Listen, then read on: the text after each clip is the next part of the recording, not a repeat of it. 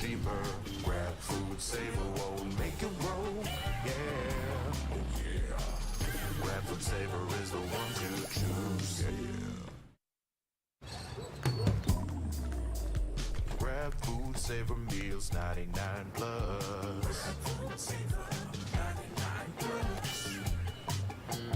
Diving meals, if it's a bill, saver meals won't make you broke. Yeah. All my friends look grab cost saver.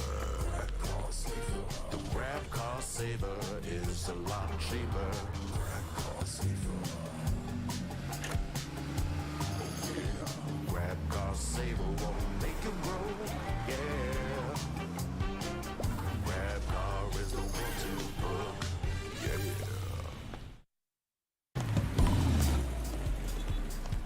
All my friends look grab food saver. Delivery fee is a lot cheaper. Grab food saver won't make it roll. Yeah, oh yeah. Grab food saver is the one to choose. Yeah. Grab food saver meals 99 plus. Grab food saver 99 plus. Diving meals, if it's a bill, saver meals won't make you broke. Yeah. All my friends look grab cost saver. The grab cost saver is a lot cheaper. Grab cost saver. Grab cost saver won't make it roll. Yeah. Grab car is the one to book. Yeah.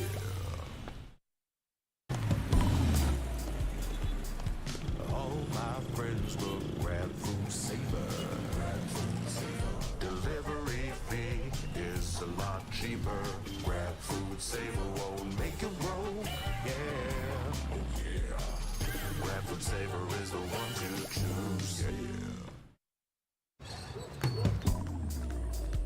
Grab food saver meals 99 plus. Grab food saver 99 plus. Diving meals, if it's a bill, saver meals won't make you broke. Yeah. All my friends look grab cost saver. The grab cost saver is a lot cheaper. Grab cost saver. Grab cost saver won't make it roll. Yeah. Grab car is the one to book. Yeah.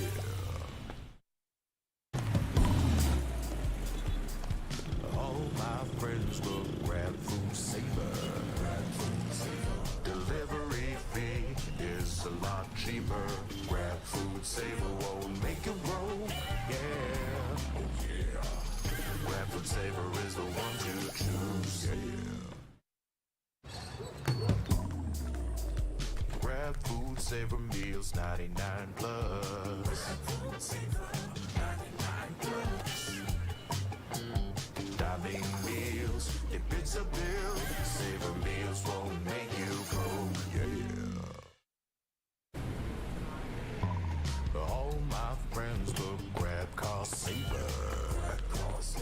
The grab cost saver is a lot cheaper.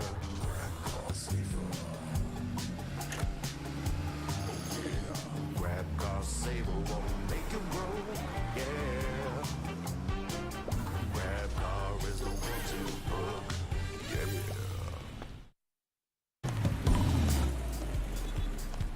All my friends look grab food saver.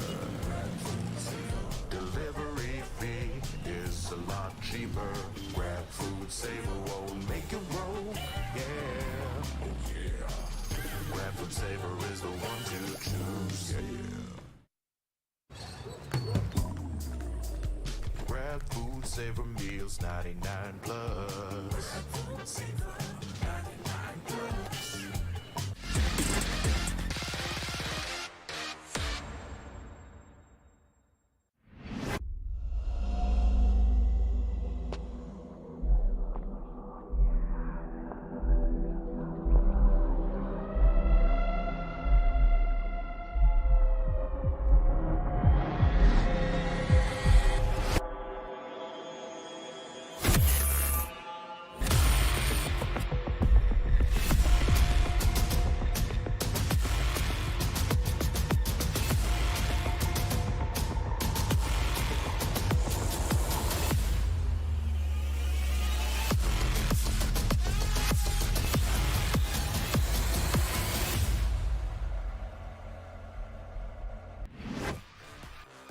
The road to ascension starts here. This is the 2024 VALORANT Challengers Philippines Split 2 presented by PPGL.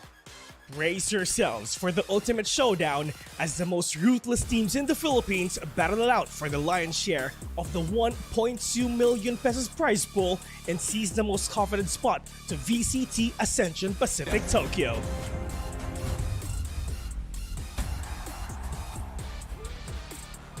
A total of 10 teams will go head-to-head in the regular season. These are the top 4 teams from the Split 1 playoffs. And 6 teams who went through the grueling phase of the promotion relegation, 2 other teams from the Split 1 crossover matches, and 4 new teams who qualified through the Premier mode. From here on, teams will go through a similar single round robin format where every game is a best of 3 matchup and every round counts.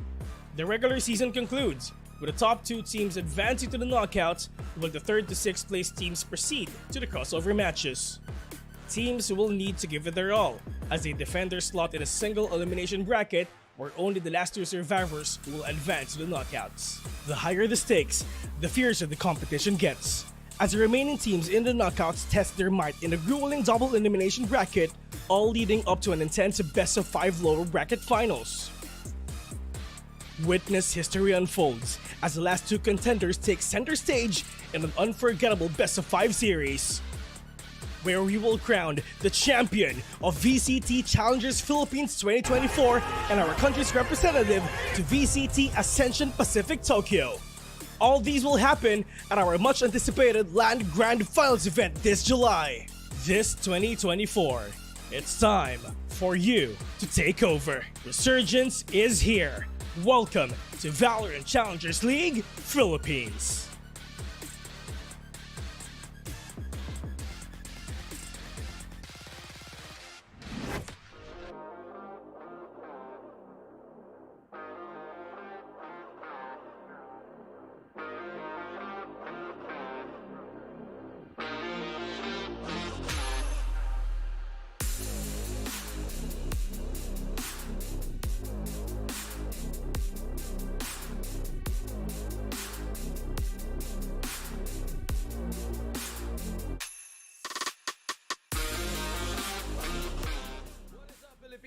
Nagbabalik ang VCT PH. It's week number 3, day number 3. Nagbabalik kami ng mga lingkod, si Raph and si Rockhart. Para isa namang bakbakan ngayong araw, guys. Kamusta kayo? Yesterday was a long day, but ngayong matches naman sa day number 3, makikita natin kung ano mga pagbabawi ng mga teams ito. But for now, kakamusta ko muna kayo. Kamusta naman kayo, guys? Okay lang, medyo excited I guess, but then I say that about every single day we're on VCT. I mean, how can we not, right? The last week, like you mentioned, medyo unexpected some of the results. Others, I guess another day in the office for some of the teams. Okay. Yeah, I mean, it's hard not to be excited, to be honest, because, you know, whenever Veil reminds you, oh, laki na prize pool ito, million yan, bro. So, yeah, I'm very happy to see, and especially right now, especially yung dalawang teams natin, I feel like, parang sila yung malaki yung makuha dito kung sakaling galingan pa nila. Yeah, we're about to head on to the matches as we trying to discuss kung ano nga bang pwede mangyari today. But before that, happy birthday, Rockhart! I hope you will have a meaningful day dito lang sa ating bakbakan sa VCT Split Day 3. Kamusta naman ang ating rank games ngayon? Dahil we look forward to see how these teams will actually show up kasi Raph and Rockhart mentioned na today could be an exciting day kasi on our first match, it's Oasis versus OSC. Ano ba meron dito na pwede nating abangan? Before we head on to the details mamaya-maya, how is this match very important heading to the playoffs? I mean, you know, going into this, both these teams very storied against each other. If you remember a few splits back, OSC was one of the teams that did challenge Oasis in a really unexpected manner. Kasi at the start of that split specifically, I think they were still Game Lab Alpha and nobody really had any expectations on them. Tapos medyo malalim din yung run nila in the playoffs and even pushed Oasis to, I believe, a 5-map series. Wow.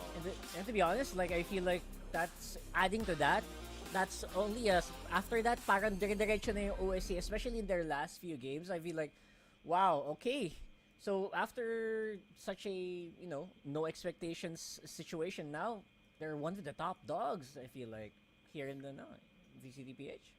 Well, speaking of top dogs, it's Oasis ranking 1 and OSC ranking number 4. So dito pa lang we might see how this wave will go with them. Kasi yesterday we've seen some teams who was at the bottom 4 and hindi din naging madali yung adjustment nila. But yesterday, I was so surprised how their recovery potential is really showing throughout their matches kasi it wasn't just an easy game 3, you know. It was an exciting match na pwede natin tingnan overall. But now, since we're about to head on to the games few minutes from now, we would like to thank also Mineski Global as being the official tournament organizer for the 2024 VALORANT Challengers Philippines presented by PPGL, the largest multi-game esports league in the country.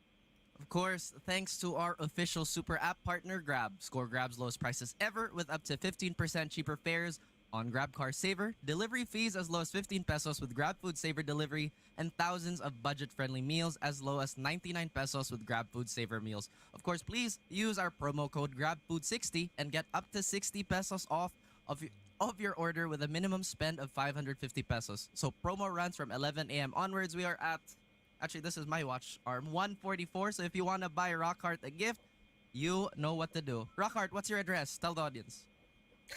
My address is I don't. Yeah, I don't think you will be able to reach me because I am in another plane. I would ask her right now, actually. But yeah, Wow. last but not the least, this tournament is officially sanctioned by the Games and Amusements Board, guys. So you know, don't do bad stuff. Yes. Well, that's right. So, dahil pinag-uusapan nga namin yung teams na nagdo-dominate, bumabawi din from the rest of the weeks here in the regular season, let's look back on what happened yesterday. Here's a recap on the matches kahapon. It was a straight 2-6 games kaagad, Raf. Oh man, like you said earlier, you're talking about just recovery. I think all the teams did that as well as they could. I feel like yesterday was probably one of the longest days, and just to highlight how willing everybody is still to compete, kahit sobrang late na in the season, people are still playing as if it's day one, you know, in terms of urgency. Especially for Avernus, like pinaka-unexpected ko kahapon eh. Like literally right here. I did not expect Avernus to play that. I'm not gonna say well, pero as good as I ever saw them, right? Compared to where they were in from promo relegation. So, yeah, big props to Avernus for that. And here in these clips that we're gonna see, just us, man, bumabawi. Yeah, looking at this, sabi mo nga doon kanina, Raf, it's all about how the recovery, and as we see, I think that's the most important thing about this tournament is you don't need, you always not to be, ano ba, wag kang maging kampante in most of the time kasi you said it earlier na their mind is always day one, and we've seen how these teams, how each point matter dahil ang dami rin place na we actually didn't expect na magbibigay sila ng mga win, especially yesterday. Yeah, I mean, we're looking at the Zol game right now, and I think it's about time that Zol wakes up. Like you mentioned, the urgency of day one, play as if it's, you know, the first time, and maybe play as if it's your last time. And despite everything we talked about, right, the recovery and how teams are just super urgent, now it's just still being a complete raid boss, recovering from that loss against Oasis and just making, well, I wouldn't say quick work out of the rank L Cuties, but doing a good job of being the only 2-0 series. And sobrang interesting kasi rank LQD has been also on the rise. And it's just a proof of concept para din dito sa Naos na, oh guys, parang nakakalimutan nyo yata o sinong kailangan yung bantayan na. So yeah, they definitely showed up against rank LQTs, and they're, you know what, Naos proving na they're gunning for it. Yeah, and to think about being consistency as well. No, last 2 weeks also with Oasis, there were some points na napapako din sila at hindi na nagiging consistent din in most of the challenge. I think one thing to note was the bind map that we usually see from Oasis na I think from the first day of week number 3, I've seen how they managed to plancha on how to make their playstyle work. That was the that was one of the problems of the consistencies na nakita natin na pwede nilang mas maayos pa based on their interview. Tama ba, Raf? Yeah, that's true. You know, I'm glad that you brought that up kasi, again, maybe this is just outing myself. If I'm watching Oasis as a fan, ang bilis ko mag-give up. It's like, oh my God, we're losing so bad. It's like, just end this already. But at the same time, Oasis have made so many strides in terms of heart. I don't know if this has been a direct byproduct of the additions with, you know, the veterans like Wits and Dubstep really coming into light. It just seems like they don't have the same old problem where if there's a big lead ahead of Oasis, they kind of dip down. But no, not anymore. It really feels like they're playing this on a true round per round basis, and despite the troubles on the bind map, like you mentioned, they've been coming back and they've been undefeated, as Rockhart mentioned behind the scenes. Yeah, I feel like I actually think that directly related yung kakasabi mo lang na, you know, the old guard, sort of the old guard coming into play here. I think some of the unspoken na, oh, we've been playing for years, bro, siguro naman wala na yung problema dito, di ba? I think that's really coming into play when you're thinking about Oasis. And I really will not forget yung mga times na Oasis fans are really doubting, or Oasis fans would be parang kabahan sa early on. I mean, you know, like Raph, like he mentioned. Pero nabasa ko sa comment section habang nangyayari yun, while they're losing really badly, fans will also comment, ay nako, Oasis mahilig sa ano yan, mahilig sa comeback victory yan. And it does happen. So yun yung super surprise ko like the past few weeks. And this is Oasis that really feels like it has improved so much. Totoo. I agree. And kasi yung laban natin ngayon is about Oasis versus OSC, yung old Stinky Cat. Both have 2 O's, right? So, ang nakita ko lang dito is, you've mentioned about how the start of how OSC could still be a one great factor kung paano nga bahad lang in terms of the matchup for today. Pero wag di patagalin to, tawagan natin ang old Stinky Cat for the lineup of today. Pasok!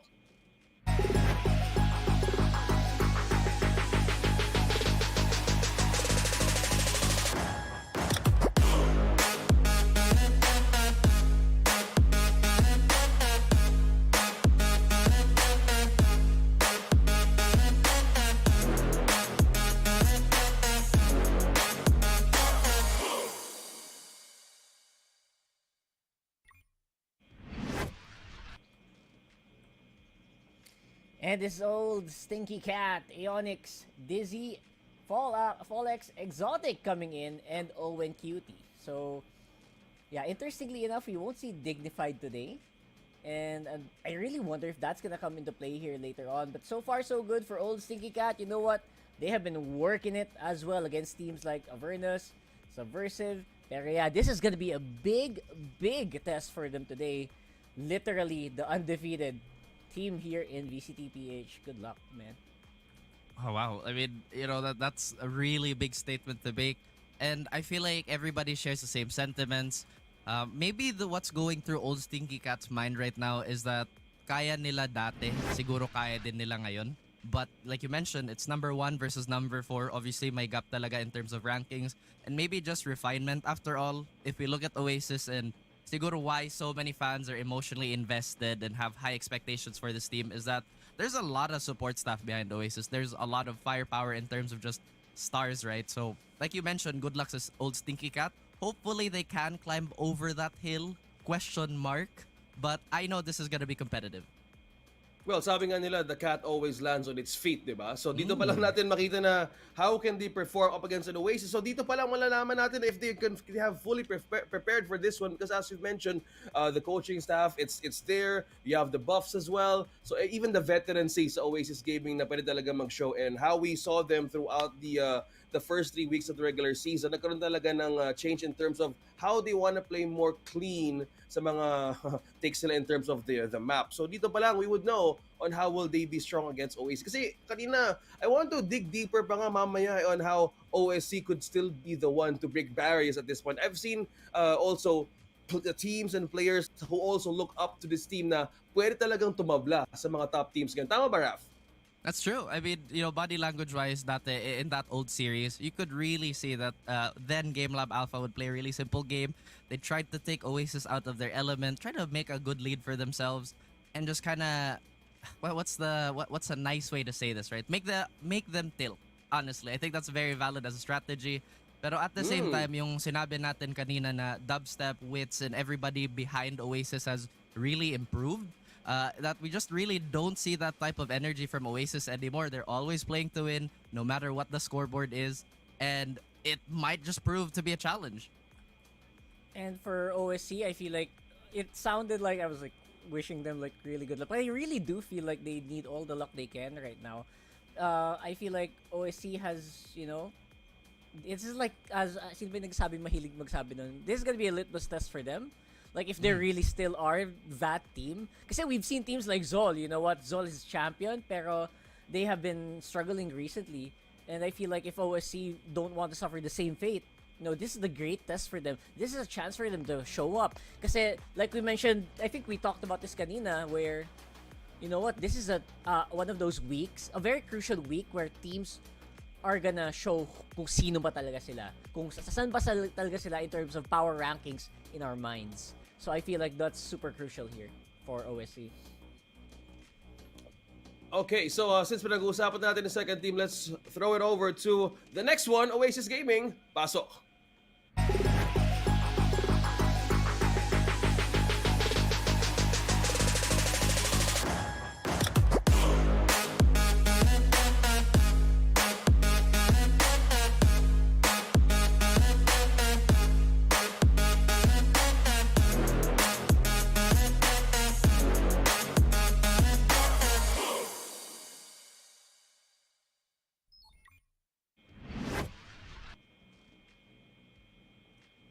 Oh boy, Oasis Gaming. A lot of expectations and so far uncrowned in our local challenger splits. From left to right, we have Wits, Dubstep, Kelly S, Zavi 8K, and Marky. Again, we talk about expectations and improvement. Hopefully, this is where Oasis make their claim and again remain undefeated. Yeah, right now undefeated. Pwede ba natin I don't know if Try we mo nga can. para birthday mo. Sige. Hoy. Sige na. Basta, they are undefeated. I was actually surprised that ayoko. Leave that for the live performance of XG on July 21. Abangan nyo Oh my yan. gosh. So right now for Oasis Gaming, definitely, kitang-kita mo naman, game face na game face. Kita mo naman, yung mga ganyang ano, yung mga klaseng ano. And we were talking about like Kelly S kanina as well as Wits. We're like comparing their probable styles of being IGLs. I wonder if that has like any actual effect here, or will there ever be like a scene where they can transition? Kasi you guys mentioned Kelly S was like IGL here, right? So that's what I'm super surprised here. That I thought maybe Wits was doing it. Like we were talking about that before the panel, right? Kasi Kelly S has been always like taking so many pistol aces, and people are not even surprised anymore. You know, that's a really good point to make. Kasi similar din in the vein of Owen Cutie, right? Where Owen is the IGL for Meow, but he's super high fragging. So I'm glad that you made that comparison, because I feel like that's something that people have to realize, that Kelly S, despite bringing that mental load with him, is still providing the firepower, not only just as an entry duelist, like you mentioned, but also on that support controller when he does move on to that. But like you mentioned, right? Oasis, they're doing so well. Can they keep up the undefeated streak? Is the big question mark of today. And I think OSC, they have the similar route sa playoffs. Although the biggest difference is just Oasis, they remained undefeated. They got their data and they've been doing so good. Well, pinag-uusapan natin ang comparison ngayon, and I want to see on how the head-to-head will matter ngayon. Kasi if we're talking about these kinds of teams, no, there's one player who makes it all happen, at malalaman natin kung ano ba yung kalamangan in terms of this. Head-to-head, we're looking at Marky versus Dizzy FPS. Kamusta naman to? Well, I like that every time nasa head-to-head tayo, palagi naman yung mga players with the same blueprint, and I can't ask for a more similar comparison. Kahit nag-usap tayo about Kelly S and Owen, Dizzy and Marky, they both play initiators into the Flex Jet. Now, I would say the biggest difference between these two, aside from the stats, is when Marky is playing that Jet, you can really feel that instantaneous impact, where Dizzy, he's really good still, kaso may middle ground pa siya hinanap between second in as an innie and when he has to tank that, again, attention pull as the Jet. I also really think that Marky has been really doing a good job in keeping up, like with the obviously the veterans, right, of the team. Well, bagong veterans, I would say. And keeping pace is so crucial in teams that people kind of forget now. If you in a team, halimbawa, like, for example, na ayoko na sabihin pa sana, pero or a team like DFM, right? People have a hard time keeping up with May, One for win. instance, dun sa Pacific. Sorry, wrong league. Pero that's in VCT Pacific, obviously. Pero so when that happens, medyo naging mahirap eh. But Marky, you know what, for Oasis Gaming, he's been doing a good job in keeping level lang, and it feels like they've been popping off together. You know, there's no one that like exceedingly takes the spotlight, and for me, for a team, that's always so good. Yeah, I mean, equal load for everybody on the team is something that everybody would love to have. DFM, congrats on the 1 win, by the way, from last split, like you mentioned. Hey, it's like a 200% increase, right, from 0. I don't know the math of that, actually, but we kind of go back to our series here. You mentioned about the fragging power and just equal load for everybody. Both these players can provide that in that sense, but I will have to give the edge to Marky because, see, Marky, when he first came into VCT, he was nicknamed the King of Blades. His Blade Storms are almost 100% going to hit, and he would either get a double or bare minimum 1 and would open up the site for his team. We haven't seen that type of, I guess, impact from Dizzy just yet, but at the same time, Dizzy has been playing more of a supportive role, but at the same time, like you mentioned again, has been fragging out for the rest of his team when he has to. So yun yung mindset na kailangan talaga gawin nila. Kasi yesterday, we've seen some double duelist comp, we've seen some double initiator comp. I think one thing that also starts the pace and was one thing that starts the pace rather is mostly the one who gets the chance to have a vision as well as lurk as well. Kasi kanina sabi mo rin, Lockhart, how the pistol rounds mattered as well. So dito pa lang, I think it's all about how the momentum goes for Oasis and OSC. Kasi dun pa natin malalaman na how did they had the chance to recover from the past matches that they have in the first 3 weeks. So dito pa lang for OSC, malalaman natin kung anong advantage nila. Let's see it on the map, Veto, kung ano ang mas lamang dito and what could be in their favor getting to game number 1. Tara, let's see this.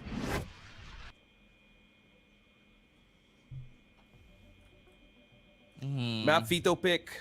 Ano nga ba? Saan ba lamang dito? Will we see bind again for Oasis? Ano ba yung mas magandang way to start this series? What do you think, Raph? Well, I think the first thing that we have to look at and how maybe Meow is going to approach this Veto is not just on a singular map, but what type of maps are Oasis good at? So Oasis, they're a team that has a deep strat book, right? So yes, thank you. Thank you, Oasis. God bless you.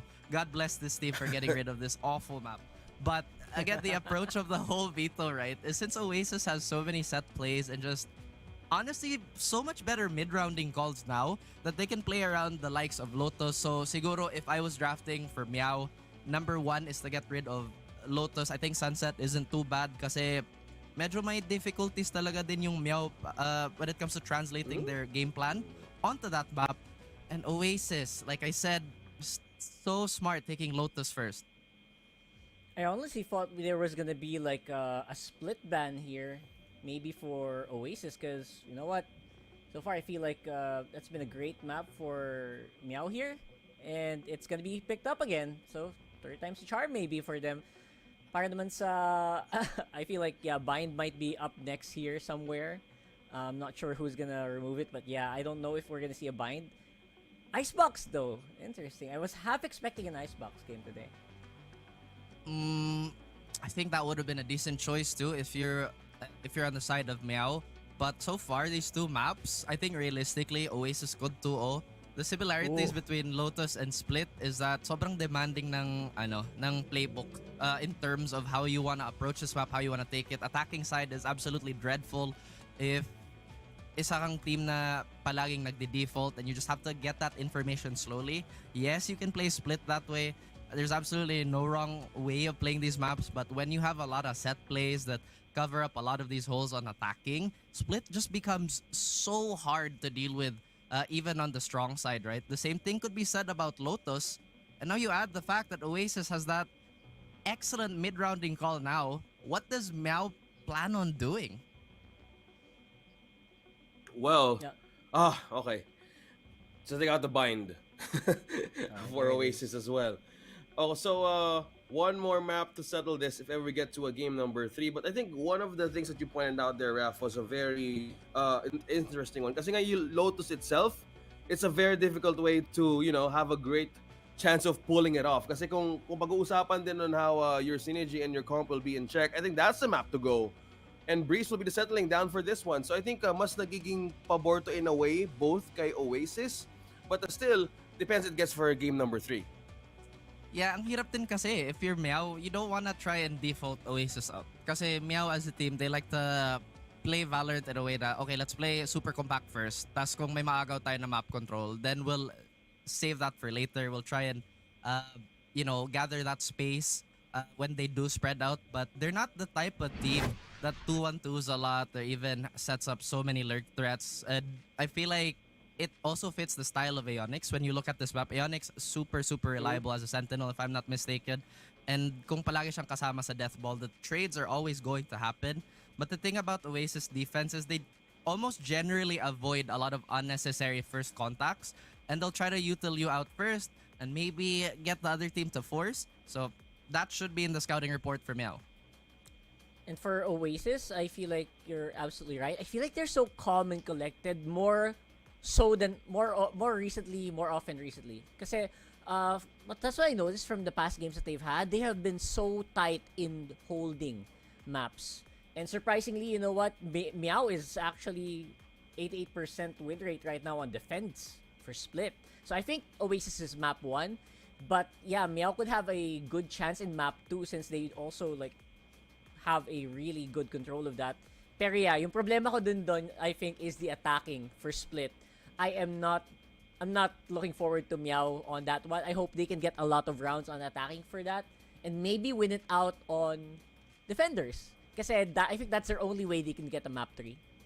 That's true. I'm trying to think about the comp Oasis was running the last time on Split. I think nagsa-Sage sila. And normally I'd clown on Sage players because why would you play Sage? At the same time, it makes a lot of sense, right? Kung sobrang proactive kayo as a team, you'll always get res up. Plus, slow orb is gonna be an easy solution to stop a potential double duelist comp or hyper contact comp. Plus, wall when placed smartly is still really good. But yun nga daming what if, daming if they do this, if they play this way. And that's where the mini game in the Veto kind of comes into play. Well, sa lahat ng sinabi nyo doon, Rockhart either go in 1 or 2. Sabi ni Raf could go straight to O's. Tara, predict muna kaya tayo kung ano mangyari sa match na to. Kasi kung pag-uusapan natin yung series, and in terms of how Oasis was really ironing everything out, di ba English na to, hindi na plancha. I'm giving it a 2-0 for Oasis. Plancha. Sa mas planchadong laban heading to this series. Okay, ako naman, Raf. Medyo lugi ako sa Tagalog eh. So, I think OSX has a really good point. Overall, Oasis, medyo mabagal yung start nila. Pero kahit ganun, medyo mahirap pa din kalabanin. They're undefeated. OSC, they have a chance, yes. It's not like they made it to top 4 because they're lucky. But at the same time, I still think this is going to be an Oasis 2-0. For me, it's so easy to say Oasis 2-0 sa totoo lang. That's my impulse, pero I feel like because of the map Veto, pwede tayo mag 2-1 dito. I still think it's an Oasis victory, pero they might take map 2. We'll see.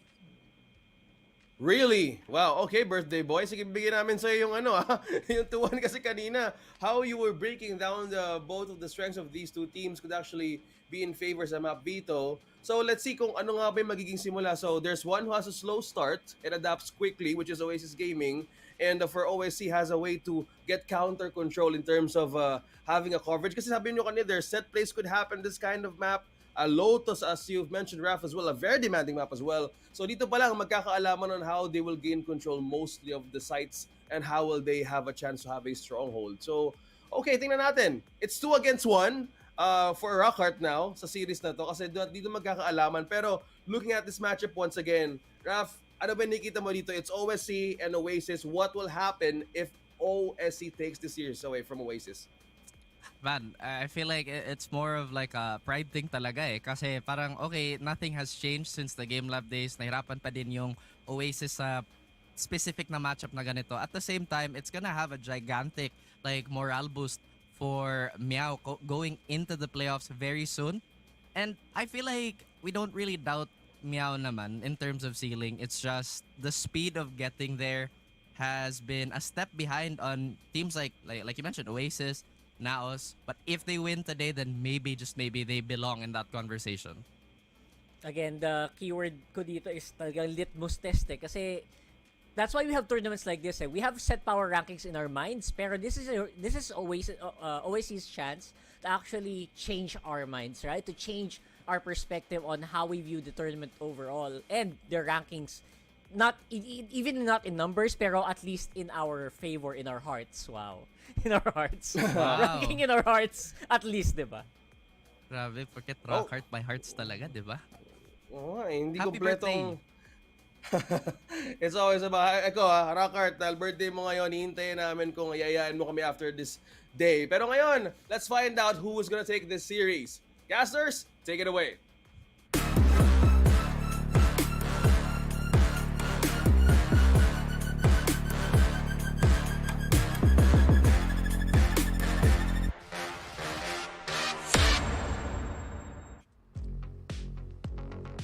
It's a day of implications here, folks. Look at the matchups we're going to get today, and you already know, perhaps looking back, that this is a day that can define who's in what place at the end of the group stage. Welcome, everyone, to another day here in week number 3, and we are going to be, of course, on the English side here for VCT PH. I'm Dax, joined by the tabletop simulator god of the Pacific Stars, the man that makes any kind of table come to life. It is Fluffy02. What's up, everyone? Welcome again to this broadcast. It's, like Dax mentioned, going to be Oasis versus OSC. A very interesting one since there's honestly, based on the map pool, a lot of chances for both of these teams. Absolutely. Come on, you look at this map draft immediately, and it goes back to a few months ago when OSC and Oasis Gaming did battle first and foremost. The first two maps, especially Fluffy, Lotus and Split, giving us a blast from the past with those map picks. Exactly. And speaking of our map number 1, we move on to Agent Select to see which agents we're going to see on the battlefield. Looks like a Chamber coming out here for OSC. An interesting pick with a double Sentinel. Oh, yeah, but the thing is, OSC, they're going to be playing a bit different today. You don't have your usual Dignified in the roster, and we were wondering, how is OSC going to perform their usual assist plays? Who's going to be playing Flash? Who's going to be able to find ways to help out the team? OSC just throw that all out the window since Exotic's in the roster here to play the Raze. Fall X falls back to play Chamber, and as you said here, Fluffy, Sage gonna be there for Dizzy too. Actually, I made a small mistake. It's not just 2, but 3 Sentinels on the side of OSC, really just bolstering their defenses against the possible attack from Oasis Gaming as they're running the more traditional composition, choosing to go for the wits on the Fade instead of like a Gecko, so they have a lot more reclear. But the Harbor for me on Owen QT to slow down even more.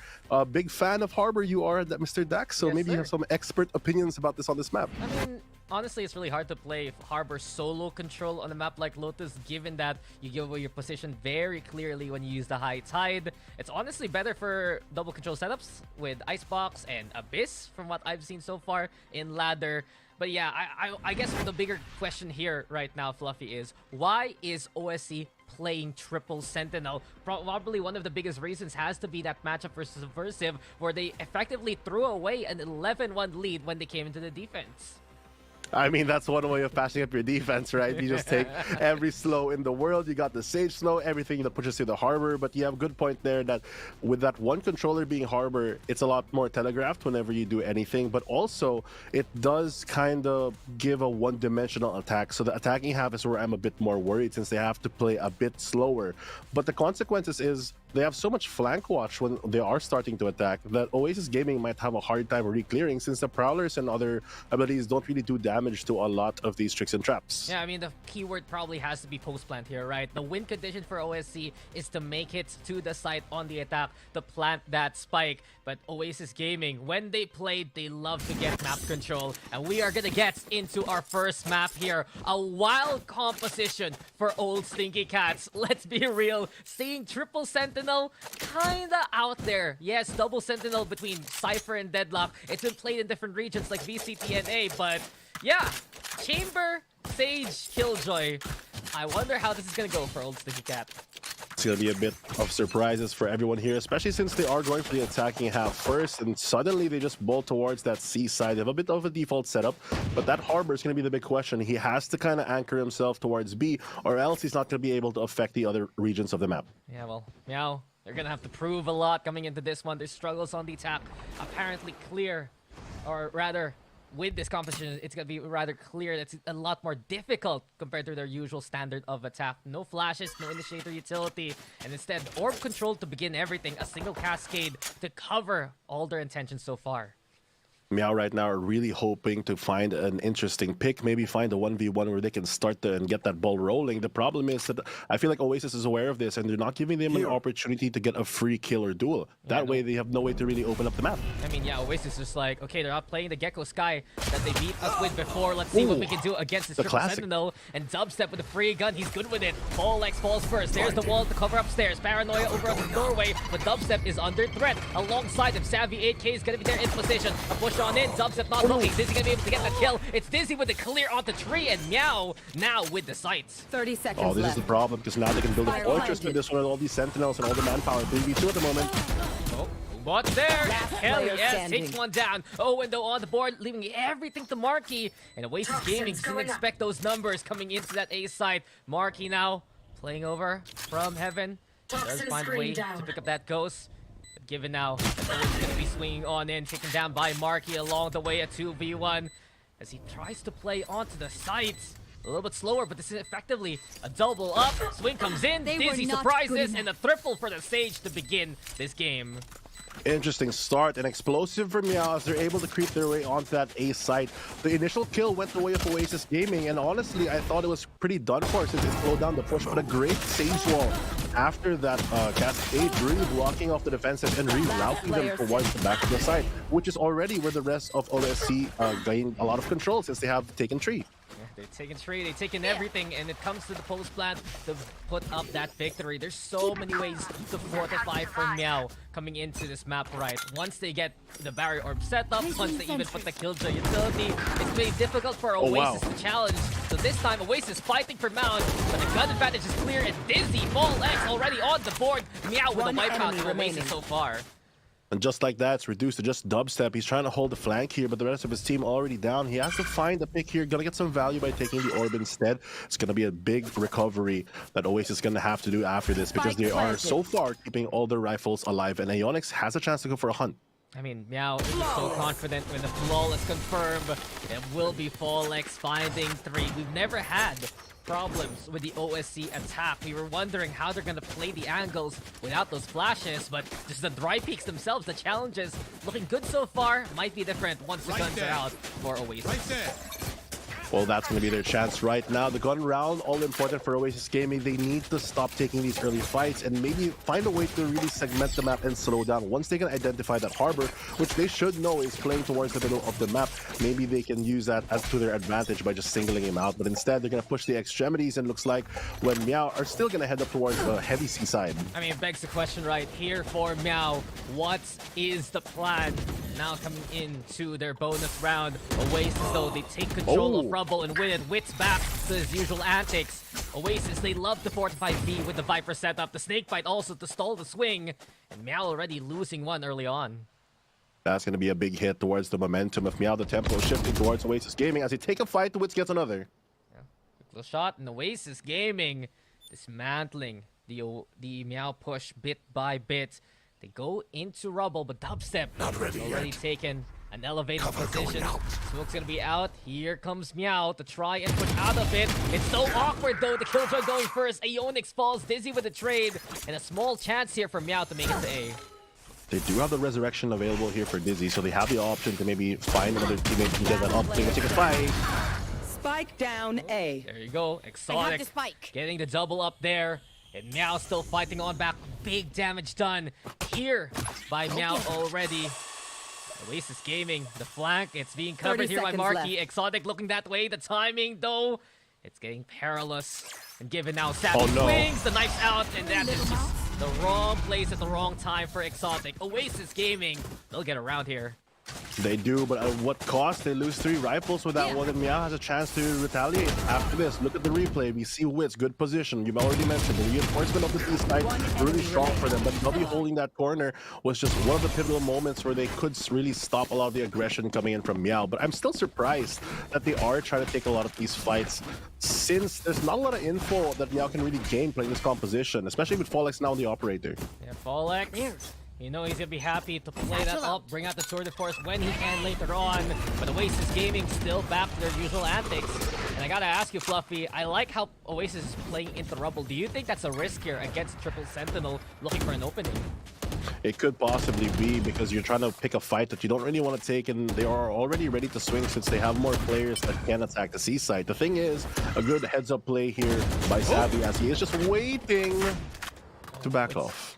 Wits had the angle, but just couldn't get the shots going there in time. Now Meow already exposed to play into Mound. And you've seen Marky so proactive around this map. He's always rotating between B and C, especially in that matchup against Naos. Poison Cloud in the way, dissuading Meow from pushing. A little bit desperate from Meow to start things off with. Yes, they have a lot of time, but they really need a pick with his op. Great positioning by Oasis, though. The up and down is not going to connect. It's going to do some damage to him and bring it back to the spot. The operator player, but Owen manages to find one still. Yo, the trade wasn't even a trade to begin with. It's just a setup here from Meow. Always a double up, a significant angle taken. And with Kelly S falling, now Meow 30 seconds left. Find a way into a site. He got 25 seconds left from this point on. C looking likely the possibility. Trying to fake things out with that doorway, but Marky still holding steady. Now the push comes on in. Satchel from Exotic into the side. Clears Red for now, but Marky already getting to. No one checks the corner until Aeonix does. A 3v2 as Meow have made their way in, but Wits up close. Here comes Exotic with the swing, and Dubstep left to himself again. A TP now towards the site. Exotic, use that one coming. Down below, under the bend. It's Dubstep. Behind enemy line, sandwich between 2 of OSC. A smoke forces Aeonix out, but where's the peak? Where's the look? The turret makes noise. Here comes Dubstep to get the one to transfer though! He handles them both, and Dubstep does Dubstep things to take a second round for Oasis.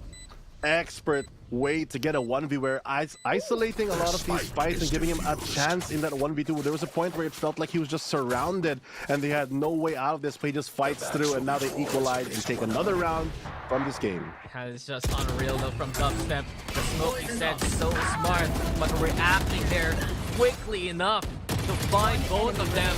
Whenever you see Dubstep play like this, it's just vintage from those TS Bren days, continuing on what he can do, especially now he feels so comfortable playing controller for Oasis. No, OSC on the other hand, they're forced back on the ecos. It's going to be a bit more difficult to take these fights. The advantage though is they still have that resurrection available, so they can slowly still take as many duels as they want and maybe keep that man advantage alive. Info already gained towards the A side. It's going to force Oasis to have to go re-clear this. They'll be going to take a position as they back up to C. I mean, they got Rubble again.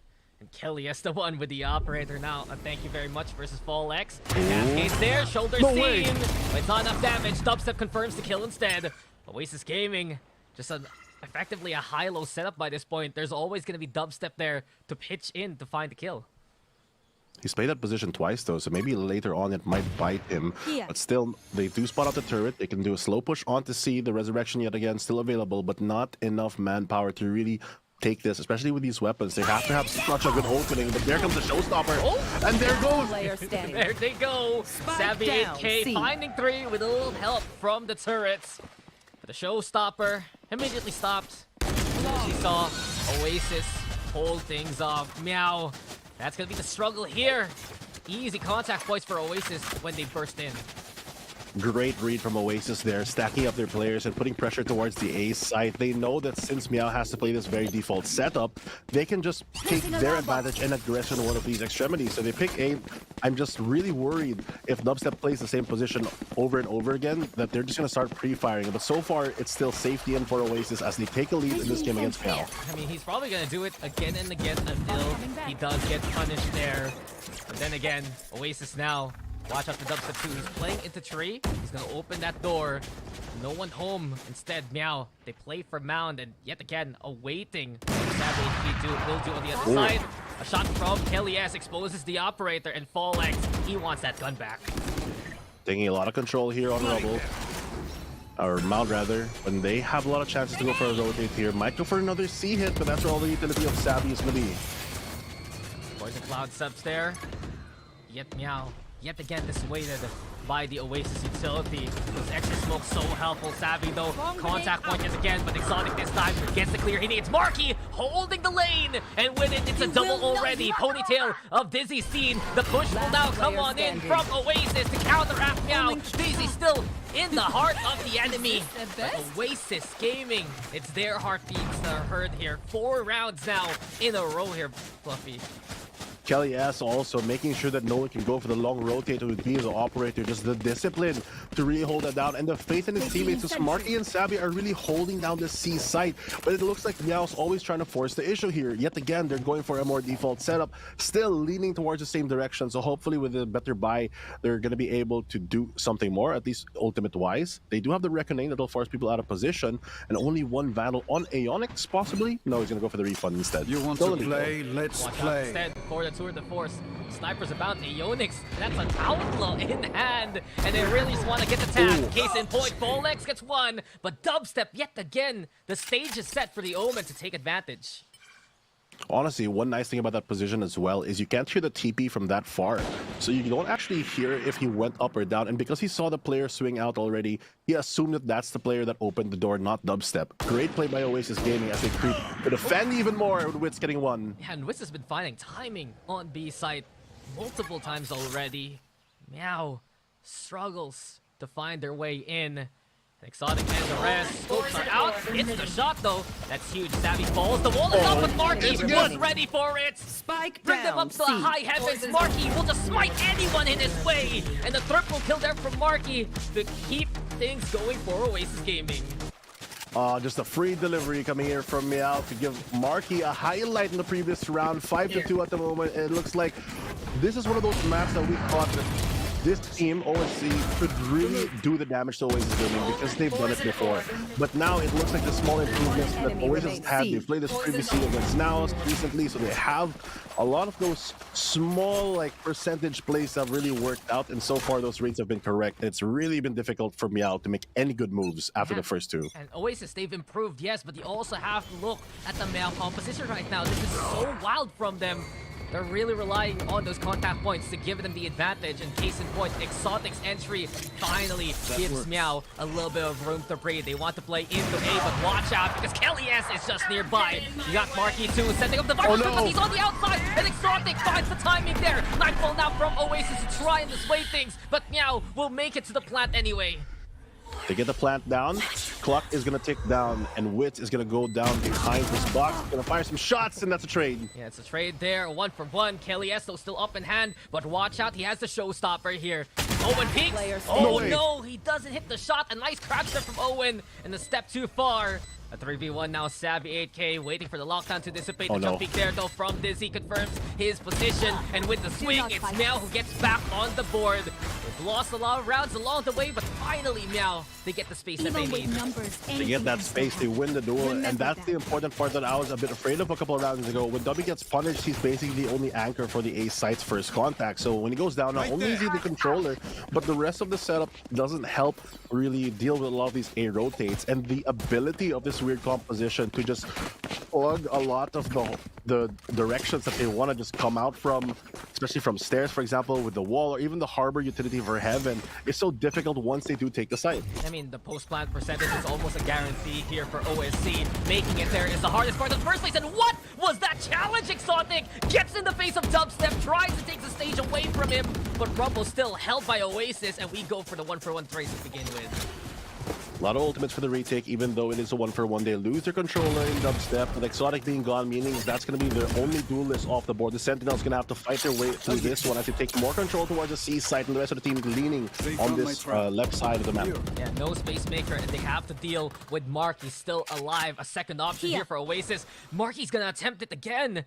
Perhaps Meow, they just need to watch out for the corners that they were punished before. Case in point, they do so now, but Savvy 8K, he's ready for the wall too, and Savvy just goes wild. He's found the triple along the way. This barrier orb has not been successful for OSC all throughout. Savvy now on top of things, which is there too. And here comes the duel, but Aeonix the first. The C still confirms the kill, and Oasis will find the 6th round. A little close towards the end there, but Oasis, they double the score now, 6-3. And good point that you mentioned, that barrier orb just not working out for them. Every time they do that to try to go for an off angle, it's nice when you do it the first time, but it gets kind of expected. That was just unlucky on the replay there that the TP didn't form. But Savvy though, cleaning up here for Oasis, and a wit's just seal the deal. Yeah, just Oasis Gaming, they are in the know there, Fluffy. They know that kind of shenanigans. They're watching the angle towards Mound, but as soon as they hear that wall crystallize, it's immediately either Savvy or Marky, from what we've seen so far, able to punish that. A little bit different though this time around. No rubble take here for Oasis. Marky's the one left to play, anchoring A. Switching sides, first time I think that I've seen him here on A outside of the time that he did the Viper Spit, and he has to hold the angle like you mentioned. They have no info of who's going to creep up. They can re-clear with the Prowler, good jingle by Witz to get some info, but there comes the Reckoning and there comes the fight. Oh, the orb's there too, and here we go. The wall set up, showstopper, but Marky, how is he doing this? Marky, how are you getting away with infiltration? It's now Marky getting the one, Exotic sending with the showstopper, but Marky's still alive. Marky is a menace, and someone needs to stop him. Oh, and no, can't get the job done. Marky, maniacal, a showstopper here from Kelly, and it just all collapses. With the pressure sent by Oasis, Meow can't handle Marky moving around the map like that. It's honestly a good plan for Meow, but Marky, instead of waiting for the fight, he takes the fight to them and he brings it to the small infiltration, just really going behind enemy lines there. They're disjointed, knife out, and they're not sure what to do with how this Viper just pushes through, disrespecting all the utility that these Sentinels brings. And the great 1-2 step sometimes goes to the pop and swing, sometimes he goes a bit too quick, but whatever he does, he wins the fight, and that just gives Oasis a bigger advantage as Meow is forced back on the ego with one hero Vandal. They're scrambling. Meow's just like, when did we have a Viper on our team? Marky, he just does it yet again, and now Kelly S will keep things going. Oasis Gaming, we were talking about when we were playing against Naos a few days ago, Fluffy, that the pillars, the foundation members of Oasis having the best season so far of their careers. This is the best start we've seen from Oasis Gaming in VCT PH history. With the level of play that Marky's doing right now, it just goes to show that that keeps going on for the series that Oasis has here. Yeah, I mean, those founding members, when you mention a player like Marky, you know, he's played so many roles over the years, but he's feeling like his former self. He has an aggression, speaking of which, there goes a Prowler to push Meow back as the Witz gets a bit more control towards the B site. The smoke setup there from Dubstep 2, and Meow just looking so lost on where they can go. We've seen that they can find Pixies around the map, but it's the space that matters. And here we go again, the mind games from Marky, forcing Folex to back away. It is relatively an equal round here for Meow. A single rifle in the hands of Dixie. And with his turret now confirming the contact, it's Kelly S with another one. Folex tries to play for mini door just to no avail.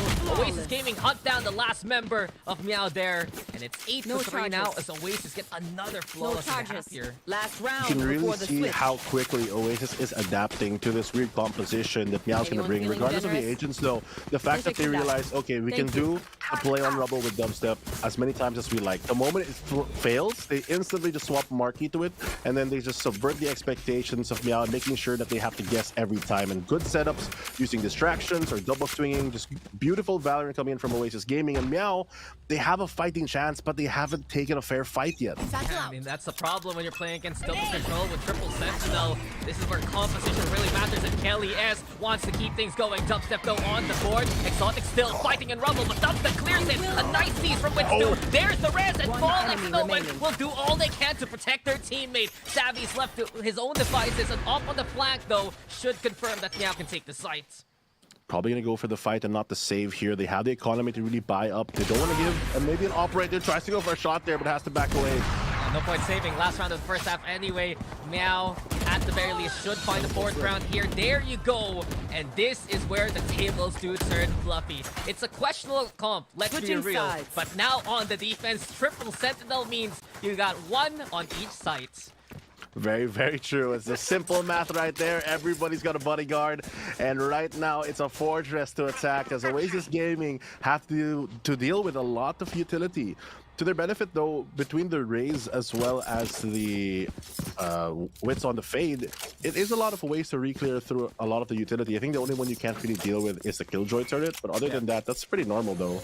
I mean, the Killjoy is probably the toughest Sentinel to deal with right now. You'd rather run into Fall X or Dizzy at this rate, given the setup that they have. But Meow, at least, the hard part is over.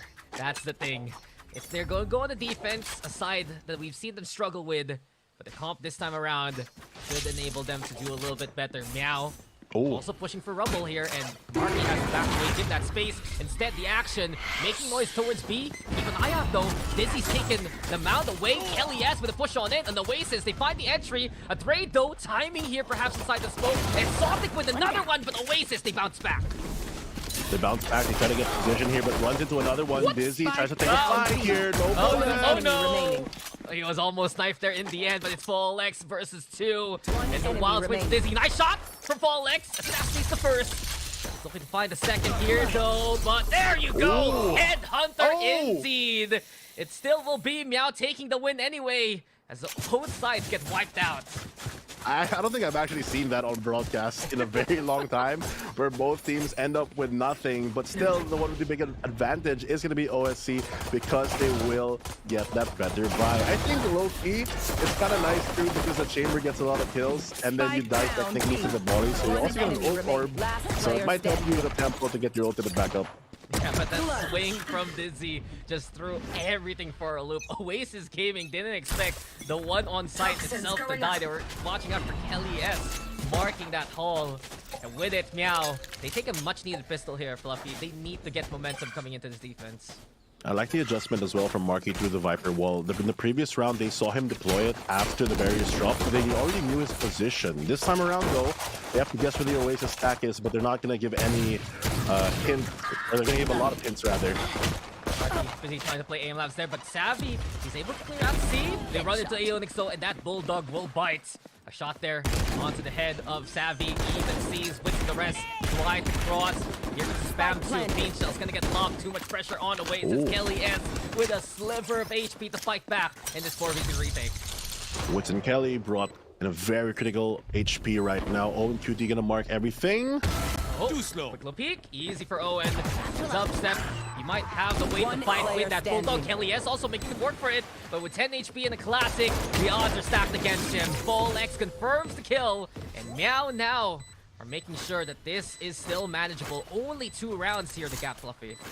It looked like they doubled the score before this half, but now it's ever so close. 2 rounds, like you mentioned, and honestly, it's a good position for Meow to be in, and further composition should be where they're at with this much defensive capability. So Oasis Gaming, though, to be fair, they do have a really good economy since they were able to plant that spike and take out a lot of weapons from OSC. If they can steal this round away from them, this could be the turning point, really, for them to start gaining more momentum, as they will have a lower buy on Meow. I gotta agree with you, especially when we look back at the first half. Even though Oasis was on the defense 10, as soon as they got those guns, they went on a run. Still need the entry though, and LES and Witch, they're the ones to watch out for here. The swing over Fall X though, it's Sublime! Perfect shots from Fall X! The Guardian just tapping heads away! And with that, the Oasis offense immediately crumbling at the start. So difficult to deal with that much pressure. Early contact gets made again. Exotic finds another as he sprays through. The precision is unreal from Meow. Exotic gets a double of his own, only with a Sheriff. It's about tapping heads, and Fall X is the example. Meow take a bonus, and now this game is wide open. It's Fall X that does not fall down. It's Oasis that hits the ground as they get that another round, and they go so close. They win a bonus. Oasis Gaming, they're forced back onto the eco. That's going to be so difficult to work through. They have to find a new opening because that fight didn't go their way. Just a marksmanship though here from Meow. A team that was invited to stage 2 for a reason. And we may be wondering how they're going to get away with this comp, but right now, they're already looking to silence those doubts. The showstopper, the Tour de Force, both available here from Meow as Oasis will be playing into an eco here. Kelly a bit more careful on the entry there after learning from the last round that someone could be marking it. Finally, though, they do take the rebel control, so at least they have some space towards the A side. Will they expect 3 players coming in from Meow? Because the setup between the chamber as well as the delay from the cascades can really give a lot of isolated fights, and with this weapon advantage as well, is very difficult to deal with as Kelly tries to get even more space. Yeah, Meow is doing a wonderful job right now, but they need to be careful as with the orb taken, that's a showstopper confirmed here for Oasis. Folex looking to be that first contact. You got Owen here alongside Exotic. The clear sightline like this is concerning.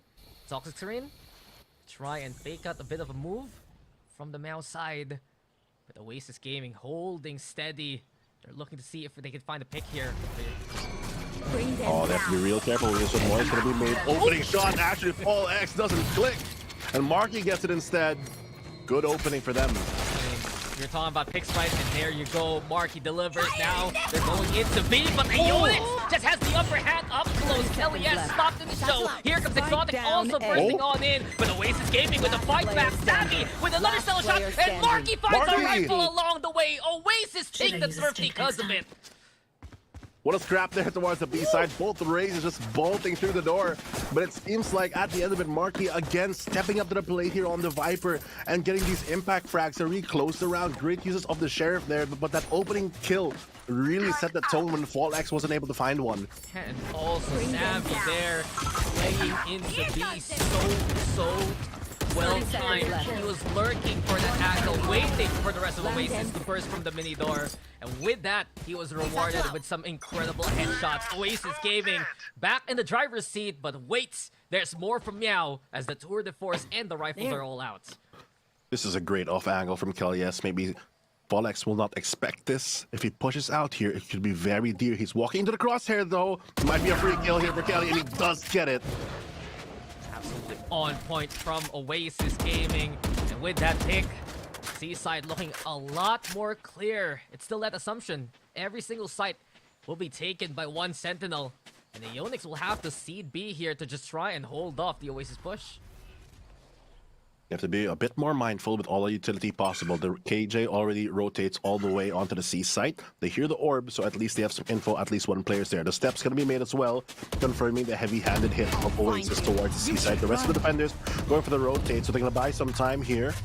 They use the Killjoy, but it's actually no one on site, so it just gives Meow an opportunity to come even closer. Yeah, Meow, they only had Ionix in position there towards Waterfall. And they also have some good ults for the retake. Still doable for Meow, even if the numbers are a disadvantage. And they already begin with the Reckoning. But who's going to play off that? Finally here, and Exotic with the showstopper. It's going to be Nightfall in response. Kelly S will take his fellow Rays down with him. The stuns keeping Oasis at bay. But here we go. High tide setup, and it's up to Oasis to find a little bit of peace in the waters. A push though, watch out. Ionix playing the off angle. Cove getting broken. And Ionix, it's a matter of timing. But Dubstep, he has an inkling of what's going on. He sees that wall and he knows someone's behind it. There you go. Veil lifted and smartly done by Duppy. Here comes the rest of Oasis to finish off the job. And we see Oasis Gaming get to double digits. That's your experience right there for Oasis Gaming. They know the tempo is going to lean towards if we fake A, someone might push out on C. They're rewarded for a free kill already in the opening rounds. And Dubstep, he can smell that someone is pushing close because that's where everyone would probably go if they're trying to take more space and take the fight. Good reads on him. They break the cove early as well. So it's just a lot of good moves coming in from Oasis Gaming as a team with a lot of their members stepping up. And when you usually face off against a comp like this, Triple Sentinel, you crumble out against the utility pressure. But Oasis, they did everything right there. They broke all the ways to block that spike. They watched out for that high tide shape, courtesy of Dubstep. And with it now, they're playing into success again. C looking likely to be a possible hit. Carti though, watch out for his lurk because that Viper Spit's also online for a later post plan. You gotta be careful for that post-plant scenario, but right now the early rotations, Meow is taking a bit more importance to get a lot of control towards the A and B side. Leaving C open, Oasis doesn't know this, but they're stacked towards that. If they do end up going for a B rotate, there's a lot of players there already marking it, so they have to find a different angle. This time though, they're gonna walk towards the A side. If they go through though, might be a bit sketchy. Where are you? For the round from now, if they lose this, they're gonna go on to the Eco, and Oasis Gaming might just start to run away with the game from this point on. It's all about the entry though from Kelly S again. Still an empty site. Meow So dangerous right now that they're giving this one up, given that they don't have any ultimates for the retake. It's a great read by Oasis as well. They're able to pull pressure towards the A site, and even if the Haunt is destroyed, they get the info that no one is going to be there, or at least there are players rather on A. This time they're going to clear the site, which we know is very clear, but they are just making sure. I mean, Kelly, with that satchel, he got all the intel that he needed. Got the peek over onto the entrance of holes. They get the 5% also online, and Oasis Gaming just keeping things so patient. They don't overstep their bounds. They find the pick onto Fall X. And now the level of difficulty increases for the OSC retake. The Onyx trying to push, but Kelly S will get a single shot. The K does damage. Kelly S confirms the kills. And Oasis Gaming, they've done it again, 11-7. Marky and Kelly S really proving to be the kings of the Viper Smith there. Once it is set up, you mentioned a bit earlier, the threat of the free plant. No matter how much utility you have with these specific agents, you don't really have a good scan. So there's no way to fight them when the vision is blocked. And that's going to be one of the difficulties that Meow's going to have to overcome here, because they're forced on a half buy-ish. And they do have a resurrection, so possibly they can trade up in this one. But I don't think Oasis is going to give them any kills for free. Let's make so there. Awkward here from Meow. I'm surprised they haven't called for any timeouts as of yet. Marky and Kelly are still doing all they can, and it's been the standard for Oasis. If you watch the stats, guys, of this whole VCT PH so far, it's Kelly and Marky within the top 3 of the highest KD, only beaten by Papi Chulo of Nao. So it's crazy to think that they're playing at such a high level. Marky, though, he has to deal with 2. Exotic alongside Fallex trying to put that pressure and push Marky away. Marky knows that there's a lot of players creeping onto his position, playing the long angle there, backs away safely as the rest of Oasis Gaming tries to gain more space on the opposing side. There's a kill though by Owen, and Savvy goes for a quick trade. The door opens, quickly shut down by Dubstep though. One enemy Super remaining. one and dubstep Marky. It's just all about accuracy. Taps on point. Fallex is stuck here. And Oasis Gaming, they decided, let's not play the spike anymore. Just kill them all and call it a round. Map point here for Oasis Gaming. They know that it's not their problem at the moment. The sense of urgency for Meow is really pushing them to overextend, and Oasis just ready for the punish at times. Now, it's the most important round because it'll just end the game if they lose. But also, Oasis finally does have to fight a fair fight, as OSC has an operator in hand. They have three rifles and the resurrection, so all the advantages for Meow. The big question is, if Oasis is able to out-rotate them because of their lack of information, then maybe that's where Meow stumbles, and when they get that tempo up, Oasis can secure this game. Not even the best buy from Meow. Outlaw in the hands of Aeonix against a full buy might be a little dangerous, but watch out for Fallex now. The Prowler smart, the move up there, and Fallex avoids both pieces of utility to get away with that kill. Doesn't reach, not enough time, not enough distance. Fallex gonna fall back, and he's gonna make sure that he tries to get another pick here. A bit dicey with this one though. Such a wide angle to cover. I mean, that's where you see the nerfs in action for those two agents. Aeonix though hitting the headshot, assuming the crouch there from Savvy, but Marky, man, he's done it yet again. An opening into C, and Oasis now angling to put the plant down here. They have the lockdown for the retake on Aeonix, as well as the resurrection if they can get on the site. Dubstep does take some damage, holds the operator in hand, not gonna fall for the jiggle. And info gonna be gained for them. Yeah, he was considering it, but now gives it up to pick up the Vandal. Aeonix also in danger, and now they don't have the numbers. Exotic pushes on in, but Witz is ready for this one. Marky also moving forward, and Witz has gotten another one here. Oasis Gaming, even with the numbers disadvantage, they can handle all the things that Meow throws at them. And case in point, Marky's there yet again. The man of the hour, Marky, will secure the final round for Oasis. And there you have it, Oasis Gaming winning their map pick of Lotus. What a great play by Oasis Gaming, really showing how their veterancy status and the experience that they have give good reads, and it's really difficult against a team that doesn't have any information because they decide to play this a little weird comp. I mean, weird is an understatement, Fluffy. I am so surprised that OSC did this suddenly when their Gecko and Sky antics do so well on this map. You go back to stage 1, you know how effective it was. We saw against Subversive, they were very dominant on the first half that they had there. And I know that Dignified isn't around to play that role. And you already see Exotic doing an incredible job being the frontline, also for Meow being the MVP there. But it begs the question, against Oasis that is this good right now, against the top seed, you're gonna bring out a single Harbor triple Sentinel comp like this. Yeah, I don't think so, Chief. Not gonna happen this time. I mean, maybe they were gonna be surprised, and I think they're not that surprised that it didn't work out in the way that they wanted. Marky, of course, being the MVP of Oasis, far and ahead and away. The veteran, one of the founding people, I think, for the longest modern Oasis roster, has really stepped up into his new roles. And now that he's playing, basically aside from the Jet, a lot of these supportive agents, he's really been a key factor because his aggressive nature has really stolen a lot of rounds away from Meow at times. And it's crazy to think Oasis barely needed the post plant there coming into the attacking side. They really just put that spike down around 4 times there, winning 3. We did say a while ago, Meow very successful with their post plant, also just an 80% win rate on that. So there were some bright spots there for Meow, and you can see the talent. You know this team is good. They were in the top 4 for good reason last time around, but against Oasis Gaming that is just looking so refined and so on point, playing something this out there of a composition. You know, I've been reserving these kind of thoughts till the end of the game, and case in point, Oasis Gaming doing all they can to get the job done. Incredible effort, and I do want to go back to Marky there, Fluffy. How many times did we just see him stroll in, get some incredible kills, and give Oasis that chance to win? I feel like as a viewer, it felt like every other round, Marky was just able to find 3 somehow. Even though they were pushing him, he will push back, and when he does, he normally does win a lot of these fights because he has that aggression, that duelist past, and still, a lot of these interesting plays, to say the least, coming in from OSC, questionable at times when they do get the sight on the attack. Ironically, that's when they've succeeded the most because on the defense, they look like they had to scramble without this info.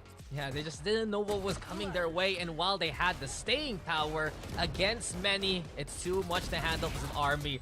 Big Creedzo, big shoutouts especially to Fallex, as well as Exotic hitting some nasty shots. Fallex a threat no matter what agent he plays.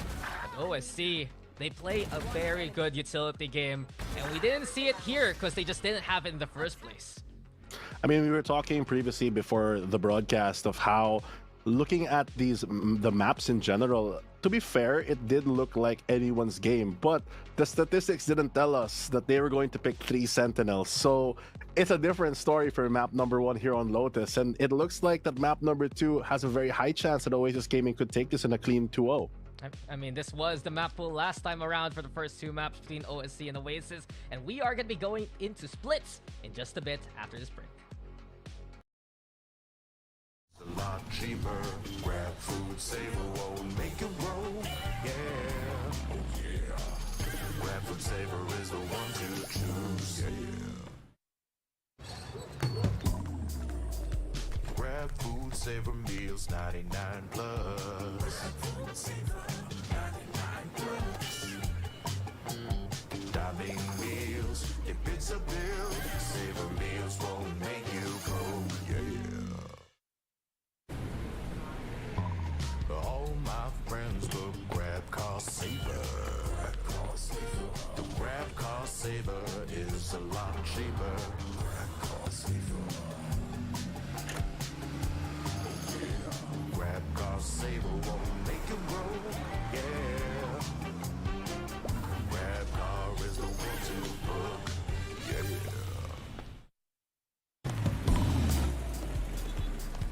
All my friends look grab food saver. Delivery fee is a lot cheaper. Grab food saver won't make it roll. Yeah, oh yeah.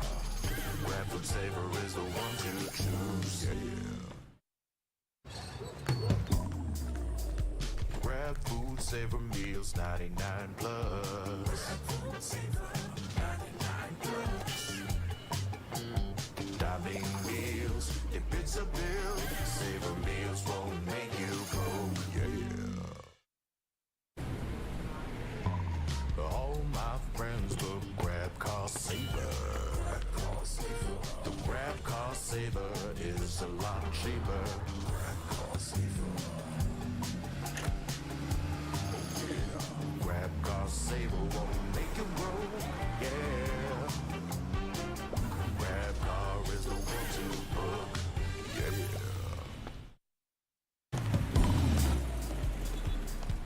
All my friends will grab food saver.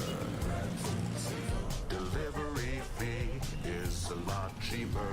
Grab food saver won't make it roll. Yeah. Oh yeah.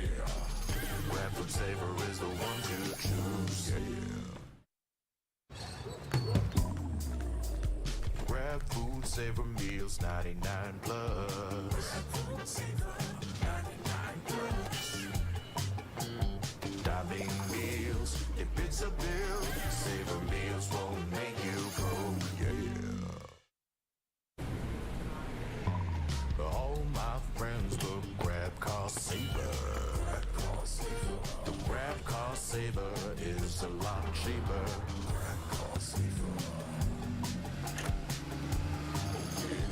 Grab Car Saver won't make you roll, yeah. Grab Car is the one to book, yeah.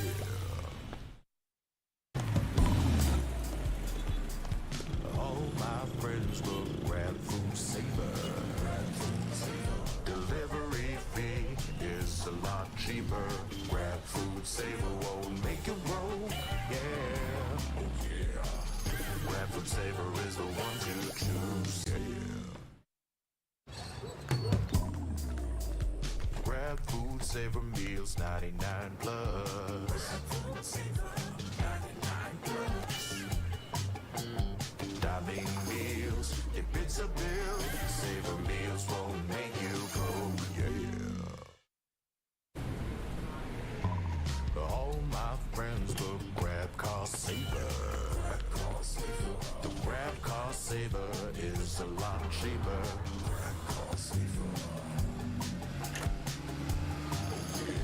Grab Car Saver won't make you roll, yeah. Grab Car is the one to book, yeah.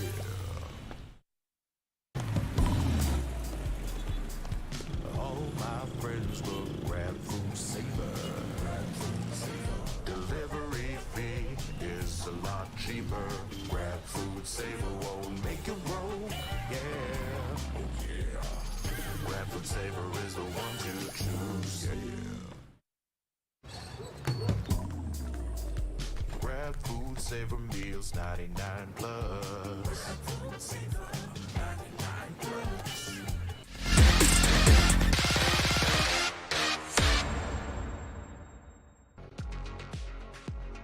We've been saying here, Oasis Gaming has had the best start to the season, and of course now, it's a best start to the series. Welcome back, ladies and gents. It's game number 2 between OSC and OAS. Daxter and Fluffy right now, and Oasis Gaming has just taken map number 1 away. That was their map pick though, and we're gonna move into Split now, coming into the second bout here, Fluffy. Split's going to be an interesting one because we've seen OSC already take a game away of Avernus the last time that they played this recently. And Oasis Gaming, they do have a pretty strong split as well. So it's going to be an interesting one. I just hope that they pick a more standard composition because it does help with a lot of the rotations, especially in a very tight map like Split. I mean, we've always been wondering, OSC playing without info, how are they going to get away with it? Apparently, they could not. Incredible effort there with, of course, the roster that was playing Lotus a while ago, but I've gotten a quick little update here, Fluffy, and we are going to be getting an OSC substitution. So Dignified going to be coming back into the roster, Exotic going to be hopping out yet again, which means we expect Initiators to come online here for OSC one more time. Yeah, I think one of the things that they were lacking on map number 1 was a lot of the information, because I think I mentioned previously before the broadcast that there is a value of having 3 sentinels on a 2-site map, but playing it on a 3-site map meaning that essentially it's just 1 sentinel per site, so it doesn't really double up any of your efforts, and having no info as well is very difficult. So with Dignified stepping back in is one of the bigger questions that you were wondering earlier of who will take that role. So I guess this time it's just gonna be him, so that way, you know, problem solved. Yeah, you just come back, please play here again. And this is no shot to Exotic. Honestly, every single time we've seen Exotic play for this OSC roster, he was always top fragging. He is always putting in the numbers. And I guess my real wonder is, what is he doing to rotate in a 6-man rotation like this? Maybe another team, maybe another role. We'll see in the future, but that is just us speculating, of course, to another incredible talent that we have here in VCT PH. Now let's talk about Split even more so. And you've mentioned OSC, they're probably going to go back to that sky-based composition that they love to run. It's successful so far within Split number 2 against Avernus and Subversive. What does Oasis Gaming have though in response? Because they've been playing a Sage for dubstep, and do you think that's going to be working against OSC here? I mean, honestly, it does kind of stop the explosive firepower that OSC can bring with that Raze as well as Sky. It blocks off a lot of that speed because sometimes you just want to double satchel, but you run to a barrier orb, it's going to be a big problem. Dubstep can lock that in for this game as well as an initiator for themselves. So Marky on the Astra does give a bit of added utility for them. They lose the Omen Flash and the Paranoia, which we normally do see on this map, as well as a lot of little one-ways that Omen can do, especially towards that B main side for more delay. The upside, though, is they have a bit more post-plant with that gravity well, as well as the Nebulas being a bit bigger to be able to block vision. I mean, it's crazy. Oasis Gaming bring out the Astra.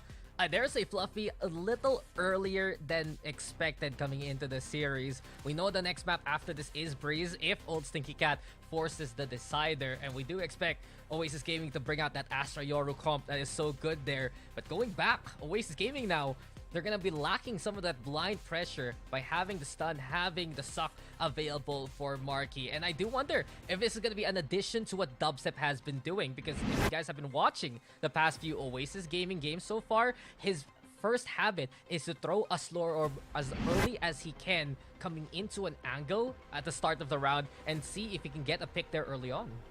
It's a very smart play to take that angle control pretty early, swing the tempo on your side before anything begins, and just stop the threat of a rush that is possible. It burns a lot of time, which is very valuable for the attackers, but also, I do believe that on the Astra topic, Marky is a bit more comfortable playing this agent. He's played it multiple times way back before in VCT history, and it's been a bigger payoff than when he has played Omen, because at the end of the day, you can debate about which utility might be better for a certain situation, but impact of a player is what's more important. And as we saw on map number 1, there's no bigger impact than Marky if he is comfy and gets online. I mean, yeah, that's truthfully the point. His best controller agents have been Viper and Astra, especially picking up the role of Viper where Wild Oreo left off from last time around. But speaking of expertise, though, we go back to OSC, and Dignified on Sky, always a pleasure. Even from split number 1, one of the highest assists per APRs, basically.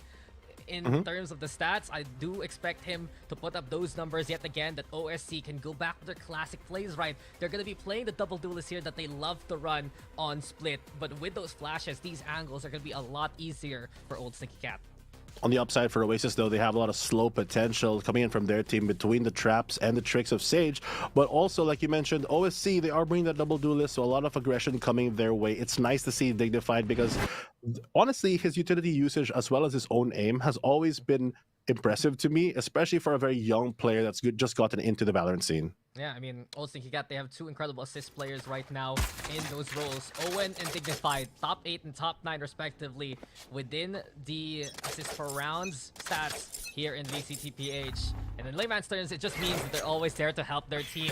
A flash though, and we hear the signal of OSC's usual success. A wall to answer, Dubstep putting that one up. It's broken quickly here by Mao, but Wits alongside Kelly S all ready for this mid push. Just ready to tuck in the corner there, create a crossfire if need be, depending on if they smoke vents or mail. They'll always have presence somewhat. Great grenade coming in from FallX. Actually does land on top of a Wit, but just slightly offset. Gets damaged, but his position not revealed. Yeah, FallX is still watching to see if anyone gets out of there, but Dubstep, easy heals. And one thing Oasis has low-key is a double healer comp that you get with the Sage and Sky together. FallX, though, quick little mid push, perhaps pressure there, but they know something's wrong. They know that Oasis should be stationed. A smoke in the vent, and they don't expect Witch to be here until FallX reacts in time. Well done by FallX, 65 pretty clear, but Kelly S just connects everything that he can. A triple already to hold things off. Marky also watching Garage, and where is Owen now? A TP's heard, and that's confirmed. Oasis Gaming will take the pistol. What a setup there from Oasis Gaming. They're prepared. They even subvert their expectations by doing that heal and tucking Wits in the corner. I like the expertise from Wits as well, not panicking that he'll fall to that grenade and just wait it out so that maybe he can get a pick. He doesn't get it, but Kellyas with a reswing Dubstep. They create so many little crossfires that's just so tough to deal with on the pistol round. But Marky, on the extremities, the fact that he's able to sense, okay, the push is happening, so there might be someone coming in from B main. I'm gonna smoke and spam through. He does get the shot, get the shutdown, and they are rewarded with a good round here as we move on to round number 2 for Oasis. You gotta give a shout to FallX there too. Very fast on the reaction after getting surprised by Wits.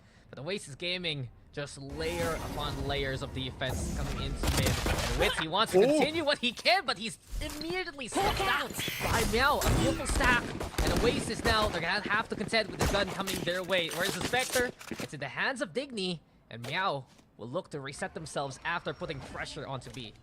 Quick good donation there from Oasis Gaming to Meow as they do get that gun upgrade. Gonna fall back into the mid side here with the controls. Only with Kelly S. He has a lot of kills already. That gets a showstopper online pretty early. The wall deployed already does mean that they have to break this through or else they can't waterfall back in. Good timing on the boom bot though. Oh no! There was the wall. The swings are so on point from Meow, and they look to go Great for the flow. punish on Oasis. Kelly S gets away with it as Dubstep is accomplice to keep the dream alive. Meow, they're taking piece by piece of the map here, Fluffy, pulling more of Oasis towards B.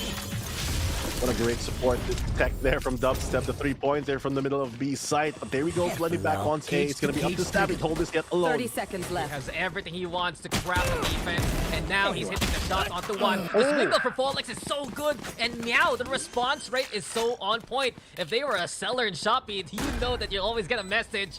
And Meow, as of now, they also hold in defense. Dignified with another one. It's Meow still keeping things going. Oasis didn't expect this kind of pressure. It's a sale right Last now, but player who's going to win it standing. out? There goes another one, a buy one, take one. And it has to back away as Kelly S left alone. Dignified just spots him out, gets the kill, and it's a freebie. And from the bench to the roster, Dignified delivers the thrifty on a silver platter. Meow, we always expect this team to answer when they can for their own teammates, right? It's all about responding to those initial contact points.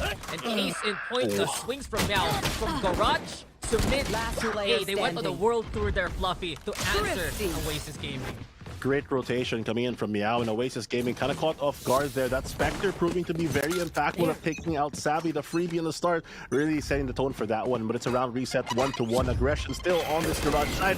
Flash comes through, pushes them back though.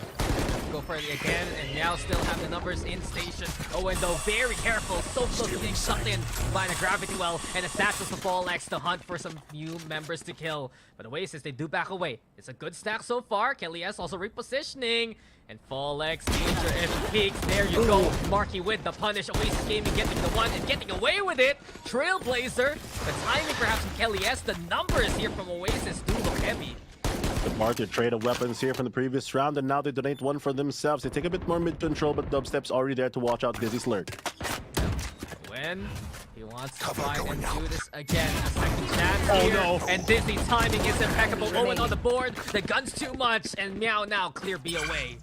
The timing, like you mentioned, impeccable for there. Savvy just has to recover this. He'll be able to upgrade and maybe save himself a rifle here as well as take the orb. He'll get the neural theft a bit more online. He might take a fight, which is very possible since they can do a buy after this anyway. Just do the damage on Meow.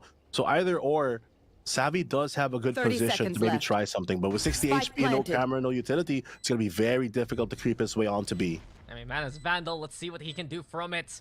The Heaven position looking likely, but Meow again, when it comes to the attacking side, they're so confident to play into any kind of angle. You have Folex on one side, but Dizzy's flexibility Oh, no. to play anything. Even the Duelist is another. Dignified though with another kill, and there you have it. It's 2-1 as Meow will still keep 3 guns in hand. The double duelist and the rotations really working out for Meow. The pistol round went the way of Oasis, but that's before the guns came into play. Now with this additional firepower, it's been really difficult to stop, especially because the timing of Meow is just so good on the attack.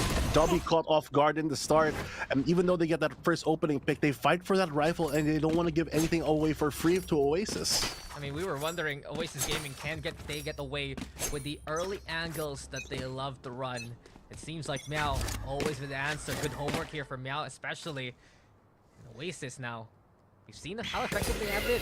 Fluffy, once they're given the guns, they look to put more pressure into mid, and LES peeking from ramps. The Cyber Cage, though, will allow Meow to get a bit more space to begin with. Aeonix trying to look for the camera here. Good game sense, but wrong direction as he's able to at least force some pressure towards the A side and creep his way. Does get the camera eventually. Gonna set up some tricks and traps for himself to make sure that he has a bit more safety as he creeps up towards this ramp position. Yeah, Meow. At the very least, they're going to be running into a heavy utility setup into A.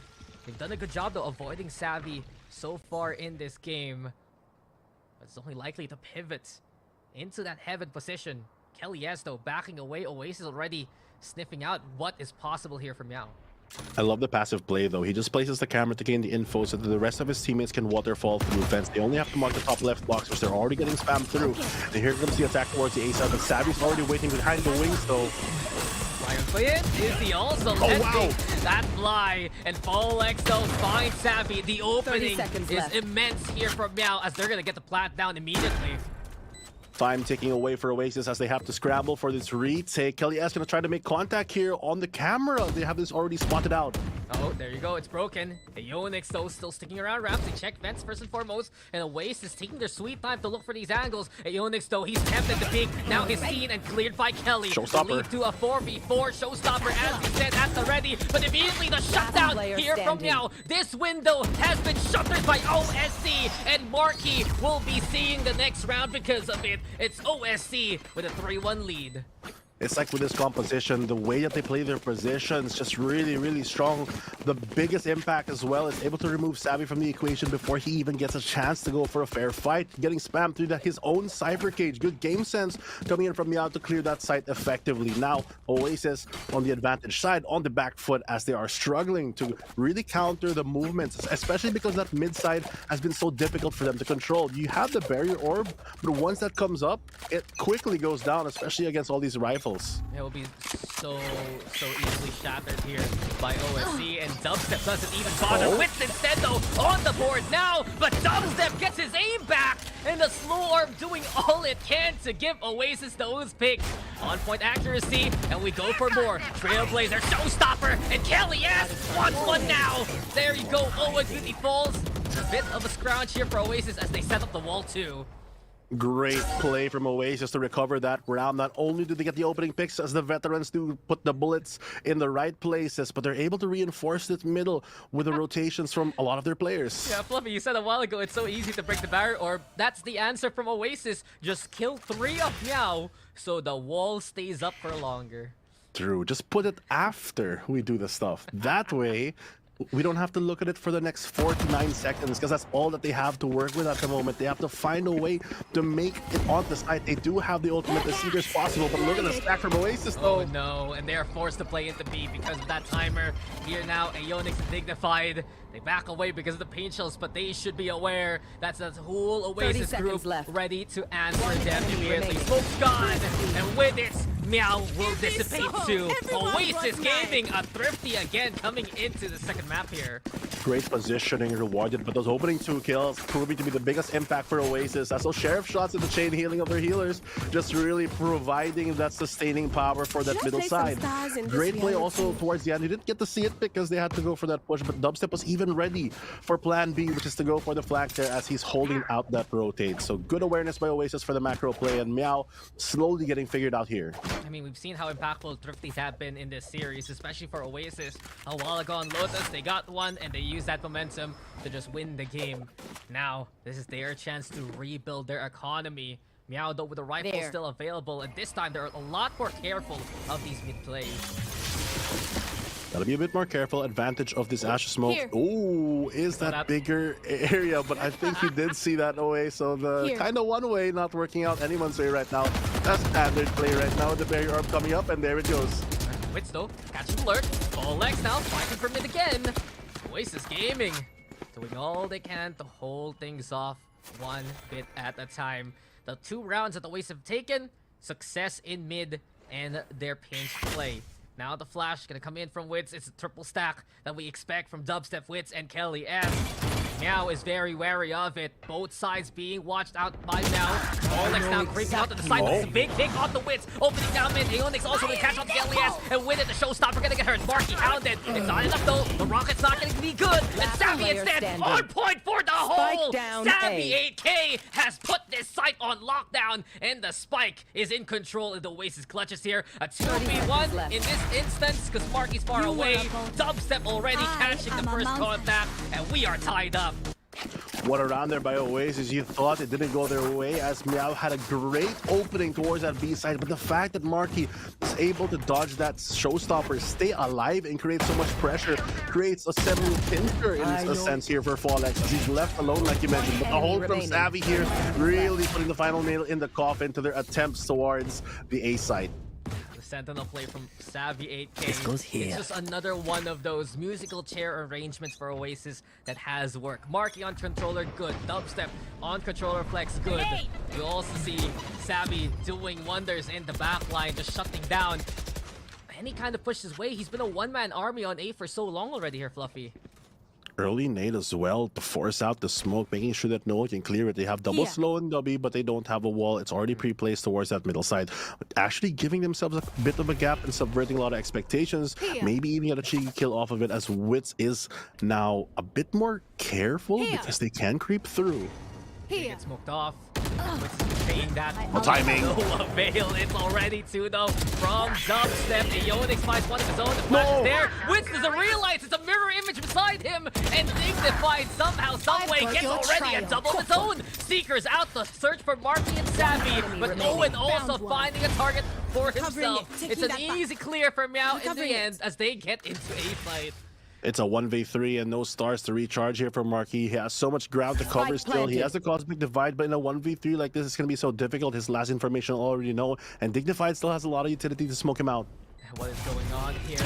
How has this crumbled for Oasis? Meow have subverted expectations, and we see Dignified do it yet again. The rounds where he gets these triple kills have just been the clearest ways to win for Meow.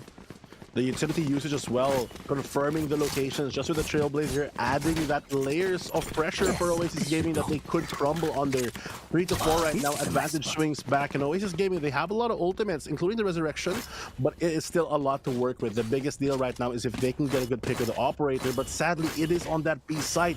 So here on A, the heavy stack from Meow could be rewarded, as Savvy as well as Wits is the only one who's going to defend this side. And the Blade's going to be out for Dizzy too. Ready now for the entry as the Pain Shells look to go for the clear. Trailblazer look for a single tripwire. Tries to jump at it, can't reach it though. And eventually it's Dizzy now going on in. Cosmic Divide going to be set, silencing the noise. Full next though, want to make a burst happen. And we hear the band of Meow make the play into A. Oh, they dodge the Cosmic Divide. They get some space here. Sadly, can't really see something through this one way. The Cosmic not working in their favor. The plant already down many times, not on their side here. They find one still. Oasis was looking for another tune, but Owen hits the high note there. And with the shot, it's advantage here for Meow so far. Cyber Cage looks to cover the cross, and Dizzy still ready for contact. Torn apart though by the Phantom. There's the res. Oasis swinging numbers back in their favor, and Dubstep's on the board, but Meow are just tearing them apart bit by bit. Heroics from Dubstep, not enough, as Aeonix will find them in the end. Meow at the ready to find their 5th round. What a great swing as well from Dignified to make sure that he can cause a bit more commotion and just dive the enemy backline to pull their attention away, giving the chance for Aeonix to strike back. They get another round rewarded for the quick attempt, and Oasis Gaming, they're forced back in maybe a force fly or maybe half fly, but regardless, look at the positioning. Dubstep just being a turret here, but in the end, too many targets in that position, very open. And I think this is the first time out we've seen of the series. Should be for Oasis Gaming. Old Stinky Cat though, you give them the initiators, they do all they can. You allow these double do the setups to fly, they're gonna get all the space. And you've said it already, Fluffy. Once Meow just makes their burst play work so quickly, they're in such a good post-plant position to trade and cover one another. The thing is, it's a bit more difficult for Oasis to do a lot of these retakes because their composition is kind of designed to secure certain areas. You want to put pressure towards mid with the stars, as well as combination with maybe Dubstep slows.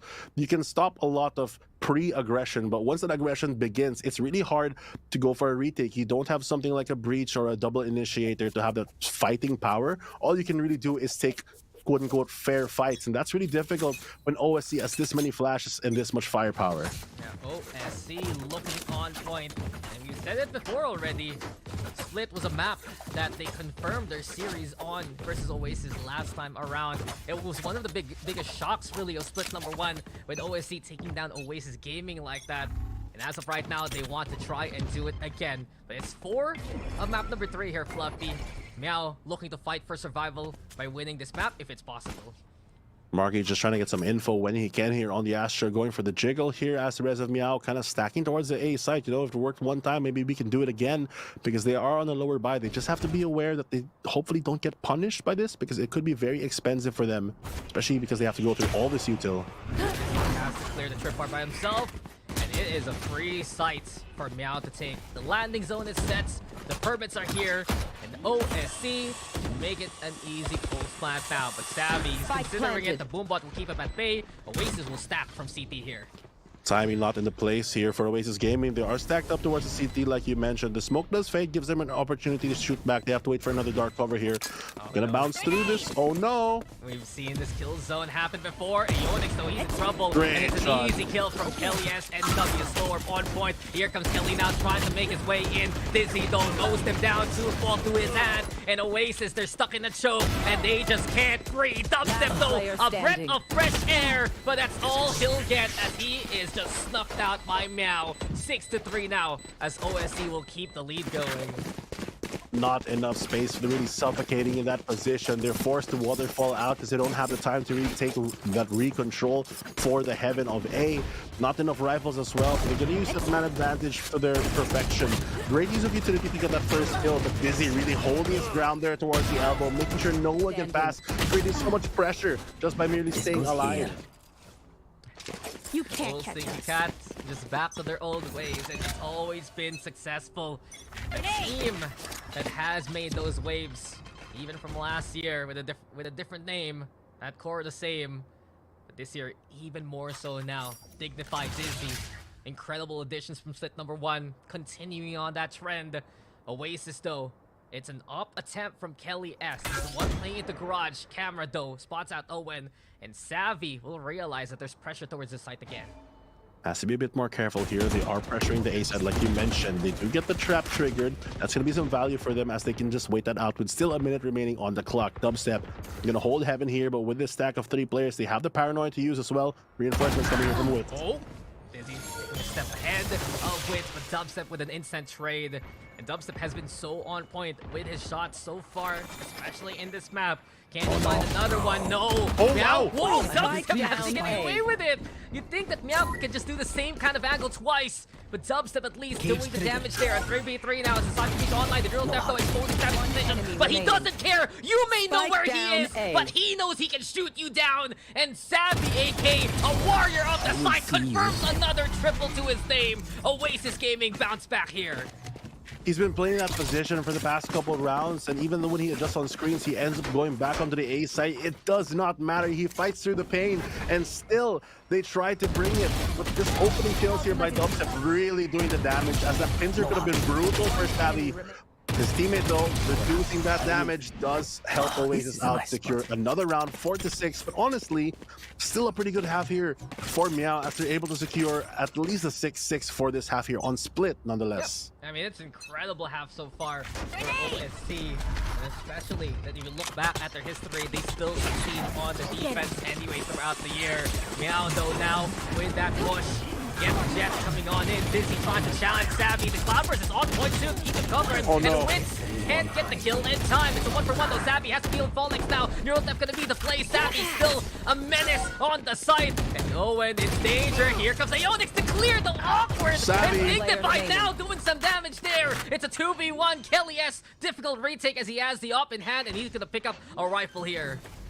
Dignified low, he can't heal that one back. His Spike teammate planted. full I've and got still your has from the trail. shadows. Oh, Gonna no. use the ultimate to get his position now. That's gonna remove any surprises as Kelly is gonna go for a rotate. On 1 kill, he can get the showstopper and has all the util in the world to still try this.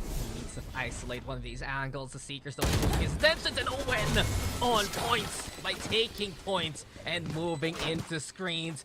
Meow again, Last so round active in the around the half. map, and this time they clear out Savvy to success.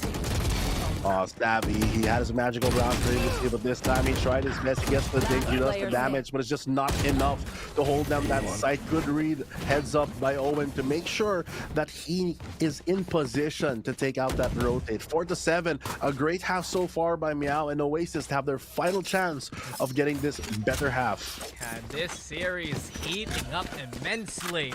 Oasis Gaming having standouts, but Meow, with their own stand-up performance, they have just risen to the occasion coming into splits. Putting pressure against the top seed. Fallex though, looking to get away. Marky in an angle again. A poison still play from Marky himself. He's been doing that on the Viper. Of course, he'll do it on the Astra. TP though, here courtesy of Owen to make his way towards the site, but that's a spike delivered into the hands of Oasis. Maybe here from Meow, even more so danger. Dignified though, can't get the shot, and Mark instead though punishing him accordingly. Meow now falling apart. Showstopper sent a Yonix into the corner to keep him safe, but a boom bot and a double swing perhaps. Oasis Gaming ready for this one. Meow have crumbled here on this round. All the wall breaks, they're supposed to fall, but still the damage is done. All up to fall, actually recovers this somehow. 18 HP, and the Dream has a showstopper to work with, but now still 3v1. Pops it out early, expecting some aggression, but no one's gonna bite. Oh no. Oh no. Oh no. No chance for Fallex.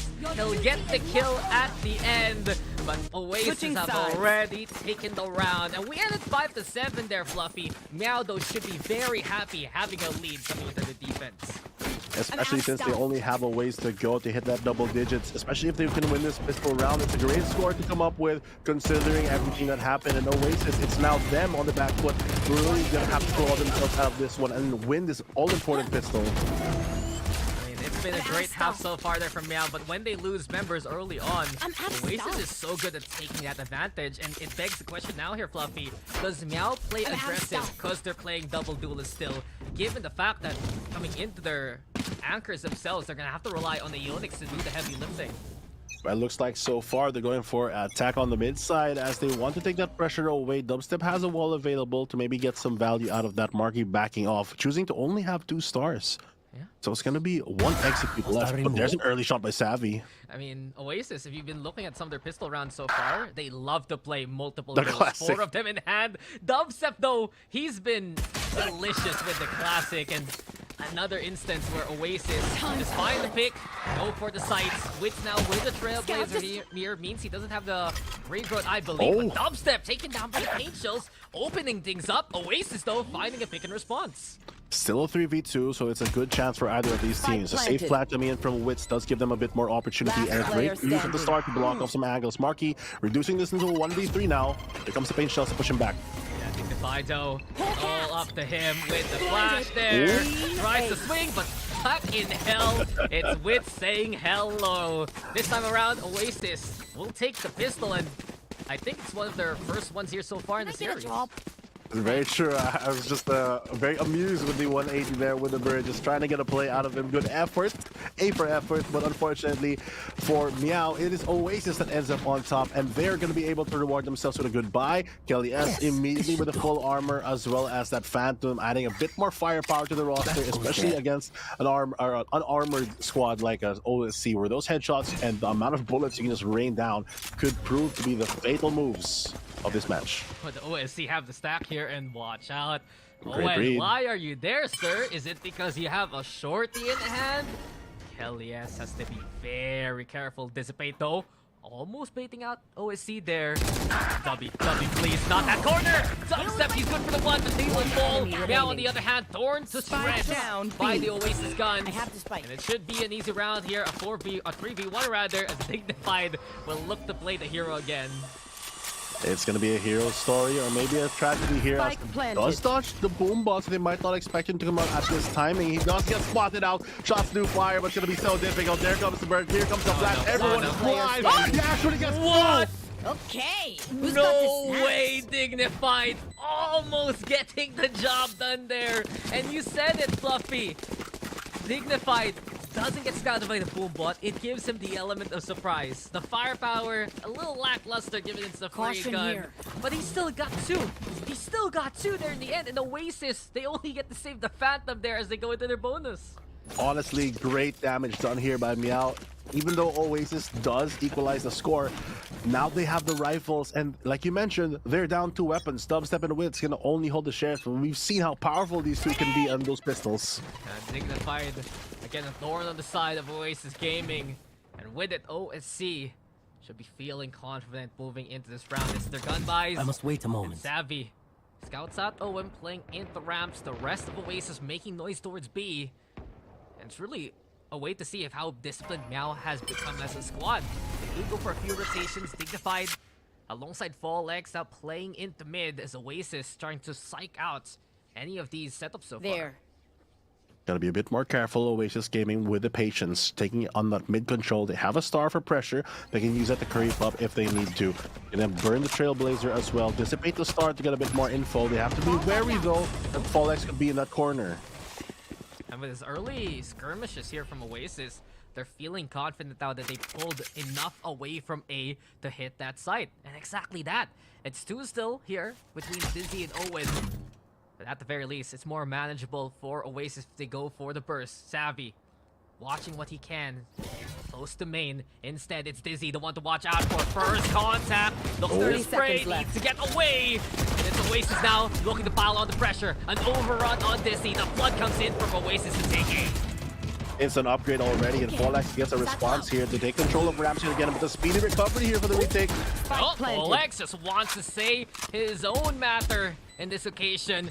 He does put the pressure on the screens. Oasis effectively stopped there. Marky has the hold alongside his teammate with 1 HP, but Dump's actually finding Dignified. And here comes Ionix to get the execution on. Meow on the board. Marky though with the answer. And Marky's Guardian taps are just unreal right now. 8-7. Oasis keep the lead, or rather take the lead because of this.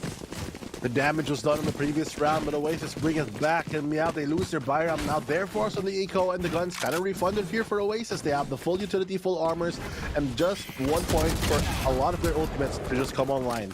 And a great mid-rounding here from Oasis Gaming, especially the confidence from Kelly Estical. Guys, we pulled enough from this A side to hit it. They pushed into Dizzy, they went for the overrun, and even with the lesser guns there, they get their bonus, Fluffy. It's a timeout now for Meow for good reason, as they didn't expect to lose out like this. The positioning that Oasis was able to get there on the burst, regardless of the weapons that they had, it was just overwhelming for Meow to really defend against. It was only Fallex, or Dizzy rather, who was on the site, and that was just an overwhelming amount of firepower to deal with. The pressure that Oasis brings when they do commit an attack can be very large, so it's up to Meow to really change up their defensive setup, because they have to start adjusting to not get really pulled too much for their defenses whenever Oasis is trying to pull pressure away from them. I mean, Old Stinky Cat is a team that loves to respond to initial outbursts from their opponents, but Oasis Gaming have been playing this kind of game for quite a while already. Seems against Nows especially, just that extra bit of patience from Oasis to try and lessen the numbers that they have to deal with. Always put that pressure between either Marky on maps where he plays Viper. When Savvy is around, you know there's a lurk presence. And it's just that kind of mind game from Oasis that helps them. Eliesto in position, and the Sage slow play, it works perfectly. Nice flash from Witz2 to get the execute. Here comes Savvy, spots out one, turned back and has to back away instead, going for the safety play. He's holding most of the map here as Oasis does flood onto the B side. Another kill comes out and Dizzy goes away. Showstopper, not gonna hit anyone, but doing the damage though. Yeah, I mean, the set play from Oasis working so well, and now it's textbook as they go for the clear onto B. Ionix though, that's big. It opens up the other angle for Ionix, a gun also in hand. And Kelly and Witz will find their own kind of fights. Fallex can see this coming. Boom walk down, Dignified trying to answer him there, but there's no avail at all. Oasis now. This is how many rounds in a row already, Fluffy? 4 for the half, 1 a while ago. It's a spree for Oasis Gaming. I mean, you give them an inch, they're going to take them out here, and they're slowly running away with this game. Great set play on this. The timing perfect. The flash, the slow. There's nothing you can do against the speed of that entry. Even against these weapons, they know that they can afford to take a fight, and they're not afraid to take it. Even though they might like risk a weapon, it's fine though, because they have a resurrection. Yeah, they have the way to trade, and they're going to be happy to play that early aggress.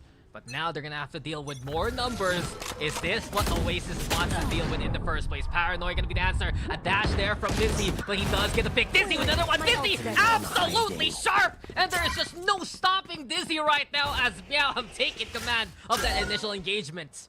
They're tired of waiting. They're taking the fight to you. They re-aggress on the B and disrespect the utility bombardment here coming in from Oasis. They have a flash, but the timing not working out. That's an easy cleanup here from Fallex to take out Savvy in the end. Almost equalizing the score. 1 round now separating both teams after all that effort. Wait, why you gotta bring out your bird like that, man? The guiding lights, you know? Awkward timing there. Awkward. Awkward. There's a reason why our panel had him in our head-to-head. We know that Oasis has flex players. just like Marky alongside Dubby, but old Stinky Cat, Dizzy FES does it all. Usually on his signature Gecko, when he's on this map, his jet has been on point too, and it's a great recovery round for him. And honestly, look at the stack here coming in from Meow this time. The aggression worked one time, and now they're not going to stop giving so much priority and importance for this middle. It's going to be up to Wit to take first contact with Kilias there to support. Now he leads the charge as the boom bot clears the path. Oh yeah, and immediately tells that there is presence towards vents. But Fallex making that noise. Owen's still around. And will Oasis expect two of them stacked up on the vent side itself? Trailblazer though, to get initial trip. Elias now has backway plus paranoia. Dizzy tries to do it again, but Dubstep this time will deny that destiny. Dubstep! Unreal answers, and Kelly S brought back to life in response. He's just been the reaper of Oasis Gaming right now. Meow fearful to peek mid again. They get so much value off of that. The neural theft there to steal the deal. Yeah, you get some kills, but Dubstep's not gonna stop. He knows he's on the hunt, and he has that 4K. Could go for the ace here, but the veterans, he knows he has to play safe, and they're just gonna back away towards the ace side.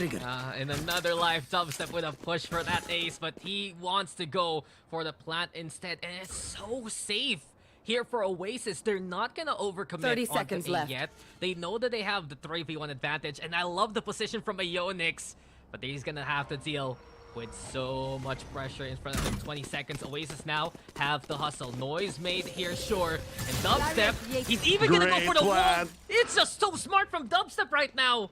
And Spike planted. Swing comes in. Savvy gets contact. Wanna give it to Dubby. Oh, Marky takes it. Come on. No, Dubby, ace denied, but round eventually still won. Great play and discipline by Oasis, though. Yes, Dubstep had a great round, able to recover the situation, bring his teammate back, eventually just net their loss to only Wits. But still, the fact that they had the momentum, but had no info on the Cypher after the second pick of the neural theft, the discipline to just wait out, let's just stick together, and we are strong, and that is where they really play. Great plant as well to secure the round, but now moving forward, Meow has a lot to deal with, so hopefully this operator could be their answer as Dizzy stares down the barrel. I mean, Oasis was just ready for that dash from Dizzy. Oh, You said it, Dizzy's up. He has no fear at all, despite the slow orb.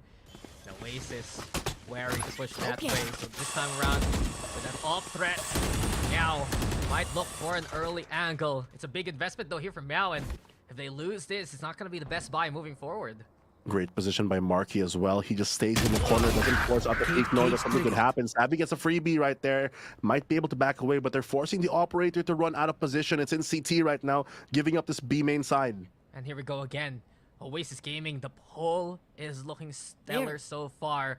But Dizzy realizes the situation, tries to got your trail. Still an angle to play from heaven anyway. The smokes are settled. The one-way is going to be very much so dangerous. Kelly has tried to spray it down. A Ionix can't swing off that kind of pressure. Dizzy dealing with the Seekers. Meow, they still have presence on the side. Kelly has still back away with the satchel. He's in short, but with the wall set up, it's a safe cross for Oasis. Dizzy now, he's dropping down. This is dangerous for Dizzy. Oasis Gaming, do they run into it? They're crouched. 30 seconds left. Careful. And here comes the smoke now. Dubstep swings, but his head is taken. Dizzy with another one. Damage done. Witch finding a double of his own. But Oasis Gaming, they've seen Carnage in front. Savvy now on the alert. Spotted here. Fires like a punch. He wins the fight anyway. In a 2v1 now. Oasis turning the tables, but Fall X will fall there. Witch for the 3. And speaking of 3s, Oasis Gaming now with a 3-round We gap. know what we're doing. The game Trust sense each is other and we'll be profitable. You fine. can tell that Oasis knows where the operator is even before the reveal. They're so careful at the start to wait it out. Duppy doesn't go for a repeat. He leaves Marky there. Marky hears the sound cue or just senses that he walks away. They take the B main, they wall just to make sure that if they disrespect the heaven smoke, they have a way out. They get on the side, but they don't commit the push. They smoke to force the peak out, and they get so many small advantages. And that's what's adding up to this 11-8 scoreline. And it's just small things from Oasis in another kind of situation. With Dizzy getting 2 like that, you know that they can take a round, but the adjustments, small as they can be from Oasis, enough to give them the side control and the rounds. Winning the fights, Oasis, they have to do it the hard way. Savvy, though, pulling that A main pressure away. Oasis immediately taking the site of B here, and Ionix peeks out, shreds Kelly as there. A nice pick to begin with here from Meow. Good start so far. Cameron gonna spot that one through the smoke. Great tag as well. No punish yet. There comes Aeonix. A neural as well. They're so crafted well by Aeonix. A labyrinth made, and he is the maze master. Meow will bounce back there, at least getting a knight on the board. That is a way to recover there. Speedy from Meow. Out of everything, they just fight through the pain. They're able to recover that round. Oasis, the one to match point, and they still have a good fighting chance here. Cosmic Divide yet available, and almost another showstopper and resurrection. Yeah, they have a number of tools here for Oasis, sure.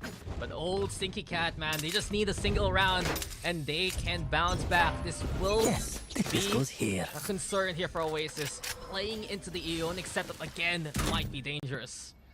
Gotta be a bit careful here. They've been punished before. A good slow means that they have control of Garage. Marky might get timing. Great. Even better. You say good things, Marky will find too. And while Dubstep will be fended off, this is still big damage done. Meow, they don't have the smokes anymore coming into this round. And Oasis, they even get the showstopper set up for Kelly S. Great use of that mid control there. Savvy doesn't show that he's there. They push on to the side, and they're gonna get taken out by Marky with a 1-2 punch. And Fallex and Owen off the board. Controller gonna be down. They have to stretch the resources. Very limited at the moment, and Oasis can still group up. They're forcing the issue. They get one for the trouble. The response here. Dignified goes huge. Oh, Dignified does it again. He's good for threes, but now he's hunting for one more. Marky though, left to himself now as Dizzy tries to make this map as claustrophobic as can be. Marky, he's trying to cut that noise, but timing is off the essence. 30 Dizzy seconds right left. behind. Dignified now repositioning into CT here. Marky will be forced to play into B for now here, Fluffy. But wait, Ali's looking very much so. He's gotta make a sound. He has to make a sound. He has to drop. He sets up the star. There you go. It's Dignified in front, but the timing with the smoke keeps him alive. 10 So seconds get hit by left. the Trailblazer. That's to be confirmed. No, it Actually missed. dodges it somehow. What? Oh no, but he's seen by Dizzy from above. And now they'll take their double there again.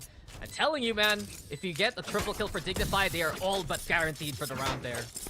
What a round by Meow to really almost equalize the score here. They're both at the double digits, so they're at the brink of a win. Will it be Meow taking this map number 3, or will Oasis seal the deal on this one? That's going to be the big question here. It opened up so well as Marky was able to find the 2 picks here. But the recovery here from Dignify, just gutting the rest of Oasis gaming down. Just really putting the pain into them. Yeah, he gets traded, but what does it matter? What does it matter? What are these plays? When Meow gets the space, they can do wonderful things. And usually Dignified's the one playing the setup, but he only has 3 assists right now because it's him getting the kills for himself. 19 on the board, just 1 away from Fallex, if I saw that correctly. Oasis, though, looking for that one more now. They go for the Cosmic Divide. This isolates Aeonix all by himself. The 1 box keeping it alive. Kelly S might have spotted that one. The Boombot will confirm it, and the overrun is clear from Oasis. They have full control of the B side right now. Have to be wary of the retake. They still have 4 rifles for the side of Meow, but 5 players on Oasis. Neural Theft gonna come in, seal the deal somehow. They get the info. That's what's important. They know now we'll have to play Waterfall here from Heaven especially. It will be the showstopper being Prime. Marky Wish on the board, and Oasis Gaming ready for everything. Marky gets a 3 for himself, and Oasis now series point is here. They're done playing games. They burst into the site. They commit the Cosmic Divide, clear Heaven really quick, and the collapse from Oasis just too much for Meow to really handle there. Like you mentioned, match point. It's done after this one if Oasis can steal this away, but Dignified might have something to say. He has the Seekers. They can still play off that, but Wits has one as well for response. Yeah, wacky stat of Owen. 14s all across, a triple-double if I ever saw one.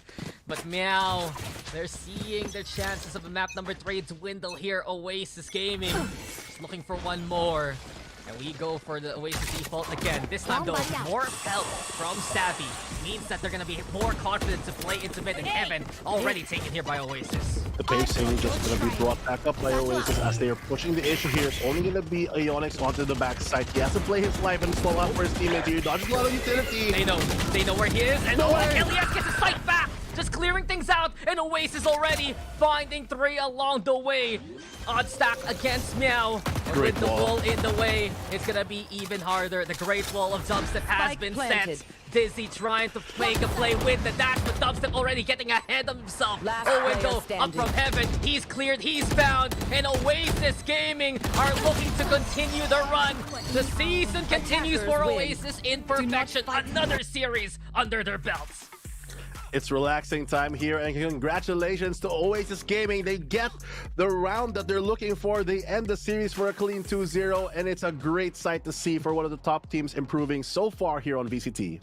Yeah, and just to emphasize, a clean 2-0 this time around, Fluffy, right? They didn't drop Exactly. a map, unlike the matchup against the Naos. It was so much so well played by Old Stinky Cat coming into splits. But in the end, Oasis Gaming, just that experience, just the refinement that they have, and really the mid-rounding pull plays have been so on point for Oasis Gaming that it did catch Old Stinky Cat off guard there in the end.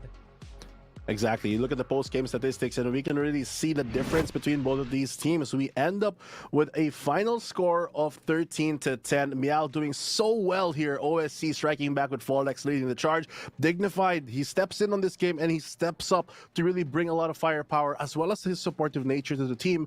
But Dubstep, he has really stepped up, saving so many rounds and using his utility on his battle stage. There are a couple times where he's the first man in. He still has his duelist mentality, and even though Kelly's is there, he's ready to go for the trade. He may have not gotten the ace there, man, but at least he gets the MVP for Oasis. It was just so well crafted by Oasis from start to finish. We've seen them set up these kind of set plays between Marky as well as Dubstep, and it's interesting with the Astro shift right now. It's all about punishing those early peaks that they expected from OSC, and you can see already the difference. 16 first kills for Oasis Gaming Insane. coming into this game. That first pick potential is just very menacing between the Astra, the Sage, and the Kelly-S Rays that can't continue on from it. But you gotta give it to Meow as well, because when they are playing that 4v5 for 16 times, they still manage to claw themselves at 10 rounds, going to the double digits, threatening to steal this map away. And that's a testament to the improvement as well as the other teams here, like Meow, who's really stepped up. If map number 1 had a bit of a small, or maybe a couple changes, a little improvement here and there, they could have really brought this to distance, or brought this to the distance. But Savvy really being stalwart, as you see in the highlights, really just defending sites multiple times as well.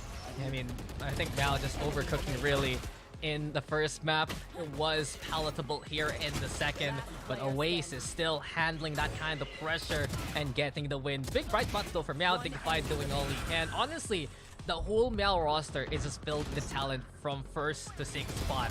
But it's just about finding the right configurations, and Oasis Gaming, truthfully, that's the big change up this split, Fluffy. Split 1, so many identity issues, so many problems of how to integrate Dubstep, who's gonna be playing what. But here now in Split 2, Kelly-S at the helm for IGL. Everyone defined on what they want to play, and things are looking good for the puzzle that's completed. That is Oasis Gaming. Exactly. They are one of the teams that everyone always hopes will be at the top, but this time around, it really looks like they are positioning themselves, because not only in the scores, but how cleanly their games has become. And it feels like that is because of the roster integration, but also a lot of their players, especially the older ones, really stepping up to have a lot of impact in a lot of these rounds, saving the game at times, if not just winning it all right. I mean, there's veteran voices here for Oasis Gaming that they can rely on in a pitch, and you see it. Dubstep Wits, just that wisdom to help out Oasis in any kind of situation, and some fast instincts, fast calls from the rest of the roster to do all they can. It's Oasis with another one. They're still on top of the standings, and we're gonna throw it over to the panel to break down that 2-0 win. Honey Glaze, it was a well-fought series by Oasis Gaming. Talagang there were some sort of play and also unadjusted we saw from that series. So talagang nakita natin how they persevered through the second game. As sinabi nga, there were some inconsistencies in split number 2, in split rather, pero mas naging calculated yung attack nila ngayon. Tama ba, Raph and Rockhart? Absolutely. I feel like when you go into split, there's a certain expectation na dapat sobrang linis ng first half mo. And nakita naman natin medyo committed yung OSC with their lineup this time around. Double duelist, they simplified the game, they got what they needed, made the game as close as possible. Pero yung X factor talaga ng Oasis is that, as we mentioned in the earlier panel, is that mid-rounding call. And it's really apparent when Dubstep, and my goodness, he has been just adding so much value to this team once he's close to the fight. You can look back at that Yoru Breeze, and now Sage on Split. He's in such a good spot for Oasis that also highlights his skill set as a player. Yeah, I completely agree. I feel like promising start for OSC, na 7-5 yung split na yun. Pero yeah, in this one, it really was dominating, and especially in this specific play. Natawa I was thinking myself, elevator to them. And it was a very, one of those things where you kind of do not get the Sage payoff. Although we did see the Sage payoff eventually for Oasis naman on map number 2. Pero yeah, it was really interesting how, even though 0-2 yung OSC, it was still, they looked really promising in this whole series. Yeah, and looking back on these highlights, yes, go ahead, Raf. I agree. I mean, committing was really the big problem here. If we go back to that map 1, on paper, ang ganda ng comp nila. Siguro medyo awkward yung fit ng Sage at some situations. At the same time, they could have played that so well. OSC is a team na kayang-kaya nila na just to front everything and go for the gunfights. And I think this is the reason why they didn't want to go for a flashing comp. Instead, they go for that super defense-oriented comp. Kaso, yung utility economy ng Oasis, all throughout by the way, Lotus and Split, has just been carrying the day for the macro side. Yeah, and looking at the macro side as well, ito yung may mga pagkakataon nga din kanina na medyo there was some cases na yung mismo Oasis were really struggling on how to pull off this, again, the playstyle against OSC. Kasi kanina, there were some points na sinabi ng mga casters na pwede pa sana mabaliktad yon if it took maybe OSC or pushed it to 11 points against Oasis. Kaso nga lang, they have understood more of their errors back then. But for this, our MVP is none other than Marky for Oasis Gaming. Yung Astra. Of course.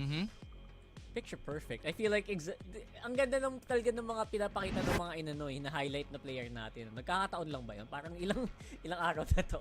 Pero yeah, Marky on the Astra has been so crucial.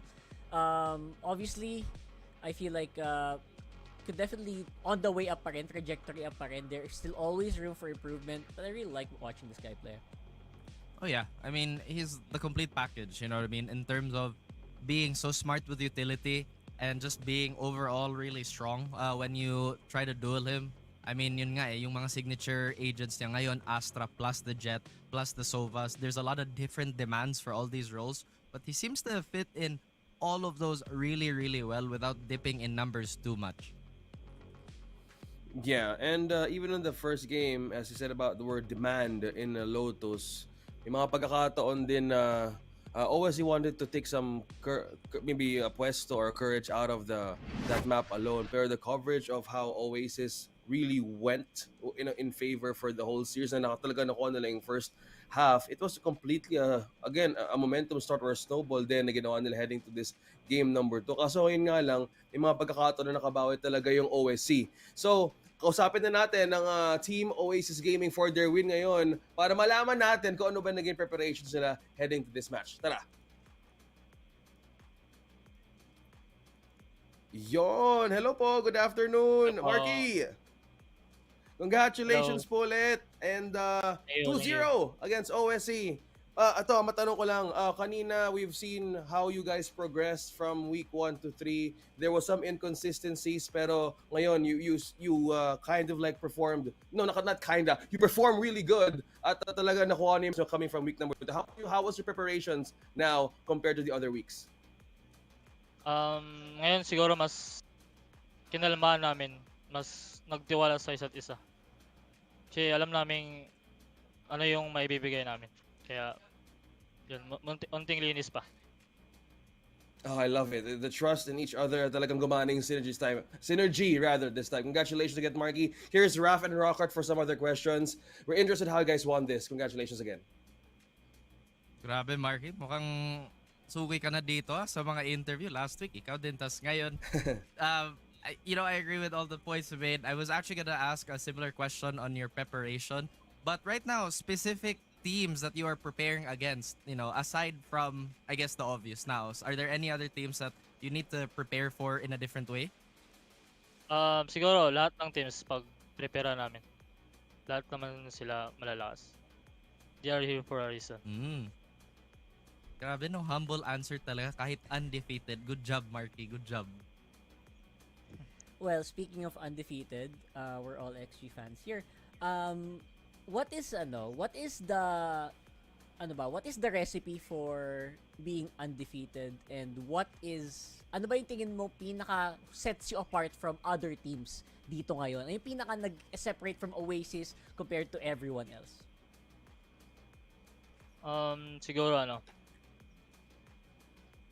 dahil wala sila ako. Kaya mo yan. Oh, sorry. Ano po? Walang sila ako. Sorry? Wala Silang ako. Wala Ay! silang ako. Nako. Okay. That's the answer. That's how you answer an interview. Thank you, Marky. Congratulations once again, Marky. Before we end, any shoutouts to your supporters and as well, kahit sino, shoutout mo na. Ayun, shoutout sa Oasis, family ko, kay Georgie na nagwa-watch party. Yun. Sa lahat ng tao diyan, shoutout sa inyo. Maraming salamat, Marky. And once again, guys, Oasis Gaming for their win 2-0. Excited pa kayo makita kayo heading for the matches dito sa Split 2. Pahinga na kayo ng konti. See you again. Congratulations again, Marky and Oasis Gaming. Ayun, again, shoutout po ulit sa mga nag-watch party ngayon na sumusuporta sa Oasis Gaming at mga sa lahat ng teams. Maraming salamat sa inyong suporta. Guys, ganyan lang pala yung sikreto eh. Wala silang ako. Tama ba, Raf? Of course. I mean, again, Marky, just humble answer mo na tapos, kasi wala silang Marky daw eh, kaya natalo yung ibang teams. So, you already know the secret. Just get Marky. Yeah. I think every team should have like a secret sauce and a player like Marky on their side kasi the interviews, man, madami tayong pwedeng makuha dyan. And I think na, yeah, everyone needs that ace player. Hopefully the other teams will have a step up as well soon.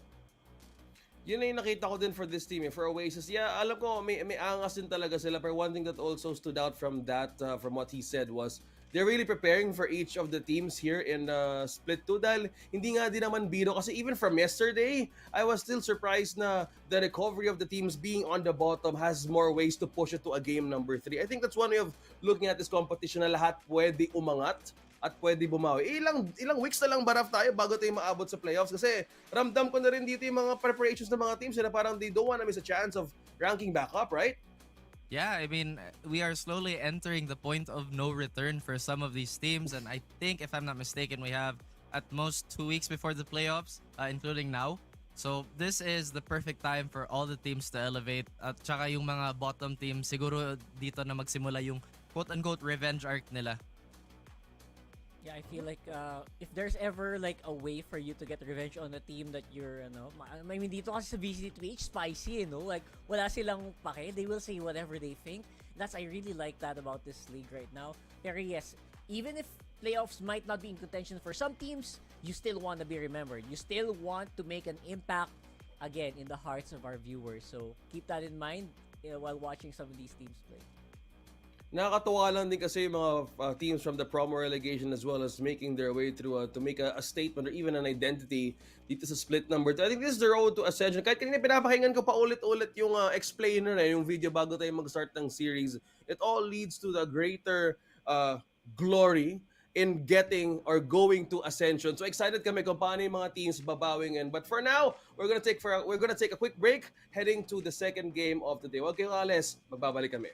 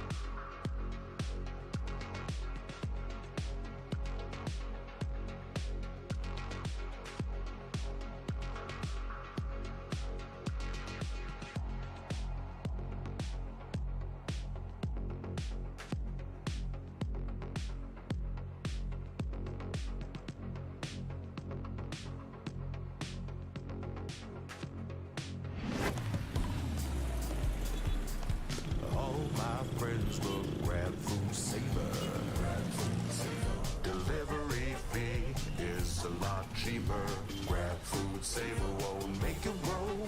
Yeah, oh yeah. Grab Food Saver is the one to choose. Yeah. Grab Food Saver meals 99 plus. Diving meals, if it's a bill, Saver meals won't make you go. Yeah.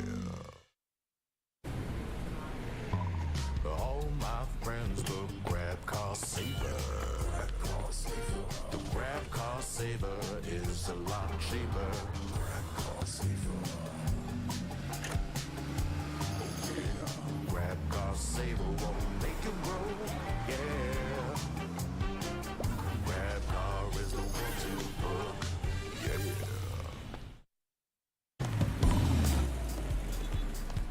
All my friends will Grab Food Saver. Delivery fee is a lot cheaper. Grab Food Saver won't make it roll. Yeah, oh yeah. Grab Food Saver is the one to choose. Yeah. Grab Food Saver meals 99 plus. Diving meals, if it's a bill, Saver meals won't make you go. Yeah. All my friends will Grab Cost Saver. The Grab Cost Saver is a lot cheaper. Grab Cost Saver. Grab Cost Saver won't make it roll. Yeah. Grab car is the one to book. Yeah.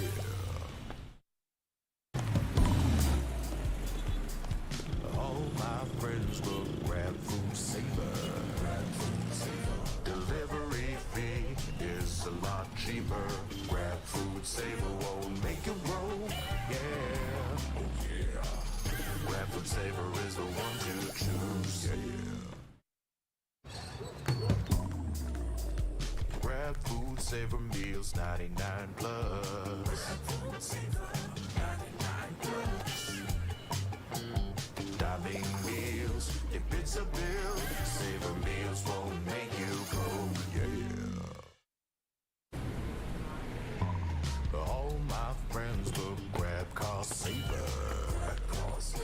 The Grab Cost Saver is a lot cheaper. Grab Cost Saver. Grab Cost Saver won't make it roll. Yeah. Grab car is the one to book. Yeah.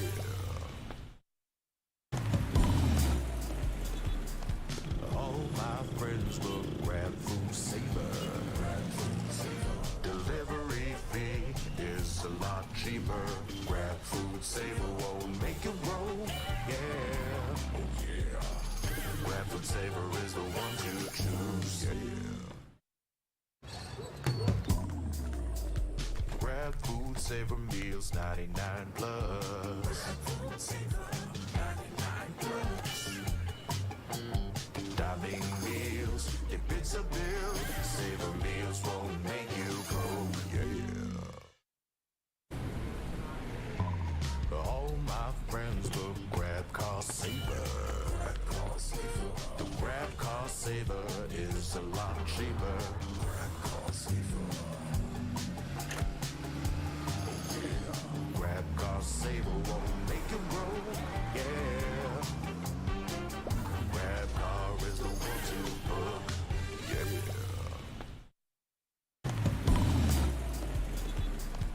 All my friends will Grab Food Saver. Delivery fee is a lot cheaper. Grab Food Saver won't make it roll. Yeah, oh yeah. Grab Food Saver is the one to choose. Yeah. Grab Food Saver meals 99 plus.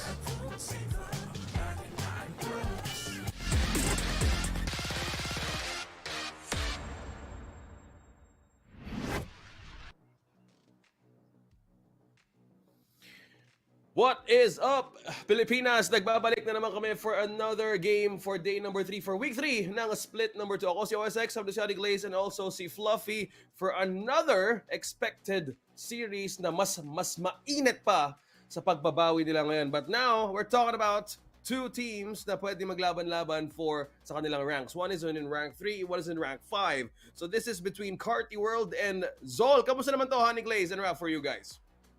Hirap sabihin kung ano pwede mangyari dito dahil it has been a really good start para sa Carti World ever since we started here in the regular season. Tapos Sol Esports, unti-unti din naman nagkakaroon ng comeback for the latest series na nilaro nila.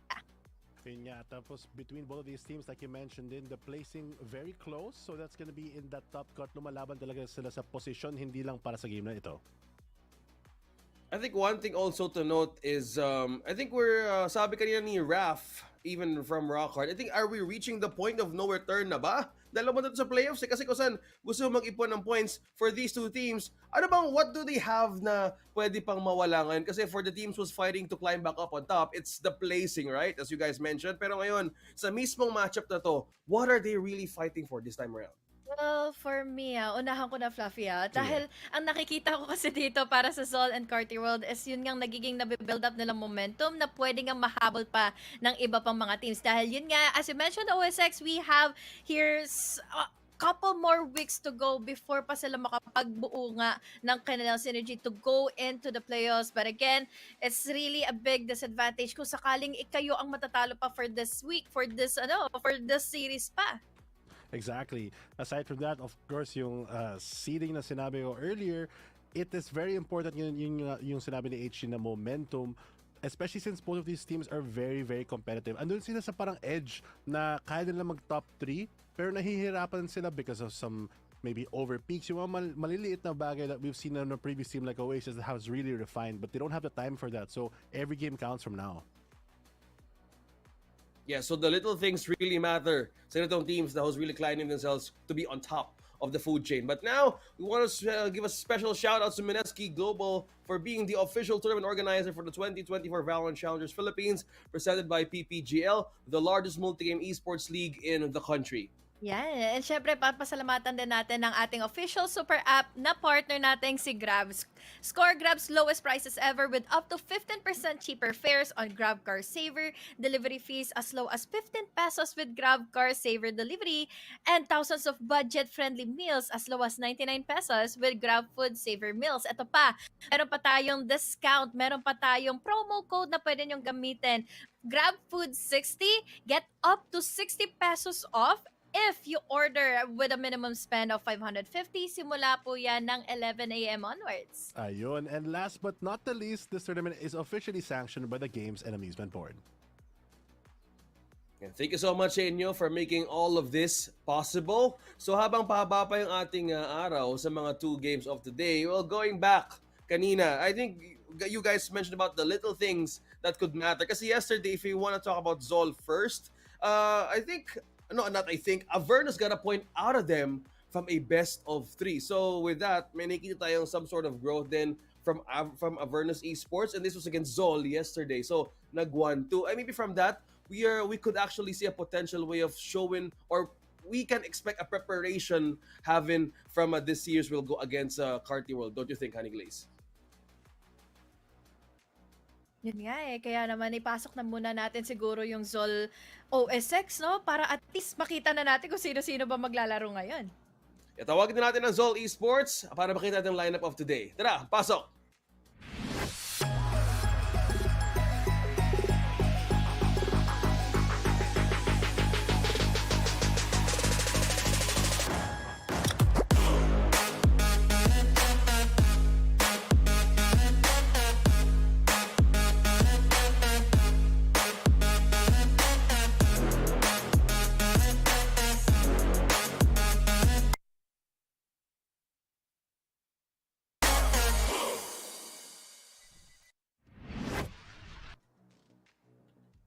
And here we have them, Zol Esports. Nagbabalik na sila dito, trying to prove that they're one of the best teams here. Of course, still with the veterans of Kakarot, Micro, Zin, Kebzi, and Patman. This team really has formed well over the past couple of weeks. Kita naman natin in Split 2, they've taken down teams like Subversive, like Avernus, like JustUs, but now they're facing against Carti World, a team that honestly is pretty close to their skill level. So will their veterancy really prove to be that defining factor? Yun nga rin yung iniisip ko kanina, Fluff, ano? Yes, maganda na yung nagiging synergy nila. Maganda na yung nagiging comeback potential nila para ma-reclaim ulit nila na, again, they are our defending champions. But then, sino bang mga nakalaban lang nila, diba? We had JustUs, Avernus, Subversive, all of them halos kahit papano. It was clean 2-0s. But then, this time, laban sa Carti World na kung saan pwede pang sumabay sa kanila or pwede pang angatan ngayon yung Zol. It's a big question mark tuloy kung kaya nilang matalo nga yung Carti World. Yung sinabi mo about angatan, Honey Glaze and Fluffy, I think the only one na nasa pagitan nila right now is old Stinky Cat in the middle. So dun pa lang, habang di pa tayo nag-update ng standings of the day, looking back on the previous weeks, there's someone in between na kailangan talaga nilang angatan. So with that, I think the one that you mentioned about veterancy could be the defying factor. Kasi one thing that also stood up in most of the matches that I saw in heading for like 3 weeks was how the duelist comp matters and as well as the double initiator. I think yun yung nakikita natin palagi for Zol Esports, how they take control mostly of their early start in the first rounds. What so? Tama ba? Totoo yun. Dahil, again, hindi naman ma-amplify ka agad yung kanilang nagiging duelist kung wala dito kanilang initiators. Talking about Micro, who has been really phenomenal pagdating sa kanyang info gathering. And also have your Patman when it comes to making ng opening as well para kay Kakarot. Yeah, exactly. Tapos, aside from that, I'm really excited still to see what the rest of this team can bring as we move on to our series. Yeah, let's call on Carti World. Sino nga bang laban sa lineup nila ngayon? Tara, pasok!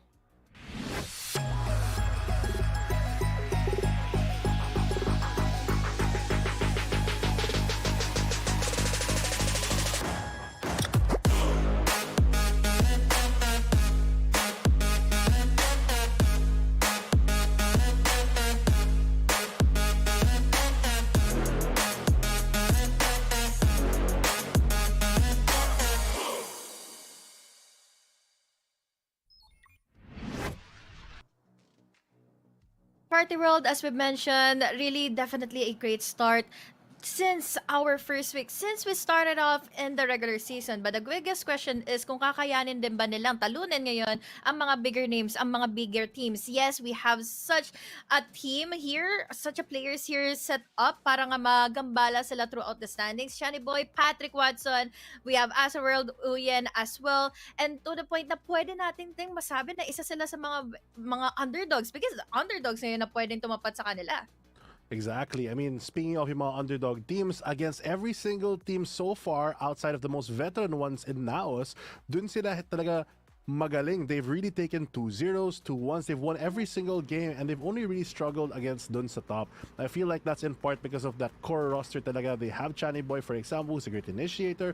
They have Uyen as well to bolster a lot of defenses. And Astro, of course, matagal na sila naglalaro ng VCT. So sanay na sila in that VCT tempo, how teams play. They're able to read out and weed out a lot of these quote-unquote weaker teams that they're a bit more advantaged in.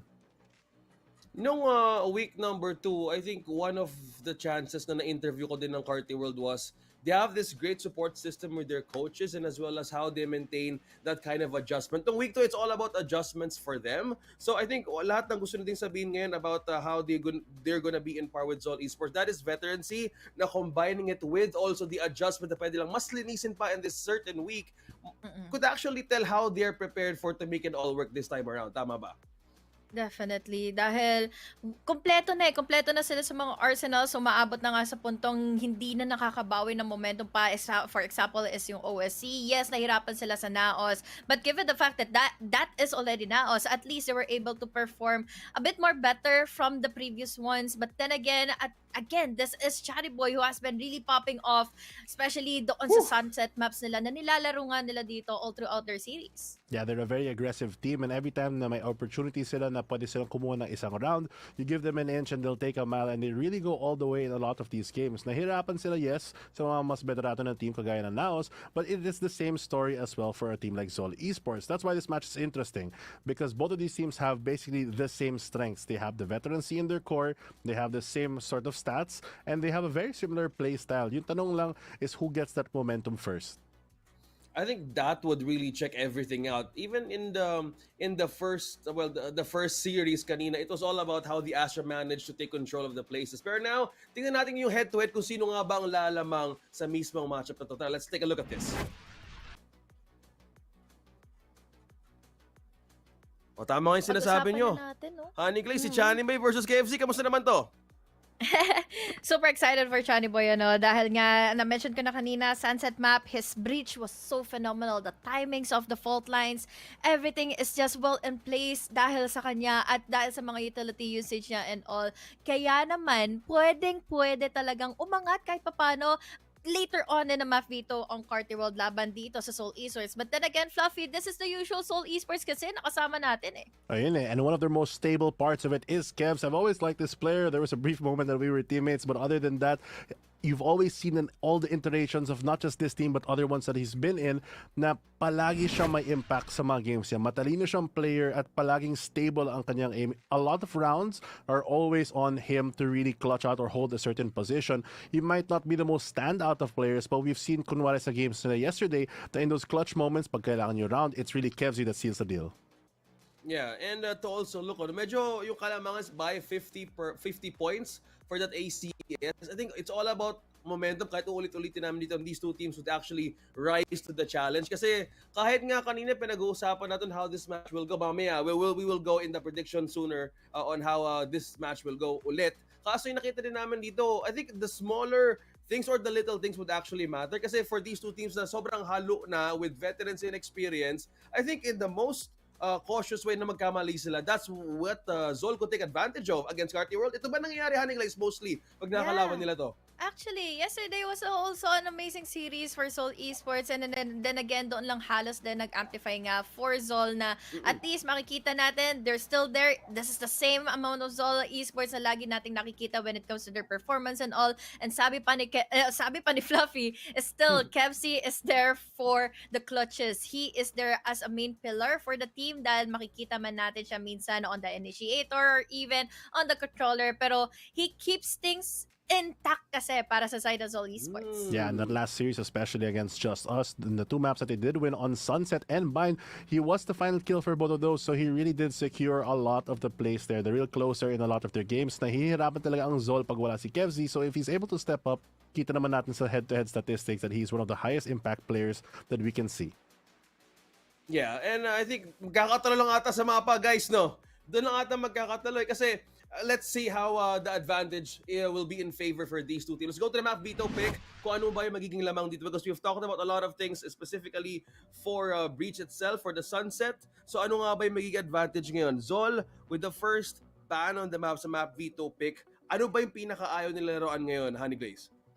Always a prio ban kasi dito for Zol Esports is either Lotus or kaya naman minsan umaabot tayo sa puntong Sunset din ay pwede nilang tanggalin kung sakali na hindi nila mapili. But here we go, ban on Lotus. My big question is if we're gonna see Ascent kasi dun talaga nahirapan yung Zol Esports. For a veteran team in a veteran map, it's one of those things that you've always seen na sanay sila. Pero parang nahirapan talaga sila in that game against JustUs. So with Split being banned, Ascent is still open as Zol gets their first map pick. Pabor pa ng Ascent ang pwede nilang kuhunin, ano? But then again, yeah. At least sila naman yung unang pick, OSX, Fluffy, dahil as Icebox naman ang kukunin nila. And we all know how crazy they are pagdating sa Icebox. But Carti World, nagbabadyang kunin pa yung Ascent para sa map Veto na to. Pwede pa kasi. It's a very Parang strong pick your map. poison yung nangyayari dito, Fluffy and Honey Glaze, no? And depends on who's gonna make the first move kasi it's all about momentum. So ano nga ba yung magiging map decider nila? Because we're looking at the two final bans of Zol and Carti World rather for the Veto pick. Breeze is taken out as well. Breeze being gone, Ascent locked in, Icebox and Ascent gonna be guaranteed to be viewed. Yung tanong na lang kung ano yung decider. Ascent, a map that I mentioned a bit earlier na baka matakot yung Zol kasi nahirapan sila in their last series, but that's not to say that their other series have had a hard time. Bind, out of the question already, that's gonna leave our last map to be the decider. Excited ako dito kasi Sunset pa naman pabor palagi kay Zol. Or rather kay Carti World, kaya may potential talagang kahit papaano umabot tayo in a 3-game series kung sakaling hindi maging pabor din sa Seoul Esports yung maging performance nila later on in Ascent dahil again, this is one of the at least weak map para sa kanila nung nakalaban nga nila yung JustUs. I mean, to be fair, yung Zol on map number 1 as well, they do pick it. Pero yung Carti World against JustUs, 13-0 sila sa Icebox. Doon talaga sila magagaling. Tapos they get to choose the side pa. They go for the defense. So that gives them at least a guaranteed 12 rounds. So this does look like you mentioned, could go the distance to a 3-map series. Because honestly, they're all pretty decent in all of these maps for both teams. Yeah, and looking back on how this match will go, I think depende na lang kung sino magsisimula ng who would start strong. Kasi kahit ulit-ulitin namin on how these two teams would actually work in map's favor, doon lang talaga magkakaalaman on who makes those minor mistakes. Kasi again, if you look at how the rankings went with Carti World, they have 4 wins, and against Zol Esports is 3-2. So far dito pa lang, we've seen mostly, I think losses can have a great way of teaching you on what mistakes you should not do against Carti World. Syempre, they're trying to maintain that space or even that rank for a reason. Kaya minsan I'm getting more curious on how they're more specifically strong in these certain maps na pwede nilang kunin sa isa't isa. Even for their record, I think Carti World, I think there's some minor mistakes na mas naayos na heading into week 2. You think, Honey Glaze, mas mapaplansya nila from this time on heading into this match against Seoul Esports? Yeah. Actually, Carti World kasi nandun na yung firepower nila. We even have our Uyen who has been really crazy on the multi-kills and all. Planchado na lang when it comes to their performance. And again, they were able to execute against JustUs a 30-0 scoreline back in Icebox. So, most likely talaga na pwede nilang kahit papaano ma-dismantle itong Seoul Esports. Pero, yun nga, malalaman natin yun later on pagdating sa execution nila kung sakaling hindi na intact ang Seoul Esports to go up against Carti World. Exactly. And Seoul Esports on Icebox, they're no slouch themselves. The last time that they played this against Avernus, nanalo naman din sila ng 13-8. So in that case, this core team really still has a lot of firepower to back it up. And like I mentioned a bit earlier, parang medyo pareho talaga yung teams ito. In a lot of ways, they are basically the same team. It's just that with their playstyle and everything, sobrang momentum based na lang kung sino talaga yung makuha ng early start, if they can really keep that heat retention, yun yung pinaka-importanteng bagay sa mapa, especially sa Icebox. Yeah, and speaking of maps as well, in the first series na nakita ko kanina sa cast nyo, Honey Glaze and Ray Ray, may kanina there's one team who was lacking at dedicated initiator from that specific map. You think ito, dito pa magkakaroon ba ng magkakataon yung Carti World na mas maging advantageous to against Zol Esports, or Zol has a better hand since Icebox ngayon nakuha nila? Or what would meta would they prioritize this time around para mas maging in favor yung ganito? I really do think na papabor ito kahit papaano para sa side ng Carti World na dahil again, yes, nakalaban man ni Zol Esports yung Avernus na nakaraan in the 13-8 scoreline, but again, this speaks wonders pa rin naman para sa side ng Carti World was able to perform a 13-0 and at least it started off strong para sa side na nga ngayon ng Carti World all throughout our series, all throughout our weeks. Pero syempre, umpisaan ko na OSX and Fluffy dahil sa akin Carti World ang aking aking magiging prediction dito for the series. Well, for me naman, I'm gonna go for Zol because I think that, I don't know, I just like the players a bit more because I've seen them have a lot more experience and they've done a lot more throughout VCT. Okay, so that's Zol. For me, I'm going with Carti World for this prediction, 2-0 for this. And so it's 2 against 1.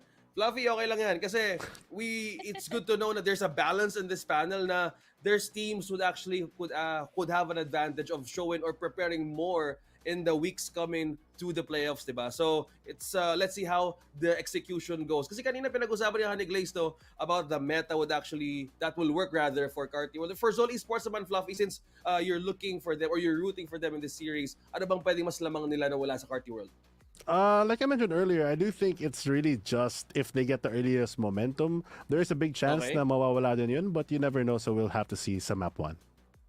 Yeah, yun lang talaga ni Glaze feeling mo, no? And kanina Astra has a lot of chances to even show. So, wag natin matagalin to. This is just completely our opinion on how this match will go. But casters, painitin na yung laban na to. Take it away. Kaya na.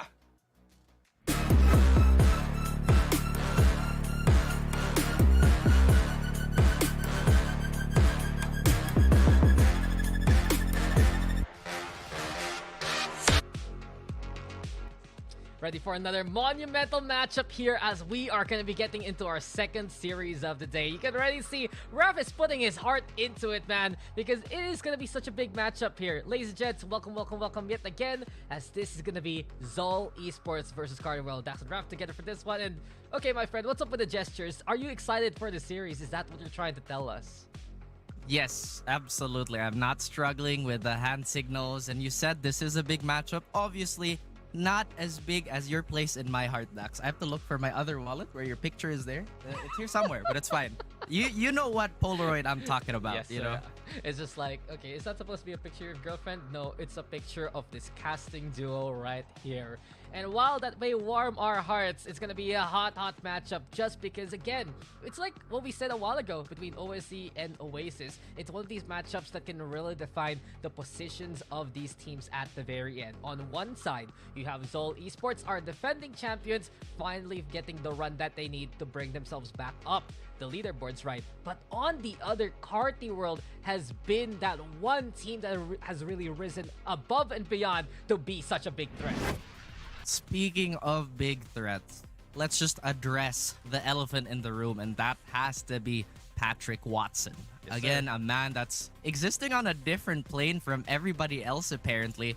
And what I find really interesting about him, despite playing such a contact-heavy role, the duelist role, he has such few first kills. Why is this weird? It's just because it's also a testament to how much Carti can invest into Patrick Watson. They're sparing no expense to give him every single thing to set up the rest for the team, of the team, for success. I mean, you say he has a few first kills. He has 56 in total for the group stage, the most out of anyone in that statistic. But and I think I understand your point. He's not the highest first kills per round. He's within the top 3 instead. Carti World as a whole, they love to play as a unit, but Patrick Watson has been that shining star there, Raf, and everyone has taken notice of Carti because of it. Zoldo, on the other hand, our defending champions continue on with putting Kakarot on the jet, but it's always the highlight. Sid gonna be on that Killjoy too. Yes, there you go. Beautiful refining of the idea by Dax there. Not the most in singular maps, but overall has been incredibly efficient. Zol, on the other hand, is probably one of the more peculiar cases. Defending champions got into the split with by far one of the worst starts we've seen, especially with a team that has the talent that they do, the experience that they have, and just the overall capability and the ceiling.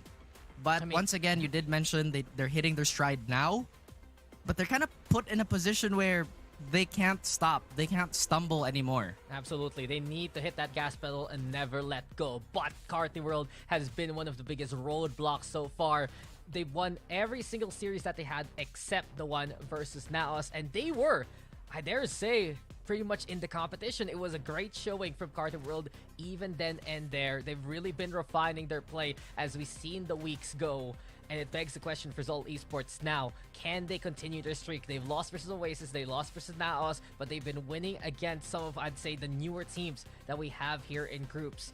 And to highlight again, it's really that talking point here, Raf. Kakarot, Zin.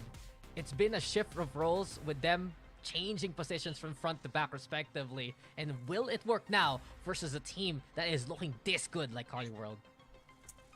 That's a very, very heavy question to address too, because when it doesn't, right, why did they bother doing it? So there should be an underlying reason for this, because it's not like they're playing all that bad with these new roles. It's just that they were doing so well with the old configuration. I mean, you know what has been old news though? Carti World with 2 members formerly of First Mega Saver, Channy Boy and Astro, looking for revenge against Soul because back in Split 1, or rather continuing on the damage against Soul, because they did beat Soul last time, these 2 players specifically 2-0. And Soul Esports now trying to play into mid, Astro backing away after the Poison Cloud. Soul still has that tube control and Carti World take notice of it. Carti World now shifting their defenses accordingly. They might just actually catch Kevs here. On the flank. No, look at this. It's Zin waiting. Oh, and Zin's found. Carti World putting their forces in aggression. 3 pushing on in.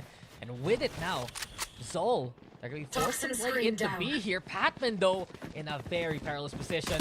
Here's the noise. And Patrick Watson with a quick shot. The plant should go down here for Zol, but the numbers of Carti World continue on. It's Solo now with a push from above. Micro getting on the board there. It's Solo. Good for 1, good for 2. And here we go with Carti World with a clear. They'll take this first pistol. Itchy Solo on that Killjoy, getting that round on the board for Carti World. I feel like this player has gone through a lot of changes throughout the week stacks. There were times, especially in the first 2 weeks, where you could say he was a tad bit unreliable, but now there are rounds where it's all about the Itchy Solo. He has just been so good. The experience of having this Killjoy in the backline has been stellar for Carti World, and it's something we've noticed in their series against Naos and Solo. He was taking some very dangerous duels, and it didn't work out. But ever since that series, he has been on an upward trend. He has been playing smarter, better, and faster. And right now, it's been a good start here for Carti World because of it. He is sounding like Daft Punk song, one of my favorites. And Carti World are enjoying it. Yeah, I mean, look at her name. It used to be Astroworld. If I remember correctly, that used to be like a fake music store back in the day as Itchy Solo. We'll see him get another greatest hits on the board. Nice kill to begin the anti-eco. Patrick Watson keeping watch of A2. Also kind of alludes to one of the concerts here, but wow, Patrick Watson shredding the rest of Zol to bits. What can Patman do? Give him a rip. He's looking for more. And Patrick Watson giving the guitar solo of a 3K there. Carti World now up by 2, and we've seen this from Carti World before. They get a good start, they have momentum moving forward. You saw that, a few sour notes being played with a rockstar attitude to boot. Carti World really turning up the heat here and maybe playing with the pyrotechnics as Zol. Not necessarily a team that will be hot off rip. They will adjust as the rounds will go. But Carti World, another thing that we have to consider is that they're also very efficient with these weaker buys. I mean, Carti World as a whole, even if they're coming from promos, they have been a complete package coming into VCT PH. A good run in the offseason, an even better run now being picked up by Carti as a sponsor. Into the bonus though, we look to see if Zol can respond. And Aldrin from Kevsi, signature agent at Sova, ensuring his Shockdart 2 to try and go for the clear. The alarm button, Nanostorm gonna get popped, but Kakarot has taken a position above the Jenny. Marking Raptors as we go for the spray. Micro can't get the shots in time. Dizzy's there, and Zol will get to the post plant, but immediately it's down to a 4v4. Uyen pushes, Kakarot with the trade. Carti World taking the fight to them. Patrick Watson now with a push. It's 2v2, but there is still belt to play for Zol. A challenge here from above. Batman, he's looking to line up that snake by 2. And with it now, the tap comes on in. A top peek to try and check out what's going on. But Patrick, alongside Itchy Solo, they're willing to challenge. Patman, though, has the heights, has the win. Sin with a swing, and Zol on the board. They try to underestimate their power. There we go. None shall get onto that Zol post plant. Beautifully executed. You already saw earlier in the round where they had Zin so far back. They were worried about that activity that Carti World was showing. Other than that, Carti World had a pretty decent eco. I think they picked up a few there. Now they're suffering a little bit of the consequence here of getting an operator in hand. Some of their players have to go for that half armor. Uyen does have that thrash back, so this retake could be much easier if they can't get that initial pick with the op. I mean, it's an early start for Patrick Watson in the day, though. Off, as you said. Zol now play for mid yet again. Turtle gets confirmation, and Astro tries to play cheeky within the tube, but Patman will shut that down. Consistent effort from Patman all throughout. Patrick Watson makes his gun noise, And here you go. It's known now that the off is in hand. Micro though stopping the push. Oh, the timing there. Could have found another kill. But Spike Channy Boy down instead A. will go collect a flash to try and pick up that spike. But Micro is just suppressed right now. Knocking on heaven's door again is the rest of Zol's players here. I'm just really surprised nobody has scouted out that top tubes position where Patrick Watson loves to play at. And now Zol, they're struggling to get some sort of control here, Dax. You can see they're just waiting for an overextension. Another knife there. A flash comes in. And Patrick Watson holding the angle steady as much as he can. Hiker though, he's used all his utility and he still can't pick up the spike. Now it will be the driest peak of them all as Itchy and Patrick drown the opposition. Carti World now finds the third. Looking like the Sahara out there, and it's getting a little grainy, a little difficult for Zol. They have one Vandal on the board, and that's going to be Patman's, but obviously they're not going to commit to that. As we mentioned, we have to drive the nail home here. Zol is not good at these starts. They will struggle. Carti World is on the opposite end of things. They're very, very strong out of the gate. I mean, this is a team that loves to just be as efficient as can be. The standings right now say it all. Carti World within the top 3. Highest ACS overall so far for Patrick Watson. And here he goes yet again. Off in hand, Aldrone gonna get shot down. Zol will have a bit of space to work with, but they still can't find an inch to move with Patrick Watson's threat. It's always been the case. Nobody can challenge him off belt as there's always a bodyguard for Patrick Watson, but Astro could have a few to his name here. Oh, he's spraying, but he's only good for the one. Zol has done a good job to catch Astro in the act, but they don't expect Itchy Solo to continue the tempo. Here comes Wingman 2, and Uyen flicks eventually to find Kempsey. Another good shot from Carti, and this round should be theirs unless Patton plays the hero. It's a 1v3 though ahead of him. Man, we've seen him clutch, but this is unlikely. Picks up the Vandal, could get a bonus. Channy's down, 1v2. So well done though by Patman, giving him a chance. But Patrick Watson, you know the scope will glimmer. The shot is avoided. Patman a chance perhaps, but Patrick Watson will not miss twice. A 4th round now for Carti World. Love it when they make it Holding easy too for us. tightly. Around that corridor was Patrick. And of course, Patman getting bested in that duel of range.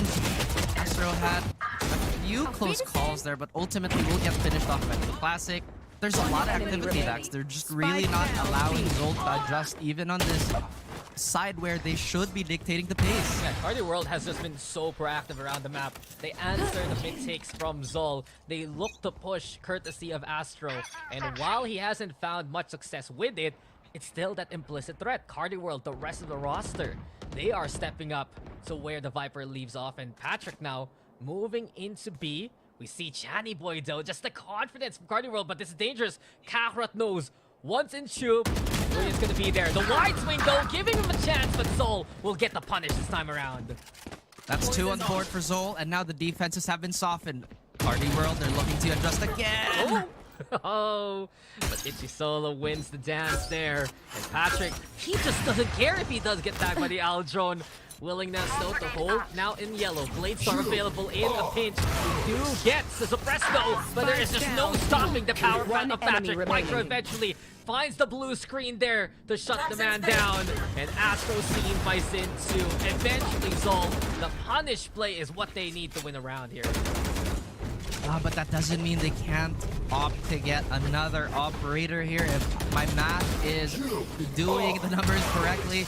Once again, the willingness of Patrick Watson to just anchor down a position is both his greatest asset and potentially a weakness. I mean, sometimes we see a lot of teams, I will always reference that Naos game here, they played the anti-height so well. They'd either invest one smoke, 100 of flashes just to displace Patrick Watson.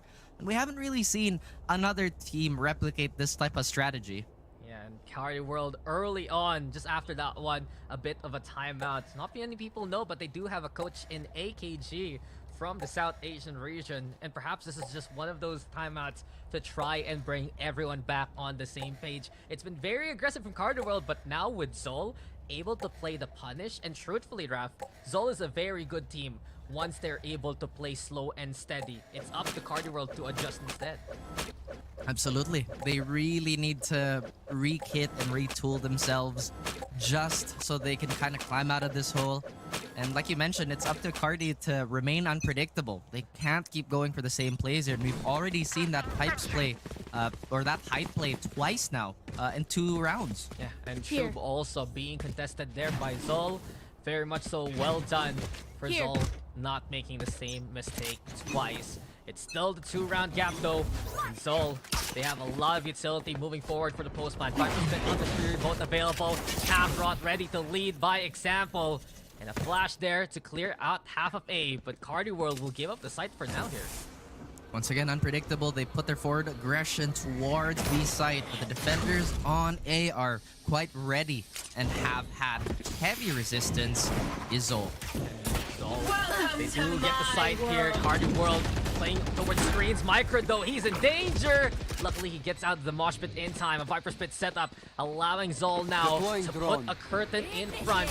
The stage isn't set as of yet. Now we do see the lockdown into play, but Kempsey getting chatty, and now he should secure the lockdown along the way. Uyen though on the board. We hear the Thrash though searching for a target in this sea of green. But Ichi Solo instead catches out Batman. Chance now here for Carti World. Uyen goes for the flash play too. Patrick Watson on the board, and it's up to Carti World to clear out everyone. Zol will fall as Carti World have an exceptional retake. Beautiful layering. They saw the immediate Hunter's Fury. They respond with the Thrash to just delay and displace the members of Zol in that post plant. And you saw how immediate everybody was into flooding that site. Zol, they look a little stumped here. It's not like they're playing bad. It's just every adjustment that they're trying to make, Carti World is making it that much more difficult. Isn't the counterpoint here that Carti World has been playing brilliantly in VCT PH, and now we see them even more so looking to add on to their resume. You have a 10 on the board for Patrick, you got 9 on Ichi Solo, and Carti World is so confident they just take the orb and give the Hunter's Fury to Channy here. That they do. We'll have Hunter's Fury up on Kakarot as well, looking for a fight. And like you mentioned, mid is gonna be a bloodbath. Yeah, that's an over aggressiveness of Carti World against punished. Zol now on the board there with 3. Make that 4. Patman is primed and ready to bring around back for Zol. And everything's left to Channy, who drops in mid. Patman looking to keep an eye out. Zin's there too. And these traps from Zol have been stellar. The clouds up, Zin with the trade. And Zol Esports finds a 3rd here. Convincing round by Zol. Is this where we finally say download complete? Do they have all the data? Because every shot that Patman took was so clean and so confident in terms of how to find his targets, Dax. Now, Carti World, this might just be another round for them to be a bit more aggressive. They have Hunter's Fury available to back them up, and there's no real threat. Actually, no, there is a lockdown on Zind here, so that might be something that they're looking out for. They're gonna have to trade ults again, but Padman, no matter what agent he performs, Viper, saw Neon before, he plays a mean raise. There's just so much flexibility. Sky, as you mentioned, he knows exactly what to do in any given situation. Dizzy's still gonna be out here towards mid-boiler. And Uyen empty, but he crouches to get the Dizzy back, and Patrick Watson takes advantage of the situation. A window here, and we go for a 1-for-1. The swing comes in though from Uyen. Chandy Boy now with a trade. Carti World taking some very dangerous fights, but at least they even up the numbers here. Big risk, bigger reward. Oh no, Astro doesn't see that there's still one here inside the troop. And Kempsey's not done! He's heating up, he's already found the double. And with it, Zol, they've even gotten map control towards Orange. Oh, this is gonna be awkward. Zol doesn't see Micro coming his way, and oh no, Raph, this is not good for Carti at all. Not at all. Ichi Solo. We've been praising you, we've been championing you. This is the time where the spotlight is on your green beanie, but other than that, it's gonna be the recon to spot him out. Oh no, danger foot, but Ichi Solo still sharp on the shot. It's a 1v2 now, but Ichi has half HP left. Danger with Micro and Kevsey playing different angles. He is sandwiched, but Ichi Solo almost gets away with it.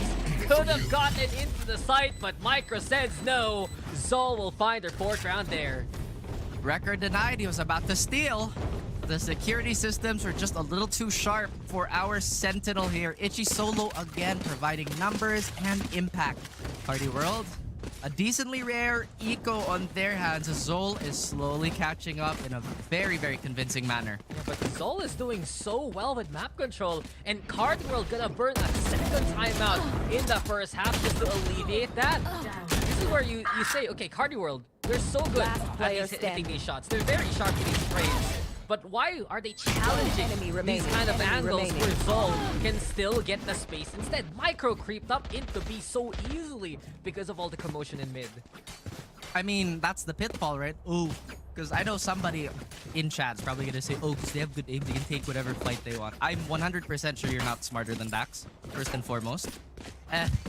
Now, that again, it's a pitfall. Yes, you have the aim to take these fights. Yes, you can absolutely win all these silly duels. But when you're playing a long game like this, where everything is measured, you have to take into account that this isn't a sprint. You're not looking to kill as quickly as possible. You want to even out that pressure. And as Dax mentioned, you kind of want to constrict with the map control. And Zol have been doing that. They've been doing it super well. Carti, once again, I'm not sure why they're just so willing to take that fight towards 2. Maybe they're worried about the late rotate. Who knows? They're just very confident. I mean, luckily for us, we see everything going on. They don't. But then again, it's still Carti World putting themselves in those situations to begin with. Now the anti-flash play, Zol getting all the space that they want here towards Tube 2, or rather Pipes. Kakarot though, in position. Patman instead finds Patrick Watson, and here in Maze, Kakarot gets the read. Patman good for the double already. They're spraying everything down towards this here as Zol used the guns to take the site. Kakarot from afar, instinct there. Itchy solo, big damage sure. But in a 3v1, it's a familiar sight with a lesser gun. Oh my gosh, and now they're kind of constricting Carti World into a bit of a box here, and Zol, they are just the puppet masters, putting strings onto these players. Digi solo, not gonna last too long. This is the discipline that has brought Zol Esports that Split 1 championship, and now Carti World is seeing all the progress that they made tumble down as Zol have tied things up. It's a buy round again for Carti, but this is a big round for Zol. If they get this, it is going to be them swinging momentum in their favor. Call an ambulance, but not for Zol, as they have adjusted, like you mentioned. Question is, Dax, when the second adjustment or third adjustment on the side of Carti happens, how long is it gonna take for Zol to catch up to that? Is it gonna be enough to play with this type of round differential? Is it a call to perhaps step up the pace, be more aggressive? I mean, that second half also gonna be a big mystery, Raph, honestly. But Zol, they do have all the tools in the world that they would want here. Lockdown, Hottest Fury, both available. Aldro now will look to go for a scout from Chani. Patrick Watson also playing by the box. Similar positions here for Carti. The staff is heavy, the dash is in, and Chani boy will get the punish in though. Makes the trade happen. Patrick finding Kuyan too, and Zol still just spraying the right angle so far. They know where Carti World likes to play, but they deal with Astro beyond the veil. The screen goes down. Micro up top 410. It's KFC already getting the first marker. Astro tries to hold, but to no chance whatsoever. And Itchy solo again. All around him, familiar clutch moments. There's just no more pulling the wool over the eyes of Zol, and it even gets confirmed with the flank watch here. Now look where everybody on Zol is marking. They know where Itchy solo could potentially come from, and that's just gonna be salt upon the wounds. This is the third time in a row we've seen Itchy Solo be put in a 1v3 slate. And it's just so difficult right now as Zol again take good position. A high-low made, and Zin and Kevzi will be a tower that refuses to tumble. Zol have taken the lead here. Last round before the Lean switch. a little bit, but never fall. Zol, this is championship form. Those last few rounds that we saw with the confidence, with just the speed of the execution, it's just been really, really good. Now we're kind of wondering, where was this in the last 3 weeks? Party World may be asking the same question and perhaps a little shocked. If you look back to when Zol faced off against JustUs yesterday, it was a close series, but the elation of them winning that match instead in all the post-game cameras, there's a lot more positivity right now in the Zol camp.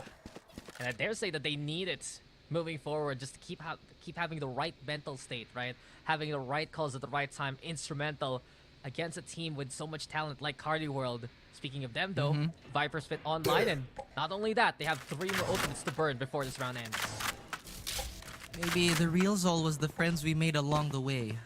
You opening for the Zol comeback has been really clean from that previous series up till now.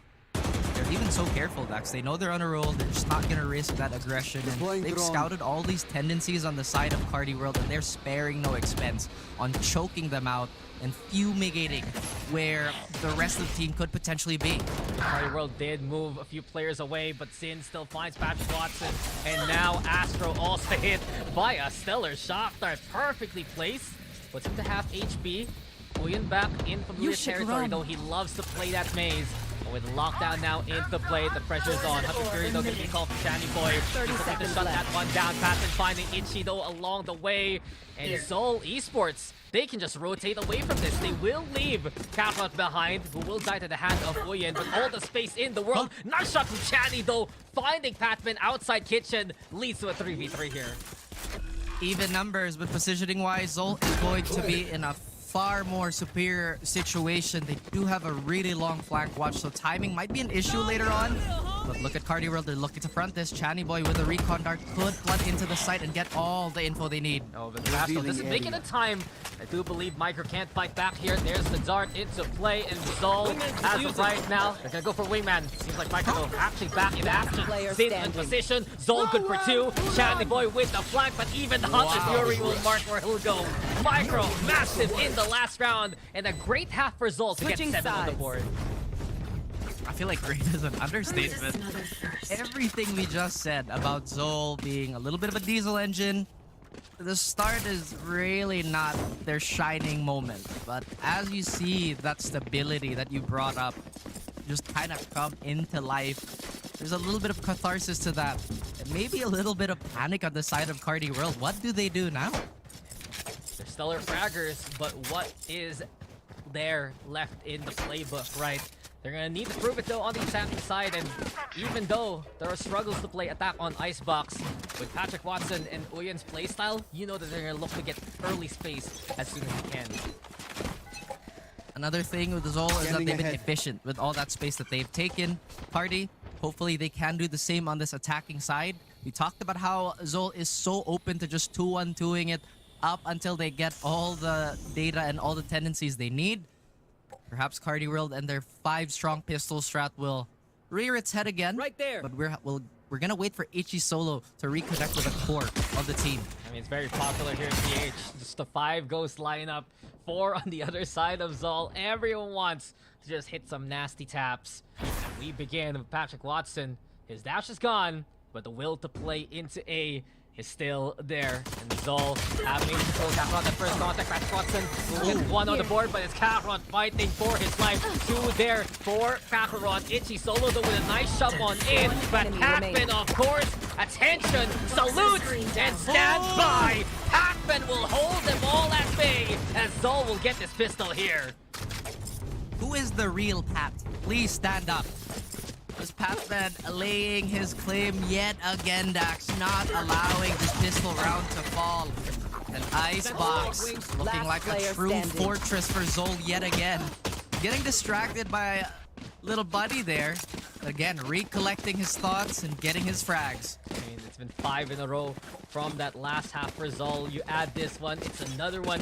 And an anti-eco to continue the pressure that they are setting. Carti World though, hustle towards mid. The chance for Kempsey's good for 1, but that's all he'll get. Kitchen looking to be cleared here by Carti. It's a turret to say hello to them. But Sin might have other plans. He's watching under tube. Doesn't realize Carti all stacking into that small pipe there. Now the tap, Batman, nice shot. Channy's not dead yet. But in any case, the flank's covered too. Kakarot from afar. Marshall Matters looks to hit the shot, can't get it. The Dizzy there to force him away. Kakarot now in danger. And maybe a swing here. From the side, look at the angle that Astro trying to take. Nice one from Astro. But okay. It's a good double. It's commendable, but Zol will still take the round anyway. Party World trying to play the devil here, but Zol with a kill shot ready and waiting despite that early mishap. I feel like that one sound cue from Tube gave it all away, Dax. Yeah. I had to make a noise out of that too, because if they did crawl up, then maybe Zol wouldn't have been as confident pushing forward towards A, maybe surrounding the Carti World stack. But it doesn't really hurt their economy here. We still have a full buy round on the side of Carti, as they would want those extra orbs though. There were changes for Carti World, but still not the best buy. A Guardian in the hands of Channy Boy. So many players just far away from their ultimates. No one to really funnel it right now. And with the Aladron sets, Uyan and the rest look to make the push happen. Patman though, an early challenge is success. A pick onto Channy Boy makes it easier for Zol moving forward. Can't believe it. You know, it's that confidence play. Yes, he is the lone controller of this squad, but he will control in more ways than one. With a rifle, maybe with a smoke, a raw duel perhaps. There's just so many options, and now Carti World, without their info, is left second guessing. Oh, Astro spraying Micro down, forcing him to just cede that space. Knife though, try and check out the rest of mid. They do know that Carti World is taking kitchen, and Itchy Solo will take points. Patman, the first to fall on the Zol side. Patrick Watson also making his presence known onto the side. Sid stuck here between too many members, and Micro Swing will meet danger. Carti World now sharp. The dash in from Kakarot. The headbutt knows no damage, sir. Astro holds, and Astro wins. Nicely done for Carti here. Very, very bold try to get in his face and potentially just, you know, get a free shorty kill. Overall acceptable on the side of Zol. Carti World, beautiful job of stemming the bleeding here. Did get just a few casualties and maybe a few messy fights along the way. Now, you were looking at who can they funnel the orbs to. We have a few candidates here. Itchy Solo's not too far, as well as Uyan with the Thrash. And it looks like B might be the point of interest for our Carti World squad. I mean, if you give it to Ian, he gets the orb, gets the plant, the Thrash will be available.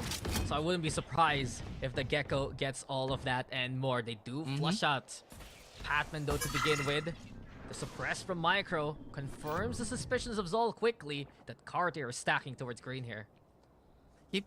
I keep like getting Kakarot and Patman mixed. I mean, you talked about the role swap and it's really messing with my brain.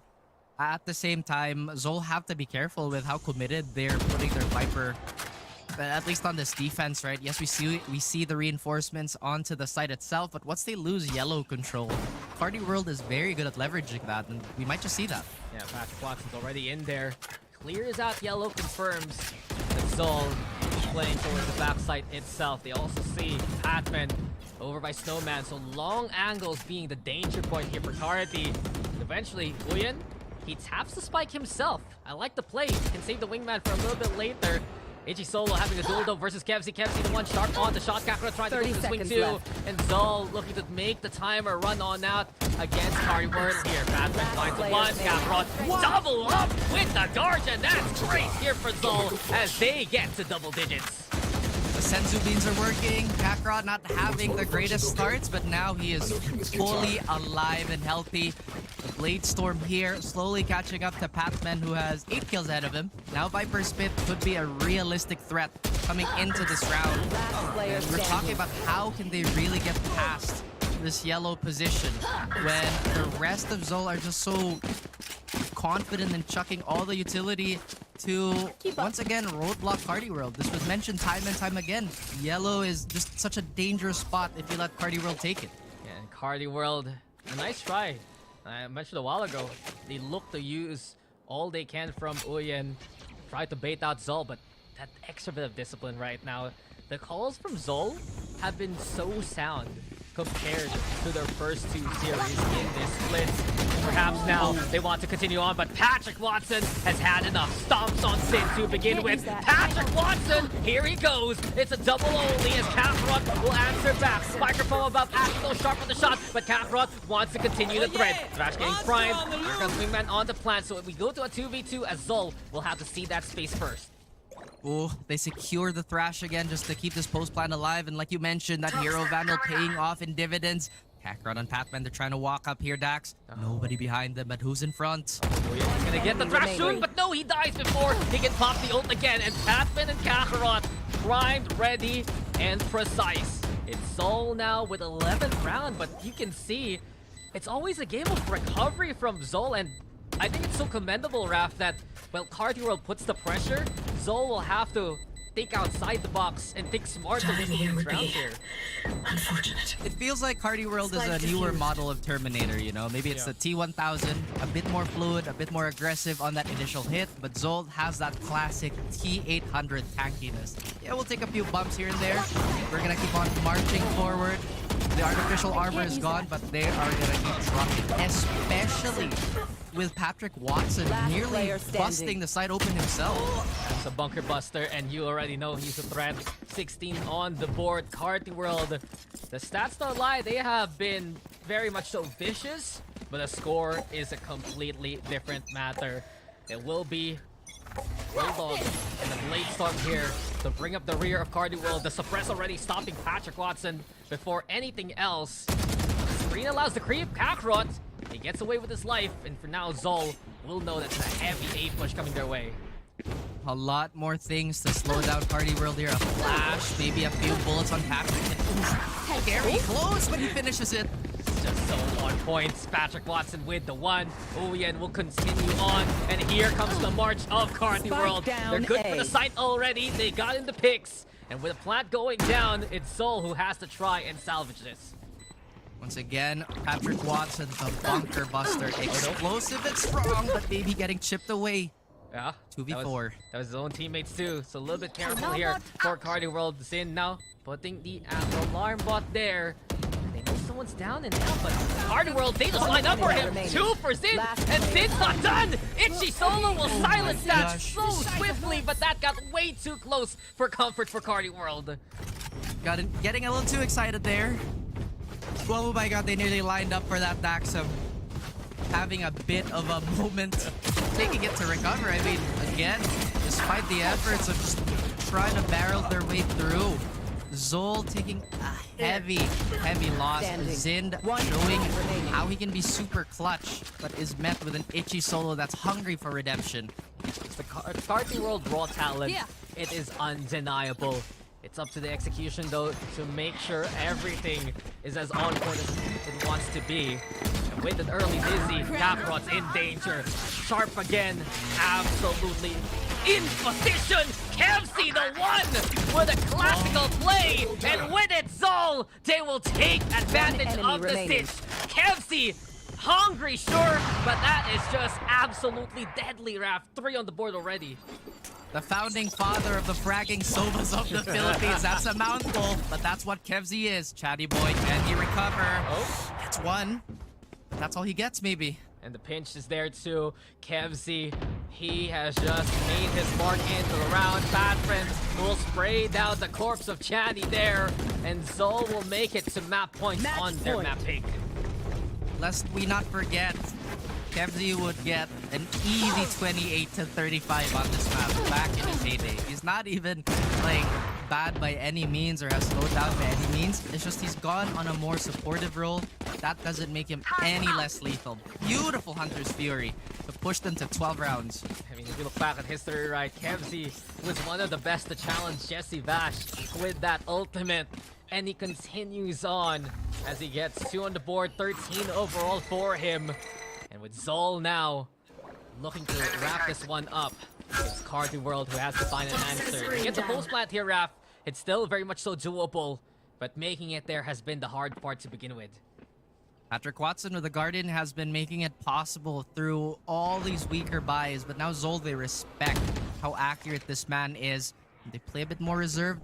Look at this utility towards B. If they will possibly reroute Carti World there, it's gonna be that much tougher. But they also have to take into account Micro's flashes have just been enough to make Carti World super uncomfortable. Yeah, it's about being deadly, and Patrick Watson has been the dictionary definition of it. It's solo, so to make things easier. Lockdown's there, but is the lineup good enough from Zol? The fragments will confirm it. A good start here for Zol, but now they have to deal with everything else. Kevzi now the one in danger, but Kevzi does it all again. A double for Kevzi. Here comes Micro 2 from the rope. He's ready to catch them in the act, but Astro still fighting for the team's life. A Viper Split and a plant with a 2v1 coming his way. Yes, Snake Bite, he can run away. Maybe if he gets another kill. Kakarot, tempting fate. Blades though, so scary, so much so as sharp as can be. But this time, it's Astro's turf. Toxins And going he up. wants to make his claim. Looks there, incoming with the alarm bot. Vulnerable down, tap comes on in, Sindo, mow down, and Astro looking for the ace. He can't find it there. Kakarot with the immense shutdown and leads to Zol taking the first map. Celebrations before we get the defuse going, but Zol will take it 13-7. Oh, Huh? Alright. It's a Very prank. funny. It's a Very prank. funny.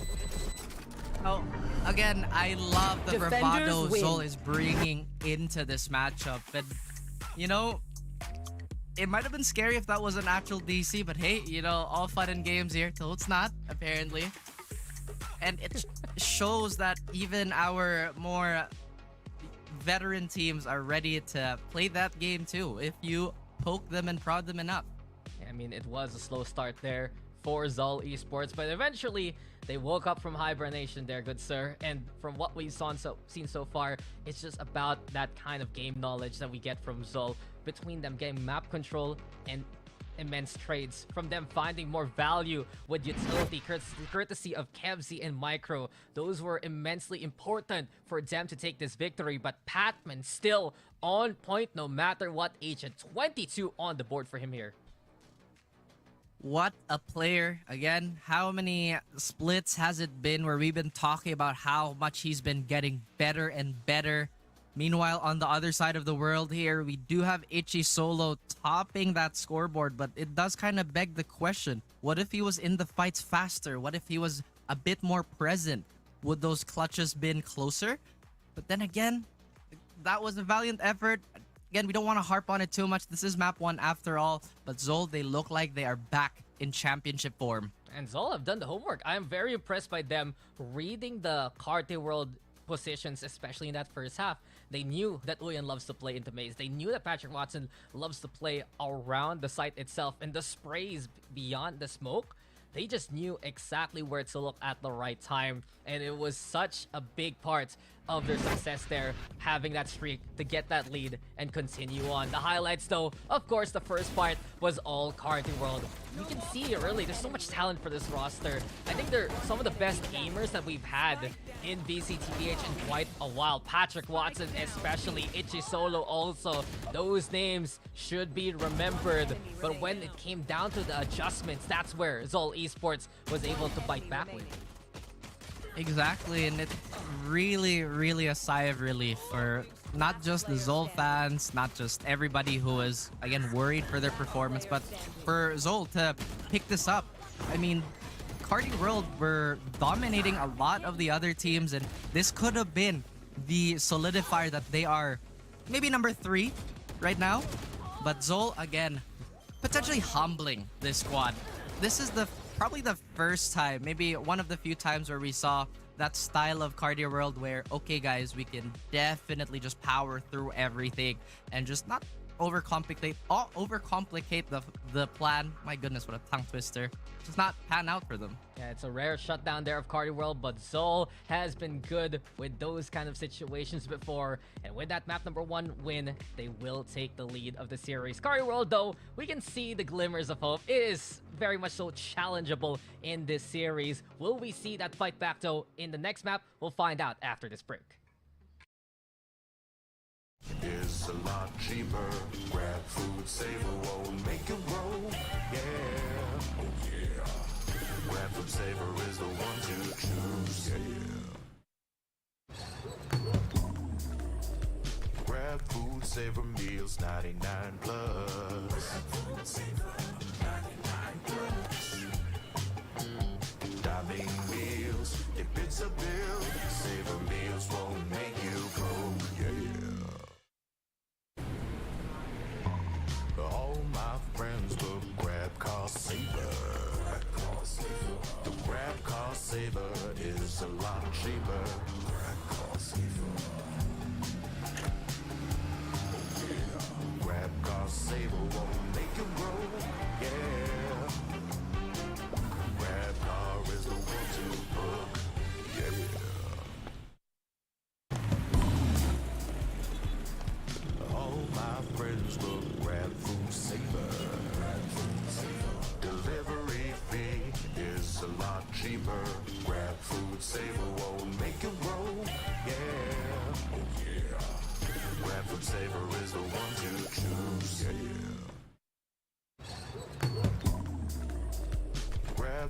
Saver Meals 99 plus.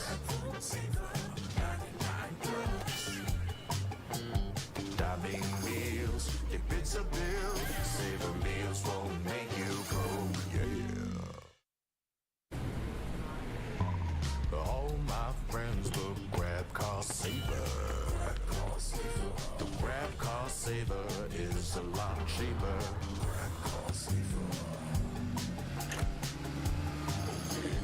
Grab car saver won't make you roll, yeah. Grab car is the one to book, yeah.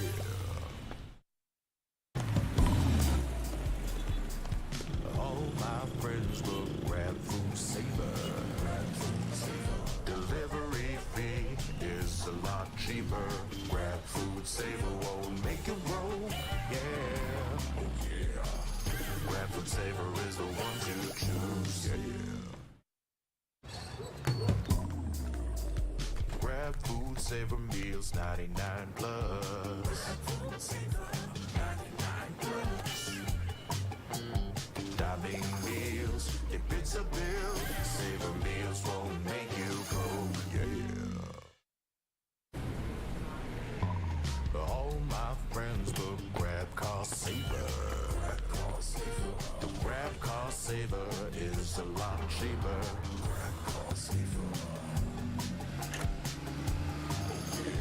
Grab car saver won't make you roll, yeah. Grab car is the one to book, yeah.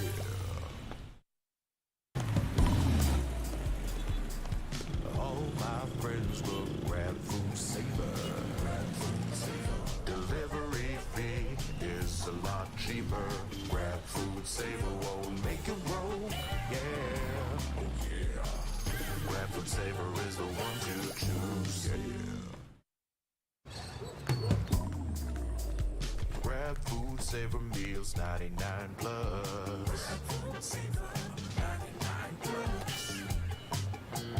Diving meals, if it's a bill, Saver Meals won't make you go, yeah. All my friends will grab car saver. The grab car saver is a lot cheaper.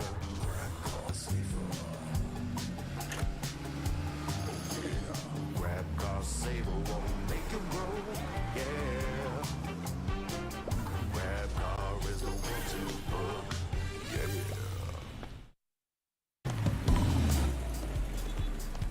All my friends will grab food saver. Delivery fee is a lot cheaper. Grab food saver won't make you roll, yeah. Oh yeah. Grab food saver is the one to choose, yeah. Grab food saver meals 99 plus.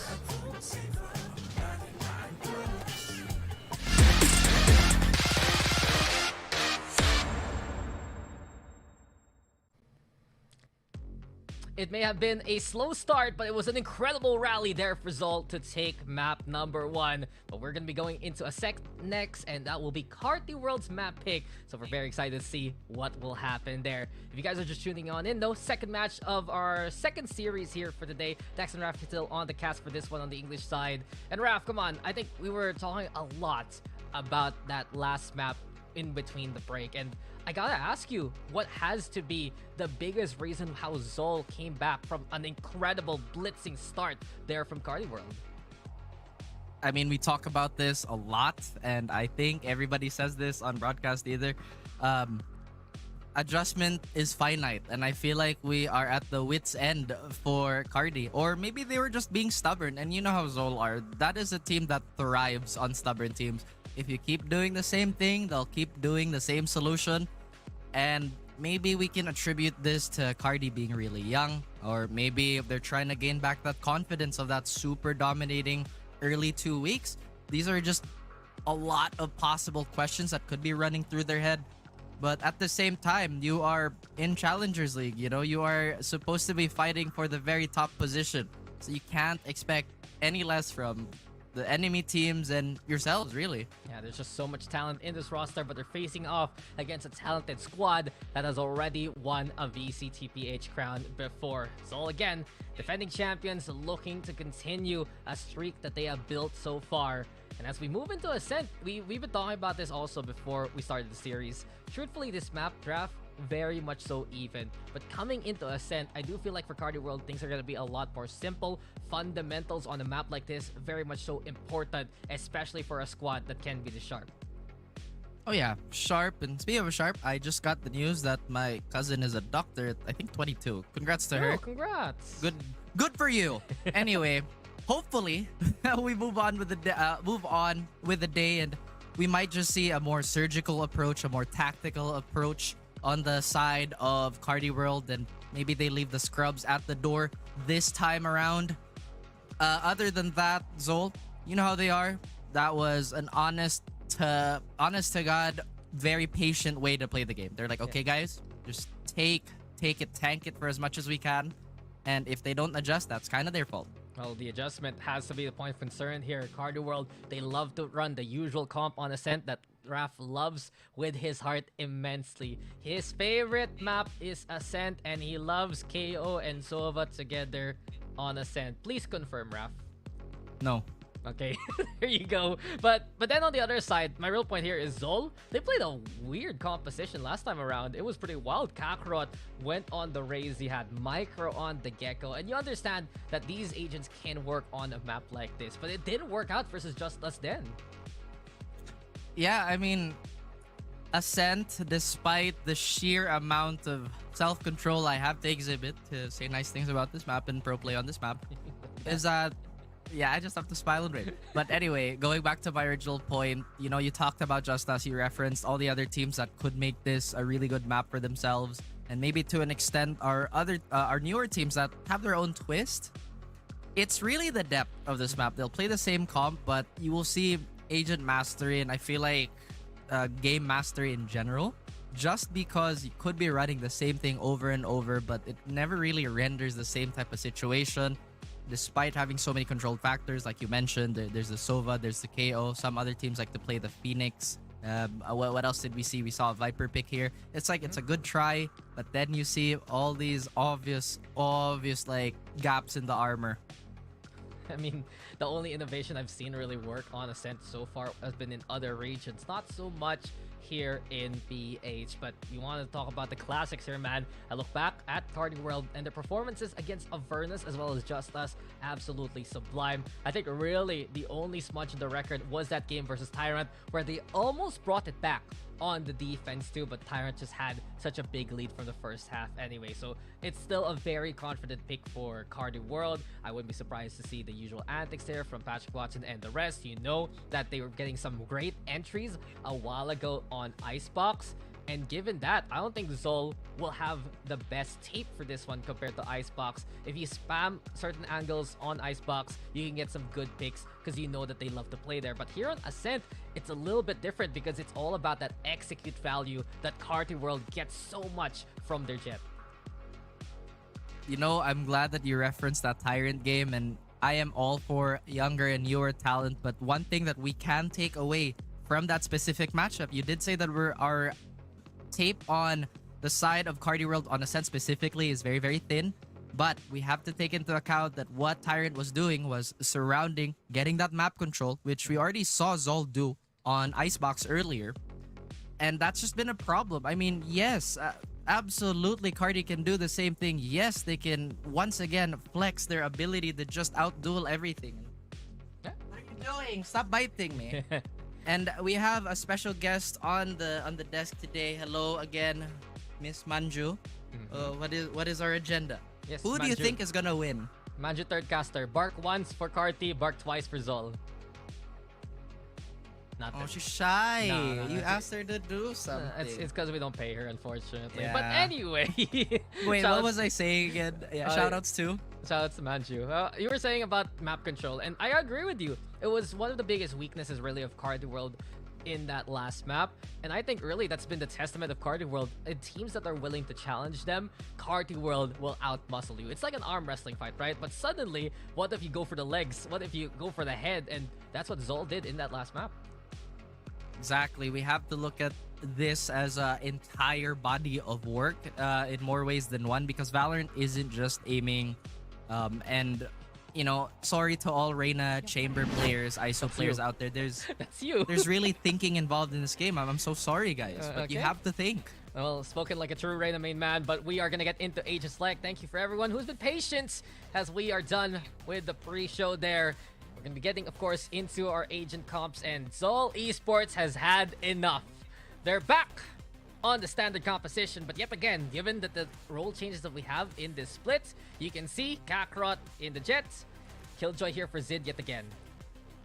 I feel like the small differences here are the mastery of the initiators, because if we're really looking at who has more hours, more repetitions on what, then we have to give this to Zol. I mean, the Pac-Man KO has been really good all throughout. I'm more surprised that we're not seeing Micro on the controller here. Oh no, Not that he can't play Sova. Yeah, They made the shift last split, right? Where they did. Yeah, okay. But again, since we had so much momentum going in the way of Kevzi, like I wouldn't mind going for that Super Sova gameplay yet again.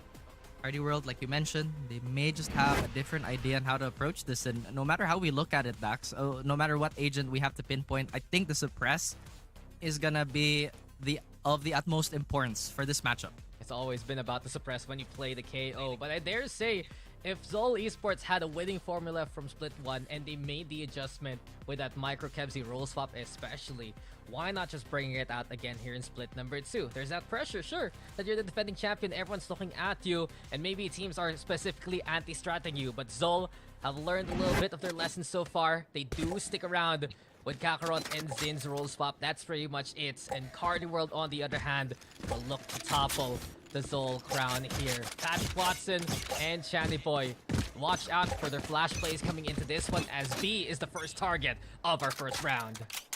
I mean, who am I to question, right? They did so well on that Icebox map. And now we have a similar story going into Ascent. This could potentially be the strong side of Zol, and Carti World, they might just be walking into a world of hurt. Carti World having strong in beginnings, and Patrick Watson wants to make it no different. The CEO of the Nanos farm, though, burning the feet of Patrick Watson there. Zid take it down, Micro inside the smoke, and Carti World will make the drakes happen. Patman, though, ready to contest it again. You do get the tap there. Astro eventually will go for the plan. 3v3, Kevzi plays over B main alongside Kakarot. Paranoid lobbed over onto CT, and you don't expect the numbers here from Zol instead. Astro getting away onto the side, but the flag from Kakarot will say it all. It's Zol now with the first pistol of the second map.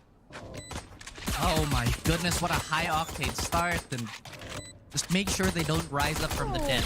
You know, just double tap. Rule number 1 of Zombieland. Was that rule number 1? Anywho, number 1 goes to Zol. Yeah, I know the rules. I know the rules, I just don't know which one it is. But in any case, Zol Esports, just an incredibly fast flank there from B main. You understand Carti World, they were expecting the numbers to come from the CT side, but as soon as Zol collapsed on Carti, that staircase became the gravestone for CW. Once again, ladies and gents, when they surround, the plan is sound. Yes, sir. That's been the weakness of Carti World on this map specifically, and Zol, they have found it, at least for the first round. Yeah, it's just that map control, really. Carti World looking to make amends there, but now a mid take, and they're stacking on the corner with a few pistols here. If you peek from Cubby, you're basically dead. Zol, though, I'm gonna play a little bit distant, a flash, clear out mid a little bit more. Market also having that dart into play, but Micro playing very safe, and Zol already getting a good read of things so far. Recalling my bot.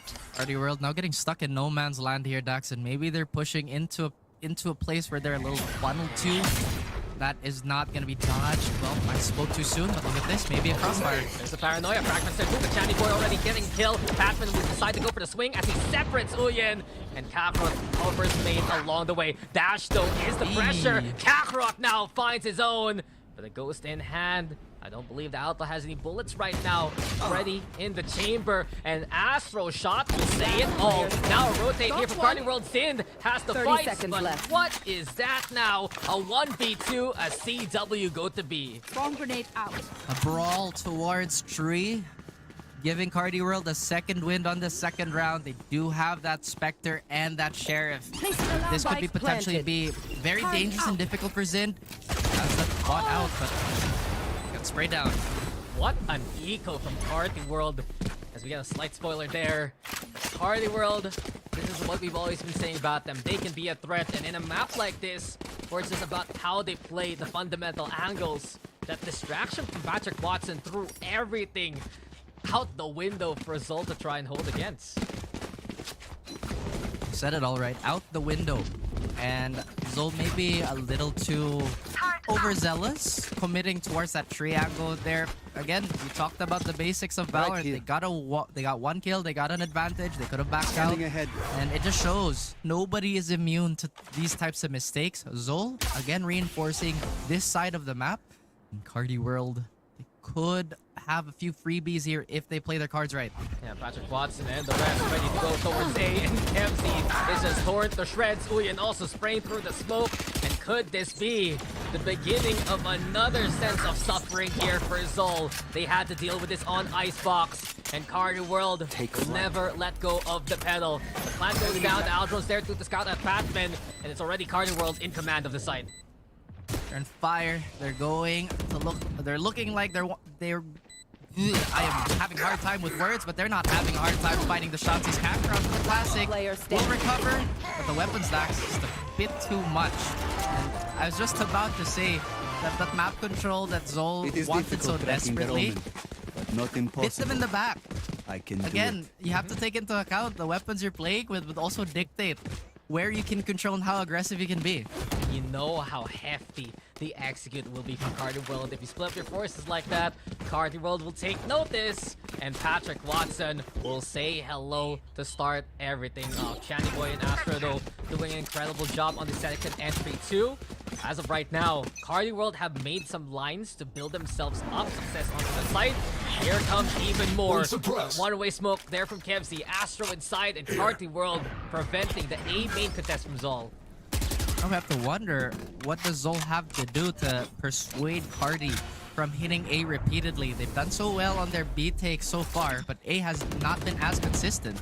Maybe it's that danger, that level of danger that Zol love to play with on that A main lobby, or that A main position. And this smoke doesn't even fake out Carti World at all. Astro's on top of things. He's gonna see if anyone pushes into Wine 2. And given that, it has pulled much of Zol to play towards A. This Aldron, though, it's a matter of timing. Is he so low? Oh, he shoots it down. So immediately, they know there's a lurk there towards B main, but do they realize the rest of Carti World are already here? They have no info to go off of. They'll rely on the sound spot or maybe the recon dart of Micro, but a few more seconds, they could sell this. You're gonna hear it coming. No command now online here for Channy Boy. Zinto playing towards stairs. Patrick Watson wants to go for the advance, but doesn't expect Sin to be holding that close. Both houses also now cleared out. Channy Uyan still on point for the shot, and Carti World will keep the ball rolling. This has been their strength. Patrick makes space. The rest of Carti World go kill. The smoke's gone. Kemsey falls. Carti World just absolutely sharp on the shot as Astro have found a trio for himself. 3-1 here for Carti World. Uh-oh. This is a fiery start for Carti World. And Zol giving away a lot of gun rounds for this. Is it uncharacteristic for them to do this? Not so much. But you would expect a little bit more movement on their defensive end. Maybe switch up the assignments, have a little bit more pressure towards mid. If you've noticed too, Carti World, they've been a bit more cautious when it comes to taking anything near market, whereas Zol have just been completely ignoring it. Picking that up, Patrick Watson wants to go already. The green light is here for Carti World. A bit of a roadblock there with a fragment, but it's just a bulldozer that Carti World have brought to the table. Kemsey does find the two, but Carti World still with the site. A challenge from Zin perhaps. He wants to find a way in, already tagged by the spam. Just waiting for the sound cue here, Raph. Sin, temptation, standing. but there's just no way. The call of death is heard here as Carti World will keep this going now. Did not fall into the intrusive thoughts, Dax, but the pull of the rest of the map was just far too great on the side of Carti, and it looks like Kakarot is going to be a bit more aggressive towards the center. As an operator, range and lethality are his friends. Going back on these highlights here, they did so much damage with Kevs that it does beg the question. What if they had a bit more of a response from maybe the back of the site, maybe from Heaven itself, or just, again, the presence from Tree? They're gonna look for the one now with the operator. But Patrick Watson, he just blitzes through with the clear. The blades are out, the scans there, but Kakarot will survive to look for another attempt. So that's the Carti World knowing now an option hand from the shadows being used here by Astro 2 to play in the boathouse. There's a bomb flash from Candy Boy, but they just can't hear anything after the paranoia. Kakarot collateral! He's bound to two with a single bullet, but Oyen gets a double of his own. Now on the retreat though, Zol has Patman watching out. Astro now found out. Patrick, as well as Oyen, they need to force the issue onto the site. Micro's timing is impeccable, and Sin's also ready with the helping hand. Zol dismantles the push here. That paranoia by Kevzi was beautiful. It dismantled the timing of Carti World and froze them dead in their tracks despite the pop flash going out, despite the smoke setting. And you saw how awkward everything was, especially on the player that was in transit to connect with his team. Now Carti World, that's one thing that they have to worry about. That paranoia that's just been so valuable. And they even have an operator here for Zol to continue on with this threat. Seems like that can be the weakness here for Carti World that Zol's trying to exploit. If they can stop the initial burst from the Jets, and it is a chance for them to stem the tide. We've seen this from Batman of the Fragments. Kevzi with the paranoia, and danger here for Kakarot, and he can find the trade. Shandy Boy instead falling, and eventually the second shot does ring. So that's 2 for 1 as Zol takes advantage now. Oyen picks up back the spike, but Carti World are already wounded here as they try to play into A. Dash forward into the alarm bot, and now the Swarm 2 should be Carti World taking the site here. Again, they delay that burst. They've been doing that so well. Now they have time to position themselves for an easier retake. They do have a lockdown if they really want that extra layer of security, but potentially Micro's utility could be enough. Kevzi again with that paranoia. Oh, Zol already finding the fight early on, and here on Raptors, it's up to Kakarot to find the final target. They do expend the lockdown zone, they want to play it safe, and it holds Uyen to try and contest the doors already. 3 for Uyen, backs out into Wine. He has the Hunter's Fury though, so he can play this position, and Kakarot needs to try and outsmart his opponent. There's the tap already. He's looking to get halfway, but his first shot will confirm the intentions. Kakarot avoiding the second, a matter of timing. Oyen can't hit the third, but where's the swing from Oyen now? Around, and Kakarot can't get away with it. Oyen with an impeccable shutdown, as Carti World have found 5 now. Oh my god, Kakarot had two smokes. He had 2 jet smokes available. That could have been the difference maker. Again, maybe he didn't want to give it away. Sometimes you just have to play in the moment. That's exactly what we saw. Just super clutch by both these players here. Unfortunately for Kakarot, he will not go blonde. He will remain base level. Looks like the Dragon Balls aren't giving him that Twitch, man. And Carti World still going on with this one. Well played so far. This attacking side has been immensely successful by the way that they put the pressure on Zol. And this time around, no more op here for Zol. It's a half buy. For some, it's just a hero rifle, really for Patman. But given the injury so far, Oyen has done everything he can to get intel for mid for good reason. The question is, are they going to be suspicious of Pizza? And with that Schlockdart, that is going to answer every inquiry that maybe the rest of the world is going to have. But Patrick Watson, so clean on that swing. Yeah, Carti World has just been so on point, clearing out mid. They do lose one as Patman surprises them with the gun, but Patrick Watson still watching out for the guns themselves to prevent them from being scrounged. This Carti World, though, they push towards B. Sin's shoulder seen, but the headshot is even better. Micro now the one to challenge. Patrick Watson pulls him down. He's found 3 for the round. They're hunting for more as Zin is on site. Can the Killjoy get in cover in time? Answers yes. Here comes the clear though. It's a chase from Uyen. Desperately looking to find the fight. Patman though. 30 seconds Good for Astro. Zin making it a 1v1 now. And it's a big battle ahead of Zin here. Where's the gun? Gonna look for it. There you go. Now he finally gets it. 1v1 Dax. Lane looks like it's gonna be priority for Zind. Turret is gonna be watching the opposite end. Patrick Watson, this is not the person you wanna be in a 1v1. It's a coin flip here for Patrick Watson and up to Zin to try and test that destiny. No, though. Fatal smile on Patrick Watson again. He has built up success here for Carti World. And a 4K there will mean a 4-round gap between the two squads. Like I said, not a person you wanna be against in a 1v1. Patrick Watson, an absolute terror. The final boss in that round, and he actually helps open it up. Credit for credit is due though as Soul.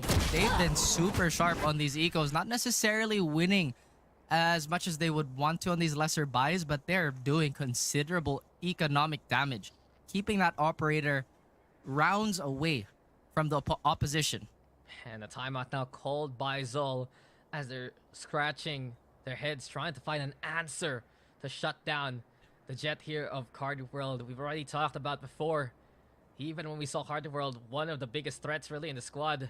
Yoka, McCoy, whatever you want to call him, Patrick Watson now, collegiate to the off-season tournaments to now VCT. He has just getting better and better as time has gone on. And it still happens here. The amount of space that Carti World gets just from the initial burst, and even with that extra clear of utility getting intel towards mid, it's been a sound plan for Carti so far.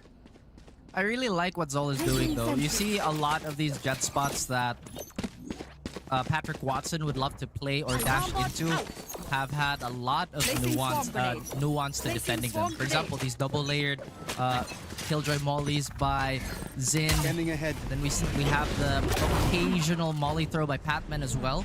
These early bursts, they need to dampen this one way or another. Well, that's one. Finally, though, a big stoplight in front of Patrick Watson. Patman showing him the door there. And Carti World will have to make do without their duelist. It's up to Channy Boy and the rest to try and push. Kakarot looking to find a pinch here. Hunter's Fury now for pressure. And Michael has already found the first shot. Can't confirm the kills though. Kakarot will get out of the smoke though in time. And Carti World's trapped here. Zol looking to play the pinch even more so from mid now. This could be a very violent pinch as both sets of heavy utility coming in from behind on Carti World. And Zol, they are so good at the stacks. You know they're good at playing percentage, so they're just trying to keep it this way. Carti is slowly getting boxed in and potentially choked out of the round. Yeah, Carti World now ready to push from the market. Uyen has been having an incredible game so far. And it's up to him especially, alongside Channy, to make the space happen. Fragment here for Channy Boy.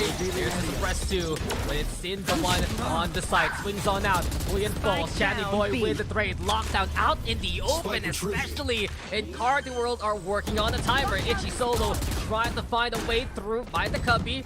It's still the lockdown being broken here, and Zol now getting the advantage. Batman with another one. It's up to Channy now. A 1v3 ahead of him. So difficult as Zol have the funnel to try and play from. Channy's good for the one. It's 3 for him for the round, but it's not enough versus Zol here. That looked a little dicey on the side of Zoldax. You saw a little bit of spreading out on those last few seconds. They played it so patiently up until that point, but Zin getting that initial kill really gave them that extra layer of, again, error to keep Carti World at bay. Now we have Channy Boy with a null command, so they can power through everything here, but they also have to contend with Patman's own version of it.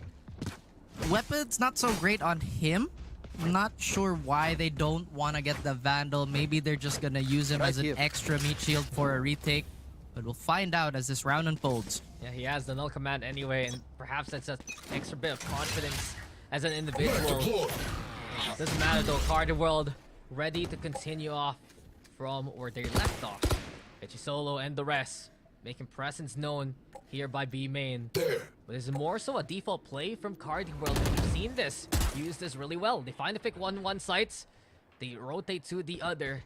Kempsey and Patman kept busy. There's the smoke alongside the flash. And Garderobe right now just trying to drain early utility away from Zol here. Very sound decision making from our attacking side here. But this could be what they need to shake this defense up. They've been attacking with one rhythm and one rhythm only, Dax. It's been solid against other teams, but every time you see Zol win a round, it just feels like they're ready to snowball from that exact pivot point. Now Zol again, they're playing by the numbers. They don't want to give anything away. And you can see Carti World, they're doing the same. This is a great level of temperance on both sides. There's a lot of patience, that's for sure, but eventually Carti World will have to relent. Zol, though, that looming threat, as well as the setup. Here we go, though, with Null Command, and Viper still gets away with his life. Sin popping it out of Storms 2 just before he gets a hit by the suppress there. Oyen and Ash, though, with the clear. Here comes Sin again, just shoving himself into the equation, but it doesn't matter, because with Channy Boy brought back to life, it's Carti World with the numbers now. Smoke's gone, but the space is made, and Carti World here are on B. It was like letters in math. It was a bit unwelcome, but sometimes you just have to deal with it. Carti World playing really deep onto the site here. 2 versus 4. I don't know how they're gonna try and take this. Well, there you go. Patton tries to start things off. It's Kevsey who has to bear the weight of that load on his shoulders. Uses the paranoia already. Carti World ready for the swing 2. The darts there from Uyen. And this setup is looking unbeatable. As soon as one swings, Kevsey will have to deal with them all. Itchy sold the first contact point though, and he got close to try and hit Uyen there, but crouched to avoid, and the shot to ring through. It's Carti World now up to 7. As a bowstring. The fight demands. I love that Carti World isn't being one-dimensional with their play right now, Dax. I think this was the mistake they were making in Icebox, and they've made concrete fixes to it. When Zol don't give them an opportunity to just kind of pounce on, they won't force anything. They'll try and save their utility for a full 5 heavy rush, maybe later on into the round, and hopefully, or hope that the Zol defenders are elsewhere trying to secure the map control. Again, sometimes being too greedy with map control has its downsides. Yeah, but as of right now, we're seeing why Carti World has picked this map raft. This is a map that exemplifies their strengths, their fundamentals, and the way that they play these sound executes. Itchy Solo, though, contending with many. Breaks the now swarm to keep him in position, and from that point on, it's the pivot from Carti to wipe out the rest. It will lead to a 3v2. With those picks, it's a B side wide open for Carti to take. That was such a rare show of aggression on the side of Zol. They got their 2, but planted. again, it's an eco. You can't really hope for much, but if Patman can get that extra Vandal, then maybe there is a glimmer of hope for this team. Perhaps that light at the end of the Ascent tunnel. As Carti World, they're playing super solid again. But they're gonna have to pay the paranoia toll, and Patman and Kevsey will back off for now. Look to make sure that they're ready to go for the excess way here by lane. No dice, no way. Patrick Watson with another swift set of kills. Carti World running away with his half so far. You said it. They are indeed looking like professional sprinters right now. Zol left in the dust. Again, we can't count them out, Dax. This is the exact trademark of Zol. They will adjust no matter how heavy the resistance seems to be. Unfortunately, this should be the round where it begins. I mean, if they lose this round plus they lose pistol, then the efforts are just going to be exponentially harder. I mean, you know Zol can adjust, but when will it happen? Will it be too little too late as they look to shut down Carti World one more time? And Zol are putting more forces into B main now. Itchy Solo, though, wisely backing away. Let's get down by the Alidron there. Channy Boy! One little hut giving him cover. But he's good for the 1-for-1. And now Carti World will know it's a little bit easier to play at the A here.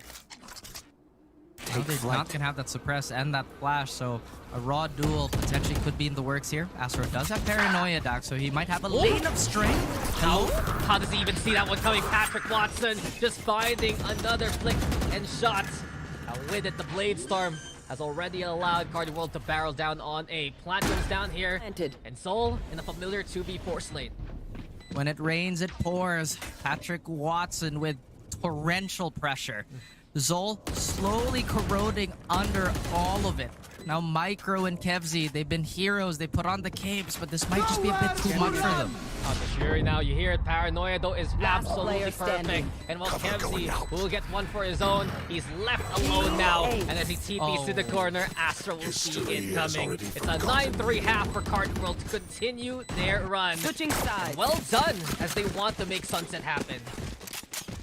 And that is where things get really dicey for Zol. I mean, Channy Boy, still true to his record, not really having a bad performance on Sunset by any means. Now Zol, that is 6 rounds that they need to be flawless just to even tie up with Carti World. Pistol is of utmost importance here. That is by far the easiest swing that they can take. But Carti World has also been great on these force buys to just contest that momentum. Yeah, Carti World have been a scary threat throughout the game. That one thrifty round a while ago really changed everything in the situation of the map. And so Esports, they're gonna have to rally ahead for a big comeback if that's what they would like to see. But it's just so difficult right now, Raf. You got Carti World prepared here. Double stacking towards Cubby. Channy Boy, the one to receive here at A main. Where is the flash as it only finds Channy Boy? Very rare mistake. Maybe he willed it into existence, Dax. Who knows?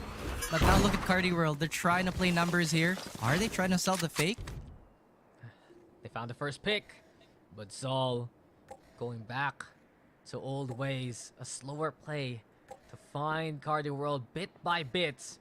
And you also see Zin looking to anticipate any kind of mid pressure. Patrick Watson though, again, tries to play over at Cubby. You see the dart there, used by Uyen. And the shock darts, avoided well by Zol, but they're gonna have to run into the Sova anyway. Now a fight in the smoke. Uyen gets away with the one, but there's no hopping out of this one. The bunny's caught, and Zol now takes the sights. Turned into a burnt hair here. Zol, they walk onto the side. Left. Pathman, maybe not paying attention to his back now, but his sixth sense might be tingling. Dax as Carti World, they're equipped with a sheriff that could still be very dangerous. Yeah, alarm bells ringing here for Batman. Zin also has to contend with one of his own. But Itchy Player solo standing. now. Surprise, you got Zol here all across B main especially. With it, this is their side to control. Astro, he'll find the fights, but it is just too many numbers ahead of him. The swing comes in, Micro makes him quite critical already, and Micro will confirm the kill there. Pistol, much needed for Zol. They've taken both pistols, Raph, but remember last half, it was Carti World surprising them with Thrifty. Exactly. This is something that Zol have to note down and potentially adjust to. I wouldn't be surprised if they go for the extra Vandal buys or maybe extra main rifle buys, just so they can have that bit of extra range. The Bulldogs are great alternatives too. But once again, they have to remind themselves these closer angles can hide a would-be defender. Uyen, I Love You is having a wonderful game, but the rest of the squad not being too affected. In fact, they're still in a great lead. Zol, on the eye test, they seem to be doing good. But these rounds, they indicate otherwise. Yeah, the scoreline says it all, and you make a good point there, Raph.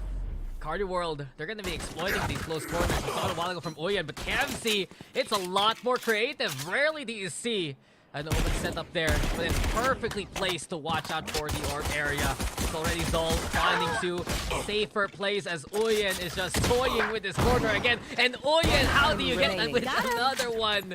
He's gotten away with the two there, Raph, but this time around, he's punished accordingly. Havrot wants to finish the job off, and Zol will take their anti-eco swellingly. I hate that post-round animation by the glitch pop. It's just Need a drop. boom in your face and not in a good way. And maybe that's what Zol need to do. Maybe they have to change up the pace, right? They know that Carti World is going to have a weapon advantage here. This time around, they didn't try and contest from the anti-eco Dax. And Bulldogs, yes, they will scale. They'll have a Phantom on Kakarot, a Vandal on Zin. So this is still, I would say, decently even. I mean, Zol has the firepower. Carti World, they won't want the fights as soon as possible. Already see it. Itchy Solo's turret setup. When you see a Killjoy setup, just put that immediately there for the first contact. You know that you want to swing off it. attempts there. The flash is good, but Zol will only take a bit of chip damage to begin with. Pretty standard stuff coming on the side of Carti World here. We know that ubiquitous alarm bot in the center portion of market that will cover a lot of bases, but it does look like Tree might be unattended. They're playing it on the proper timing though, as Zol is stuck in transition, but the smokes are gonna pop out. I'm not surprised if Carti World start moving a bit more forward on this defense. And Zol, again, trademark speed. Slow is smooth and smooth is fast. I mean, the Thorners won the race versus the Hare, but Zol, and they rely on that Fable for the lesson they want to continue on here. Kakarot with the push from the doors. Eventually peeks out, finds Astro, but Carti World are ready for the rest. As soon as they say that though, Shandy Boy's torn apart, and Zol have taken the side here now. They go for the safe plant here. Itchy Solo has a turret in hand with him, so this can alleviate a little bit of pressure from the peak, but instead we'll use it to patch up a hole from Tree. Now Uyen has one shock dart tax. This could make the difference, all the difference in the world. Oh, they know where Micro and Kemsey are at. So Kemsey gonna use that TP, try to fake that intel, and here comes the drop. Uyen with a stellar clear. Micro though alive fighting, and as the door cracks, do they realize Din's there too? And now the Swarm swords the spike. Itchy Solo though, a wide swing to get the kill, and it's Itchy versus Din in a matchup of the Killjoys. With chip damage, the Nano Swarm not broken in time. Buying a lot of time here. Itchy Solo tempting fate, trying to get close to it. He's ready for the shot, but Din is just better. And nicely done for Zol. They win a much needed bonus here. Is this where the plow begins? Is this where Zol continue that march from Icebox? Carti World, they might be sweating a little bit here, Dax, as the position was really in their hands to play here. I even thought that was a fumble on the end by Carti World, or not by Carti World, by Zol to peek into 3 people. Wow, taking the bonus away, reducing the weapons to pistols yet again. Not a good sign for Carti. Yeah, it was so surprising. Caught Carti World off guard. They lost the player towards rafters. And Patman and Micro, I dare say, really stepping up in these tense situations. Zol now making a case for themselves here on the attack. And they go back to the defaults. Yet again, the Zol game plan versus Carti World, we've seen it be manipulated. The pace of the game so important for Zol right now. They swing into B main. Itchy Solo over onto the corner. There's Uyen also. Ready to make a trade happen if need be. The Kakarot, a small clear there, enough to take the leap towards the sites. B is open, but that spike still towards top mid. KFC will need to bring that clear eventually. Oh, that is a bit painful to watch if you're a Carti fan. And Zol, they once again surgically remove all these pieces from play. And now the board has been wiped clean. Zol with the rifles largely intact with the Blade Storm to boot can continue this eco roll, to be honest with you. They're gonna be healthy for a good minute. Now Carti World, the condition was to prevent Zol playing flawless Valorant for 6 rounds. 2 more rounds, and Zol ties it up. It has just been pristine from Zol so far. Yes, there were rounds where they had to get some incredible impact frags, but yet again, the defaults from Zol has found the small weaknesses versus Carti World, and it kind of relates to map number 1 a while ago. Carti World, they're gonna go for the timeout right now just to assess the situation. Are they overcommitting these early fights here? It just seems that way. I mean, was this what happened in Icebox? Because there's certainly parallels to it, Dax. You talk about that corner from Maze into that one-way from on top of barrels, and you kind of see it again. You see that corner play on top of the crossfire, but it's just not working out. The alarm bot is used to clear it, and now the Carti player has to decide: do I just tank the vulnerable or get swung on? Yeah, just Like, you would see. We can see it from Kakarot, right? Just the way that he swings perfectly at the corner, just to make sure he doesn't get peeked from the site itself.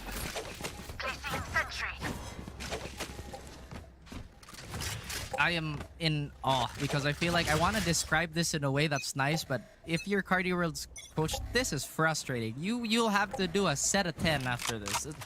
Again, they're young. Absolutely, they're young, but they didn't make it the 3rd place out of sheer luck. You know what I mean? So you kind of expect them to do a bit better in the 3rd week. But again, this is essentially where hell begins for a lot of our newer teams this week and next week. Yeah, it's the reps here for Carti World. And Zol, they've already done the set before. They look to continue on. The best challenge though here from Carti World right now. They're feeling it with the aggress over onto A main. The smoke actually dropping towards the orb rather than the one way. And as Carti World play off this, it's a bit of temptation. If Hatman swings off this, maybe Patrick Watson has the angle. It's a conundrum. As smoke's gone, Patrick Watson moving back the other way. Astro now wins the one way properly this time. And the paranoia is in a good spot. Patrick Watson able to mow them down, and Carti World setting themselves up for success. It's 2 for Carti World so far. Make that 3 as Patrick Watson continues the streak. And Carti World setting themselves with a nice play there. Well done here by Carti World. That 30 smoke seconds did left. keep Zol guessing. Zind all alone in the situation. Doesn't necessarily have to go for a save. In fact, they want to ruin the economy as much as they can. But ultimately, Carti World deciding the fate of this round with how much they invested into their duelist here. And yet again, another tower of power. Yeah, you walk into the high and My low, quiver you is say never goodbye. A flawless here from Carti World. And you'd love to see more of that if you're rooting for this squad. It's just about some of these set plays right now towards the main angles. A while ago, it was about crossfires. Now it's about flashes, and it's a big change up for Carti World that Zol has to deal with. And it's great. Again, we love to see the evolution of these teams just add layer upon layer. And now Zol again, primed for another round here. It looks like Carti World is going to have a bit more of a traded solution. They're going to have a few answers, especially in the form of Noden. But look at this! The scan's big, but Kakarot's only good for the one. Uyan also with the Hunter's Fury now from afar. Carti World trying to scramble on the side here, but Patman still making them work for it. So now have Patman to go hero. He's found the double of his own. It leads to a 2v2, and he's considering where to play. Does get scanned. He's no play, it doesn't matter. Patman going huge for the round, and with it, Zol will take it. 8th tier for Zol. That is soul crushing. We had everything in line for that perfect defense, but Zol in championship form again. Breaking the hearts and the ankles of many. Hatman, many times has he been called, and even more times he's answered.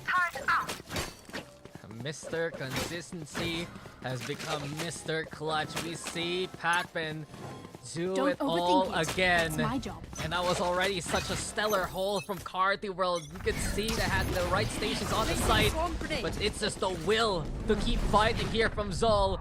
And Kakarot looking to make the play again. Paranoid though, a great stall from Astro. Kevzi taking a lot of damage along the way, and this means Zol will have to retreat from A here. That is a lot of damage though onto Kevzi, so Kevzi might not just be as aggressive with the teleports. Carti World, they are in a good position, but they heard that Dax. They know the footsteps are there. Yeah, he's just only got the back way in time, and here comes Zol now, making their way into market. Danger still. Kevzi with 10 HP playing the entry, and Kevzi, you are brave, and you are just gonna find the kill for yourself. What is this from Zol already? They found the 2 to open up B. It looks like Carti World, it's crumbling from the core, and Zind, where'd he come from? The foundations are falling apart for Carti World as Zol have brought the hammers and striking from all sides, but Carti World still with a fist of fury to fight back. Patrick Watson can't handle Patman though, and it's Zol now one away from tying things up.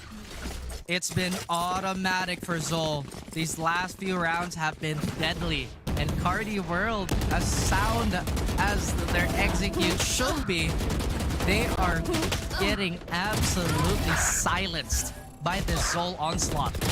One enemy remains. It's a wild call to let the guy with 10 HP play the entry. But Zol did so, and Kevzi did all he can. Exceptional work though from Zol as a whole. When it comes down to the chaos, they're the ones who find a lot more sense in the situation here, Rap. And while Carti World is fast to react, Zind is faster on the spot, and that's already Patrick gone. The brick wall decides to throw an extra brick towards Patrick Watson, and square to the face, square to the jaw. Carti World, they might be a little dazed from this. And look at that, Zol again, they're really not overextending, but despite the discipline, they're getting chipped away. Timing works out for Carti World. And say what you will about timing, man. but the shots are just so sharp here from Carti. And now Uyen spots out Sin. Danger for the kill throw. They're just the wall backs here. The fragment's gonna be there too. And it's up to Zol to save their teammate. There you go! Reinforcements do arrive. The army of Zol marches on.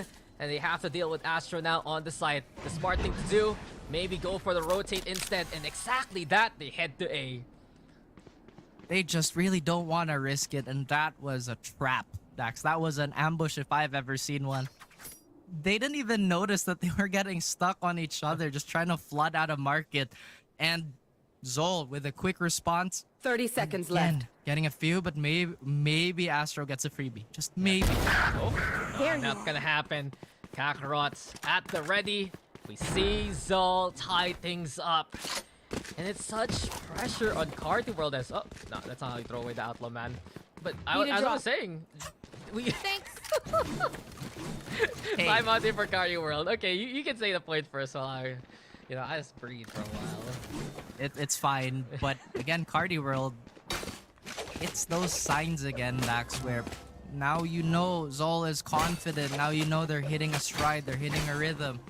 Carti just offbeat by a millisecond, and it's really been leading into just bad situations, to say it or put it nicely, right? They do have a lockdown here that could be their saving grace, because I don't think they're gonna have anything available for the foreseeable future in terms of just ult economy. Meanwhile, Zol, they still have a Hunter's Fury that could potentially come to fruition very soon, and Patman primed for yet another null command. Now, Carti World, I feel like they're once again going into that pitfall. Okay, guys, let's front it. We have numbers. But then they kind of forget that the flashes have been reserved on the side just for those types of situations.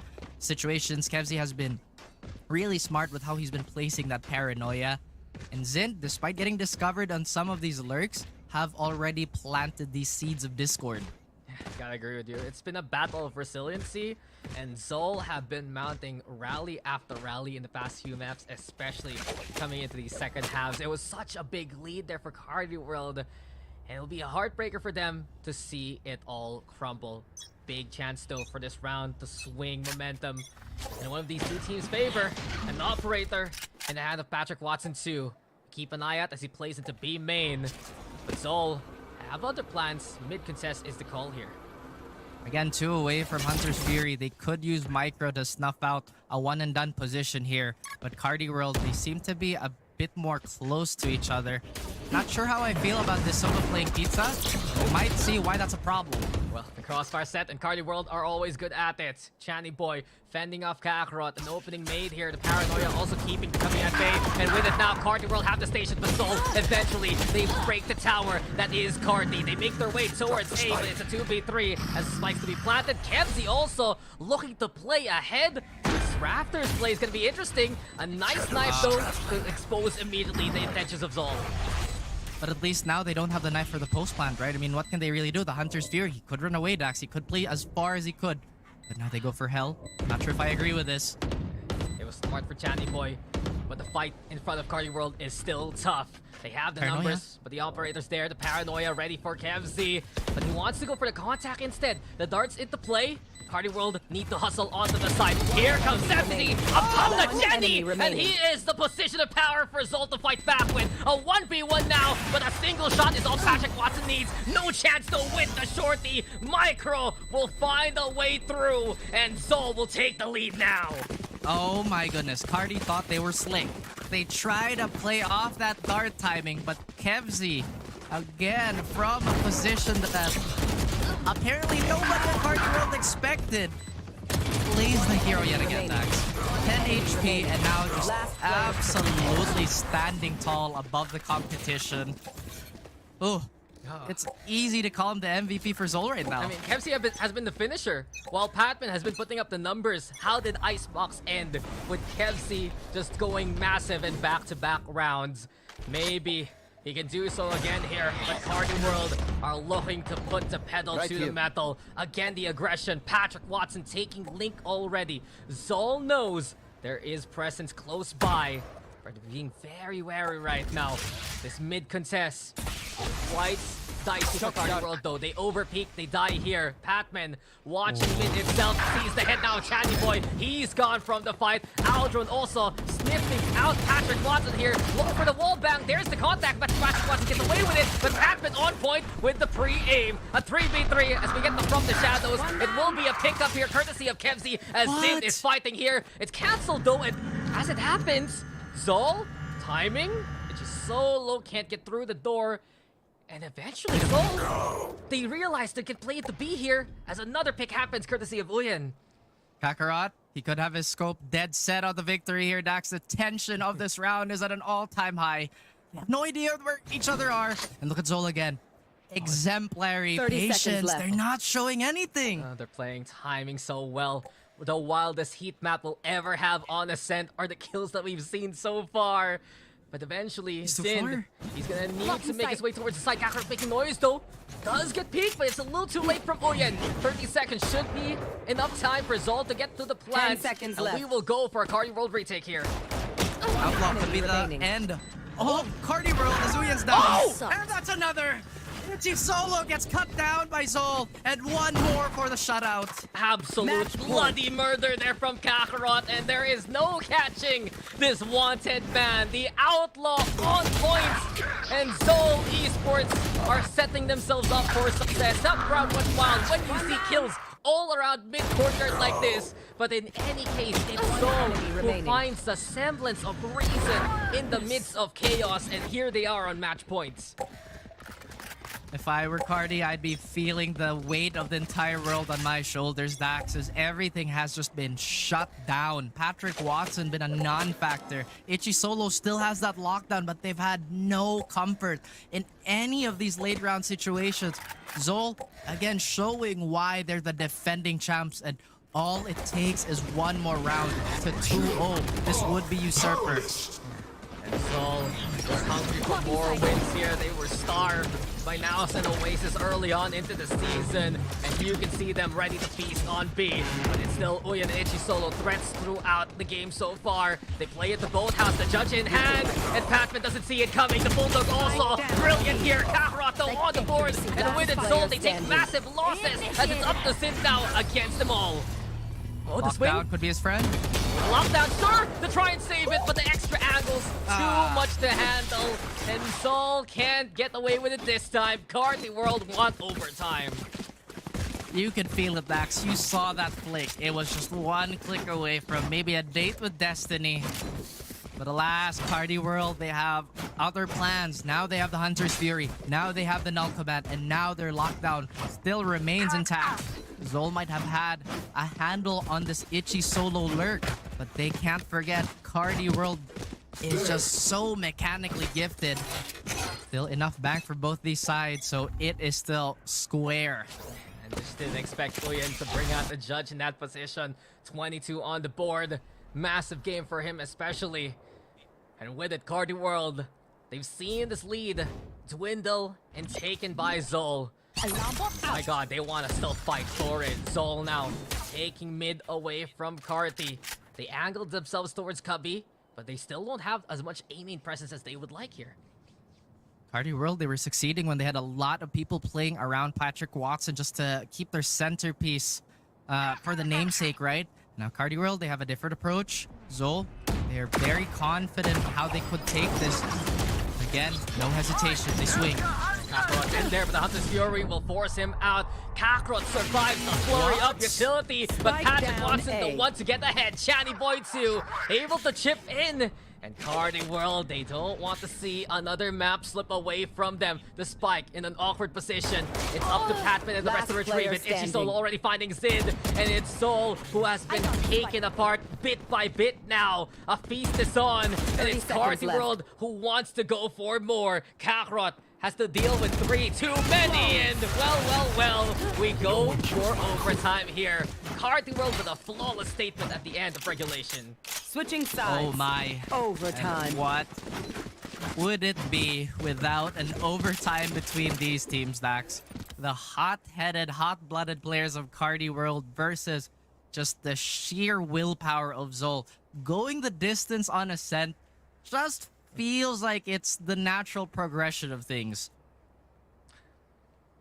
It's been such a close outing, and I dare say, you can see really the strengths of Carti World and Zol in full force. I don't want to say this immediately as a conclusion, but it's just that playstyle difference between Carti and Zol that have shifted the rounds here so far, Raf. You have on one side, Carti World, a fast, heavy hitting kind of squad, hungry for contact points and wanting to fight whenever they can. But Zol taking the other complete page here and playing slow, playing defaults, finding bit by bit map control here so far. It's been a good answer versus Carti, but there are just these rounds where Carti World take command and look so unbeatable when they find those fights. Once that trickle begins for Zol, it's just so hard for them to recover against Carti, as you mentioned. And it's been off the back of these individual duels, right? Zol, they've been doing a beautiful job of making the most out of all the chaos they've been doing with all the aggression pulls towards wherever they want to be. But Carti World in these last two have just been steadfast and, again, maybe evolving into a different form here. Carti World on the attack, they could just run over this defense. Ready to bring the demolition crew. Carti will have all the permits here, and with the suppressed into play, Zol will look to go for their own kind of strike. A rally from Kevzi to play into Wine. As soon as that happens, though, Carti World, they do back away, leaving Astro to fend for himself. A flash is there, no peek as of yet. Instead, we watch out for Kakarot here. Up in hand, but he doesn't find the shot in time. And with it now, the glass cannon is exposed. Kakarot forced back away into Garden. The pressure is on here at A. But Batman's still on side. Here's the fragment. Kempsey winning the duel towards main. And then Zol now in position. Zol doing all they can to find the three already. It's looking flawless for Zol. And there you go. Spotless defense to go back to match points. They were helpless, Dax. They were like fish in a barrel. Carti World completely blinded by everything. And Zol once again just being a bully at this point. Oh my goodness. Carti World, now it's their turn to Can't even remember turn up the the heat spike. on the defense. Zol, they've been patient. They've been trying to dissect as much as they can and expose whatever gap there would be in this defense. They were stopped in regulation. Perhaps Carti can do the same. And immediately Zol looking to prevent the same play from Wine working against them. Kevzi, a shrouded step across, covers any kind of A-main pressure. And this pulls the defense of Carti World towards that A side. But yet again, we see it. The default play from Zol Esports. They leave the spike behind. They look for picks elsewhere. And as of right now, they're making all the noise that they can. And Micro picking up the orb, say they want to build the Hunter's Fury for this upcoming fight. Beautiful timing you saw by that jump down. It looks like Carti World are ready to commit to a strong A defense. But on the other side of the map, they're not budging either. There's a lot of utility, especially in front of the offensive side here. And that recon dart is going to expose the plants. They shoot once, but they're not exposed. So how many players are there in B lobby, Carti? Don't know, Dax. They got away with it for now, and Zol now ready for the burst. It's high time though for Kakarot to get in there. Watch out for Uyin again. He's been stellar on the speedway, and he's looking to find a way through, but no, Patman instead shutting him down. It's Itchy Solo on the side. Itchy Solo good for the double, and Patrick Watson taking the fight towards the cubby. Big pick from Patrick Watson. Channy Boy also getting one of his own, and Micro now left to himself. A 1v3 as he makes some noise, but time is running out.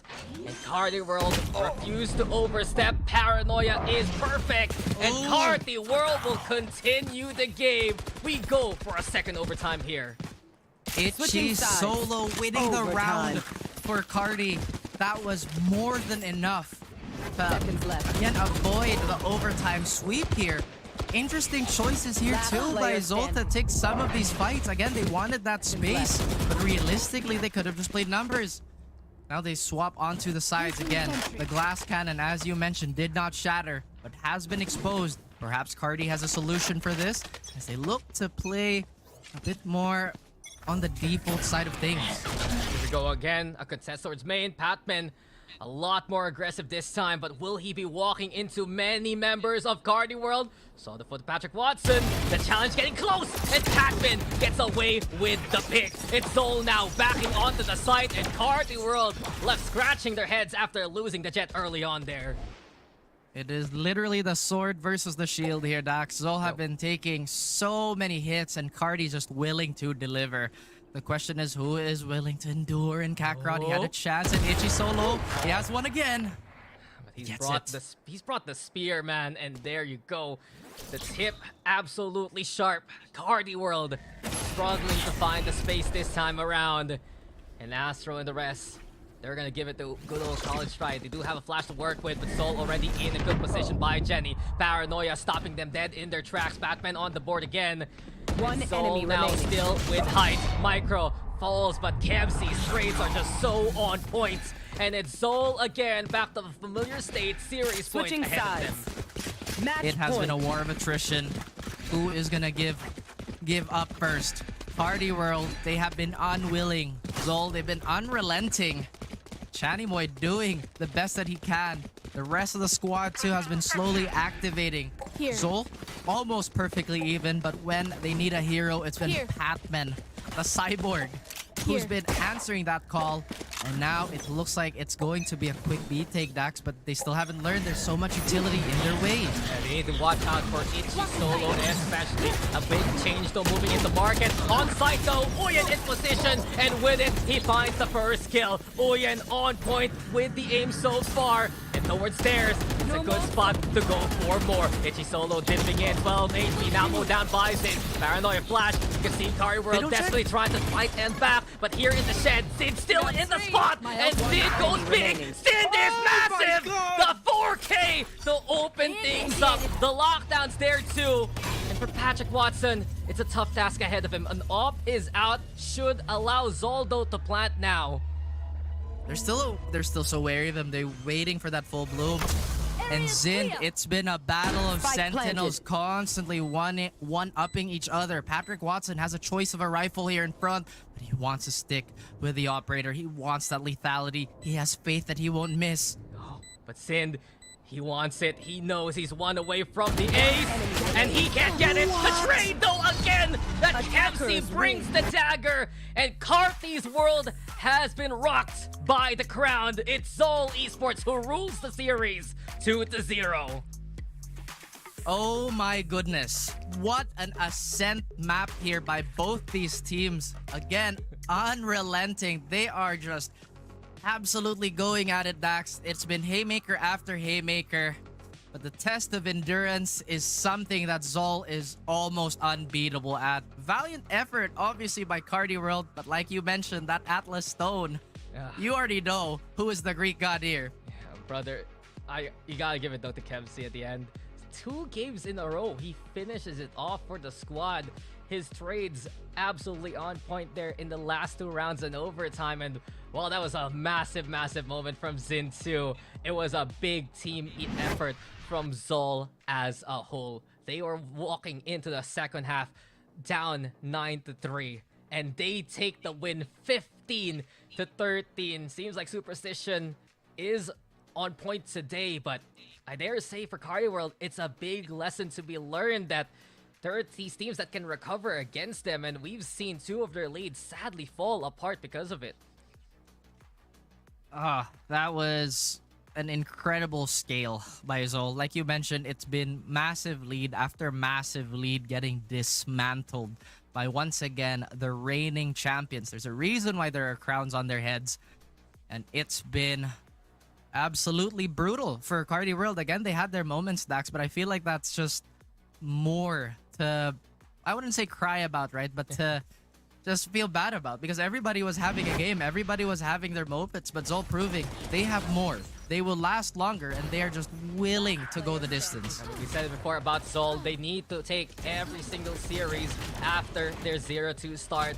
And it seems like they are looking to continue that trend. The streak continues here for Zol. Carti World, though, it's a heartbreaker, yes, but there's so many lessons to be learned. And this was a showcase from Carti World as during this whole series that they are a threat that needs to be watched out for. They have been some of the best shooters coming into VCT PH. Absolute raw talent. And then you have veterans like Chani as well as Astro there too. You know, with a bit more refinement, this Carti World squad can make waves and can make runs into VCT PH. But the fact of the matter is, it's still Zol, your defending champs, and it's still Zol with the dub. They've been happy to take these wins again and again. There you go, another one under their belts. The waves were impressive, but the cliffside was too tall to clear. Again, Patrick Watson nearly had another one for himself, but Kevzi, the closer, the dagger, the phantom of the fourth quarter, he was just way too good for every single closeout round. And let's not forget Zind, again, a bit of a quiet hero on Icebox, was just a menace on that Killjoy. And I guess this proves that stability is still king in Valorant. And Batman too, just taking honor after honor along the way. What an effort there from Zol. What a rally and what a series we just had. We're gonna throw it over though to the panel to break down especially all those Zol comebacks. So guys, we'll see you there. For Carti World, per that was just completely Zol having a great comeback in the last round of the game. Mabagay tayo sa overtime, but they have proven themselves a bit of a strong contender against Carti World. Babalik ulit the panel, kasama si Yanni Glaze at si Raf. Well, ako, nag-predict ako ng Carti World. I'm done. Kayo na bahala. Well, kung tutusin talaga, it was also kind of close para umabot nga tayo ng sunset, ano. Natuwa akong makita that they were so good and so dominating, convincing rounds, even going into Ascent. But then again, kung yun nga, umabot tayo ng second half, biglang umusbong ba naman kasi sila, yung Zol Esports Fluffy, ibang klase yung naging comeback, yung mga clutches coming in from Kevzi's side. Exactly. May kita din natin dito sa series highlights. Yung mapa talaga dito, sobrang iba yung itsura ng Icebox to Ascent. On Icebox, it felt like talagang may control. Medyo pantay sila nung first half. Pero Zol, bumabawi sila on that defense. Nagbabawi sila ng mga rounds. Kumuha sila ng 5 out of the last 7. And that was just enough to really seal the deal with a convincing 7 and 2-13. These highlights really prove yung mismong Carti World rather was trying to make a chance in making actually everything work. Kasi kanina how Zol started their momentum. Kasi kanina, again, we discussed about how this match or series will go. It's all about getting that right or the best foot forward. Pero it's just Zol trying to take mostly of the coverage kanina. Honey Glaze.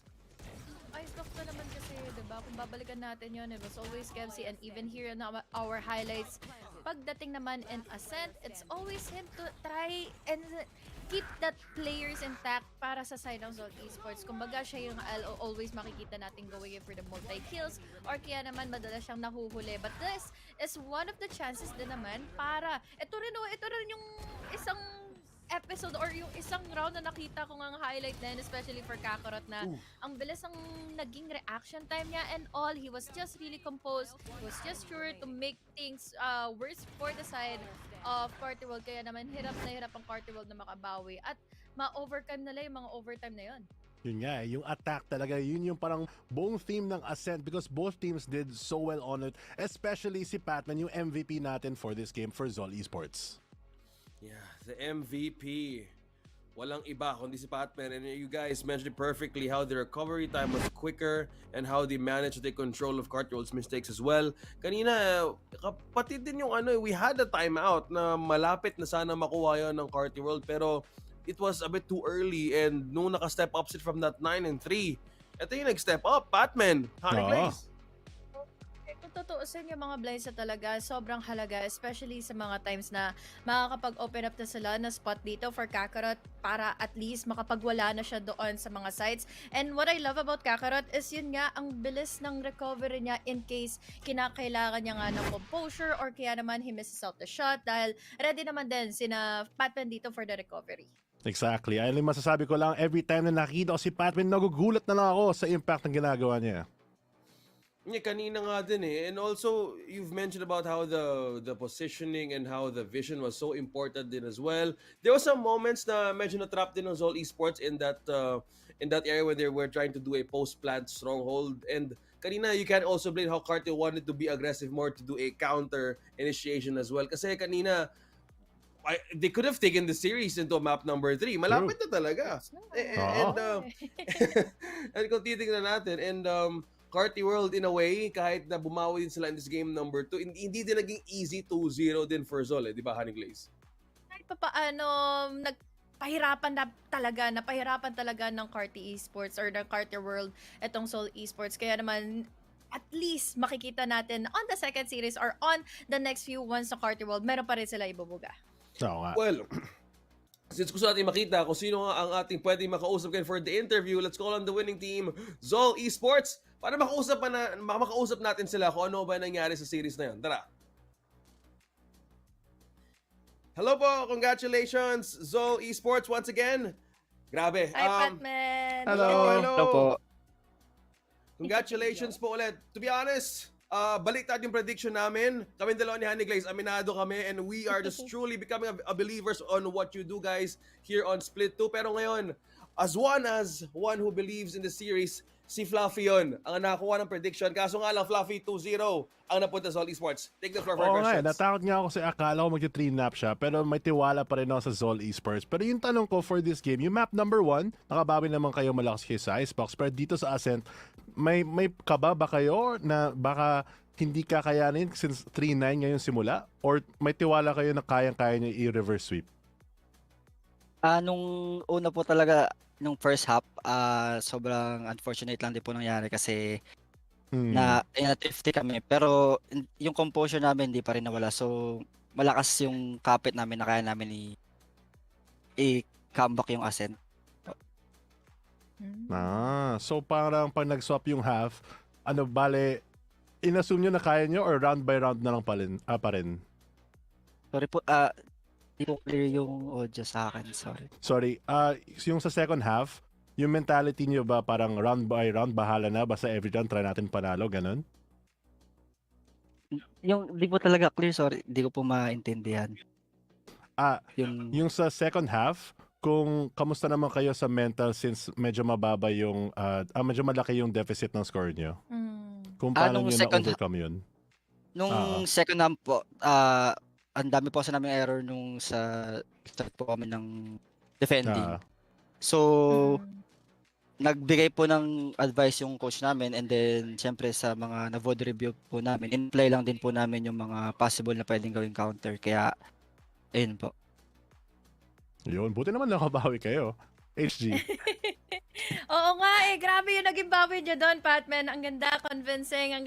You won a really dominating game number 1 earlier. What I wanted to ask lang siguro is kung naging handa din ba kayo para sa mga pwedeng maging third game? Kung sakali, was it in your mentality na baka mag-third game talaga, baka umabot talaga doon? Or talagang gusto niyo nang isarado yung series after nung second half natin in Ascent?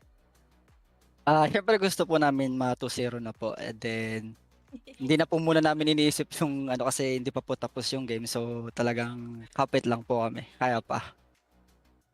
Tutusin, no? Kinaya niyo talaga no, Patman. Last question na lang, going into overtime, paano nyo at least have us around through kung paano nyo siya tinake over, dahil grabe yun baka nagmuntikan pang magkaroon ng 14-14 earlier. So, were you guys ready for another overtime doon or talagang yun na yun?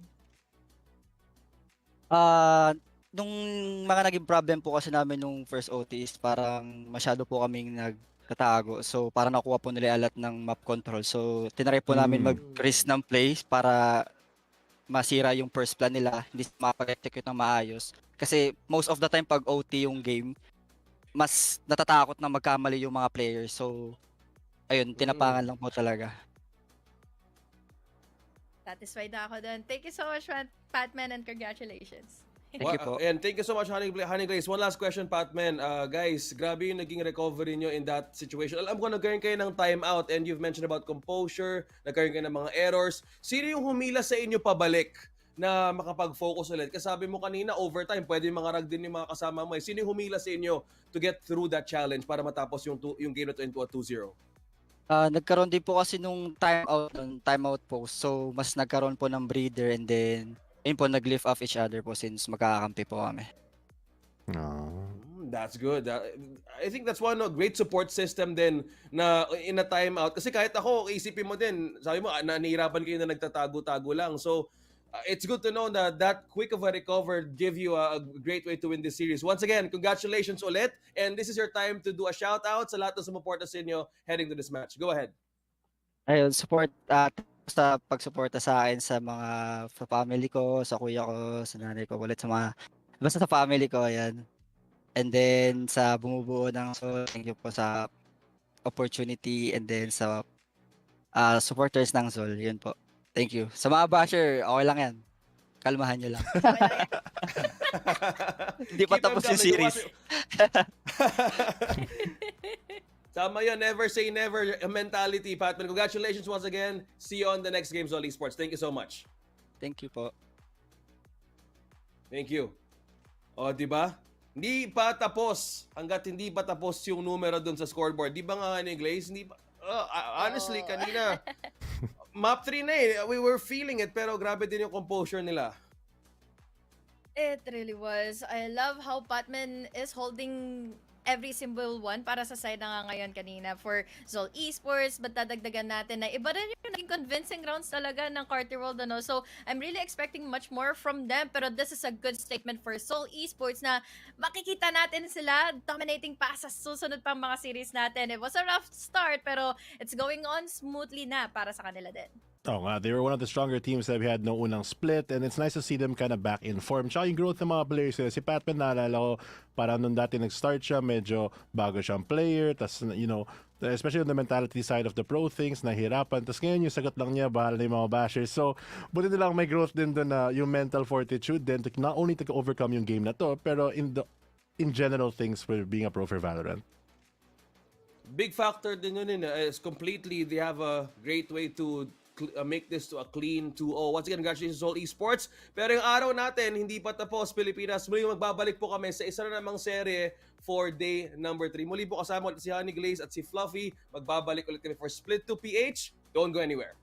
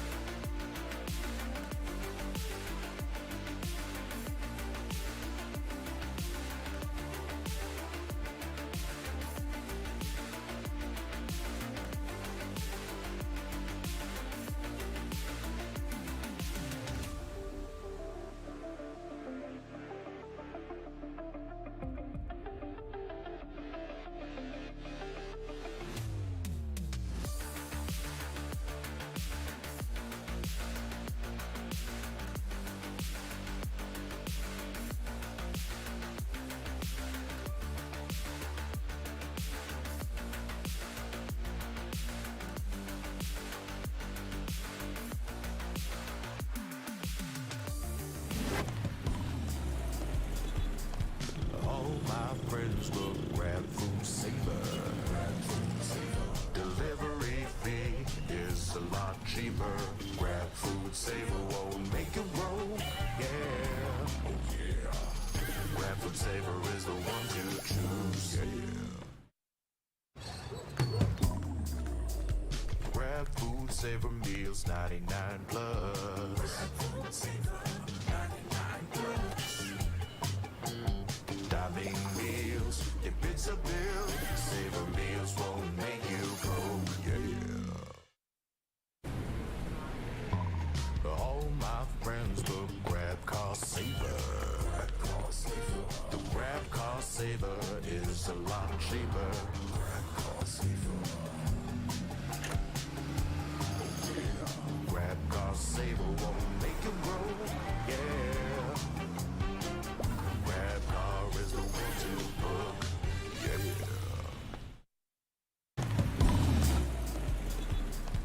All my friends look, grab food saver. Delivery fee is a lot cheaper. Grab food saver won't make it roll. Yeah, oh yeah. Grab food saver is the one to choose. Yeah. Grab food saver meals 99 plus. Diving meals, if it's a bill, saver meals won't make you go. Yeah. All my friends look, grab cost saver. The grab cost saver is a lot cheaper. Grab cost saver. Grab cost saver won't make it roll. Yeah. Grab car is the one to book. Yeah.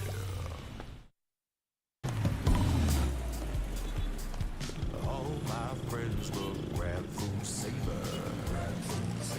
Delivery fee is a lot cheaper. Grab food saver won't make it roll. Yeah, oh yeah. Grab food saver is the one to choose. Yeah. Grab food saver meals 99 plus. Diving meals, if it's a bill, saver meals won't make you go. Yeah. All my friends look, grab cost.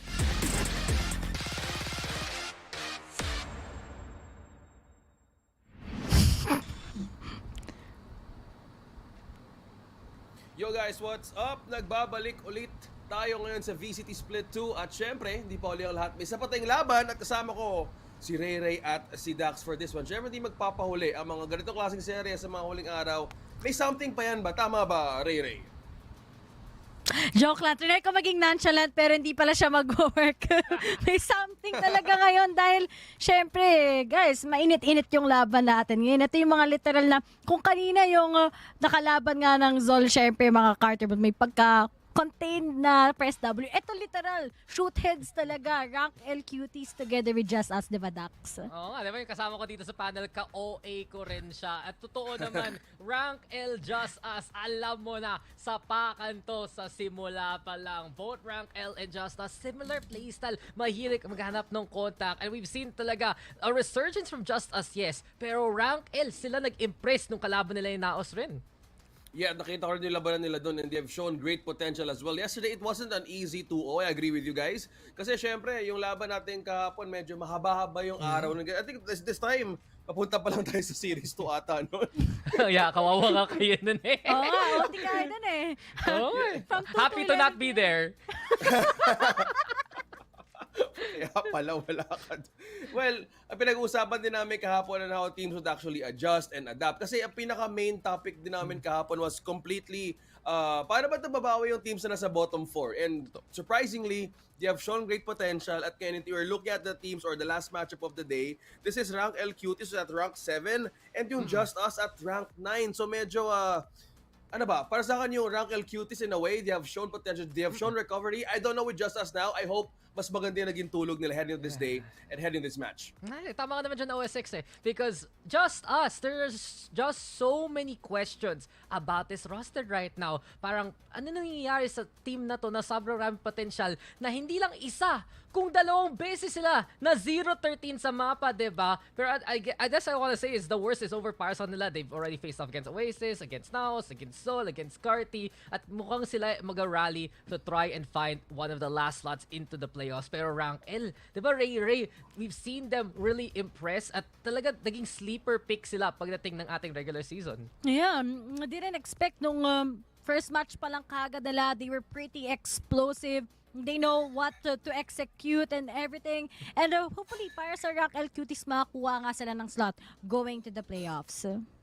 Well, speaking of the playoffs and all of the things happening ngayon sa VCT, this is powered by Mineski Global, the official tournament organizer for the 2024 VALORANT Challengers Philippines, presented by PPGL, the largest multi-game esports league in the country. Yeah, and we won't be here, of course, without our official super app partner, Grab. Score Grab's lowest prices ever with up to 50% cheaper fares on Grab Car Saver, delivery fees as low as 15 pesos with Grab Food Saver delivery, and thousands budget-friendly meals as low as 99 pesos with Grab Food Saver meals. Syempre, may promo code pa nga tayo, guys. Diba, Grab Food 60 yan, and get up to 60 pesos off your order with a minimum spend of 550 pesos. Promo runs from 11 a.m. onwards. So alam mo na, bago pa mag-start yung VCT, pwede ka na mag-order. Yo, that's syempre guys, this tournament is officially sanctioned by the Games and Amusement Board. Hello po sa Gab.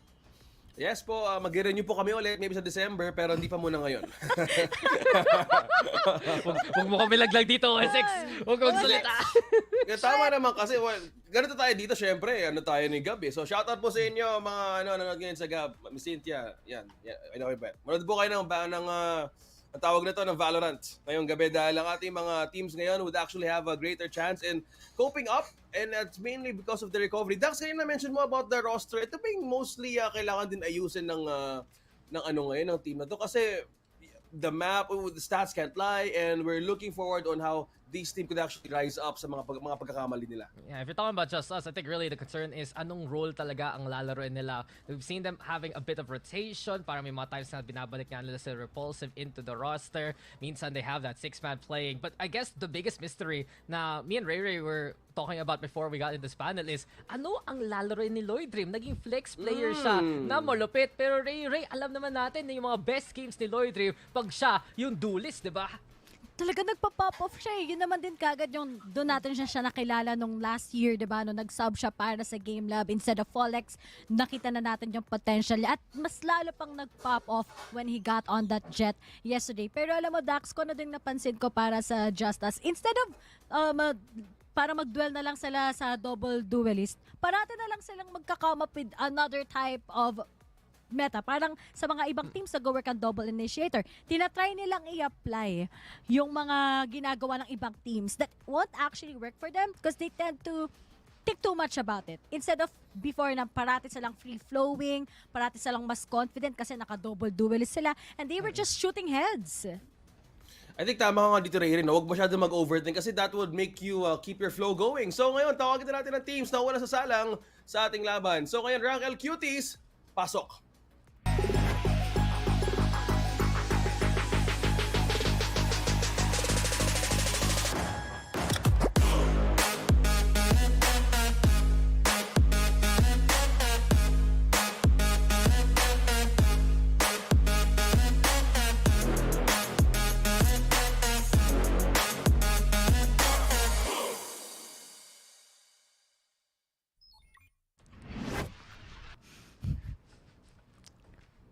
Oy, alam naman natin, may makikita tayo mga grad pick diba sa grad season na to. Pero Rank L Cuties, meron pang ang element of mystery. Jacob, san ka na? Kasi alam naman natin, isa siya sa pinaka nag-perform against Naos last time. Pero Gavitis, Yord, Kurubi, Savannah, of course, filling in that roster right now. And we've always said Rank L Cuties, medyo mysterious team sila. Pero the more and more we see them, the more and more na nakikita natin yung potential. And I think you always have to go back to the series last time around versus Naos. Umabot pa sila ng overtime nun sa Lotus. They were winning from the first half. At ang maganda dito sa Rank L Cuties, unlike many of the other teams na nandito na baguhan, galing sa ating promotion system, sila talaga handang-handa sa mga setup, sila handang-handa sa mga rules close sila. And we've seen them really succeed kasi defined kagad sila from the get-go.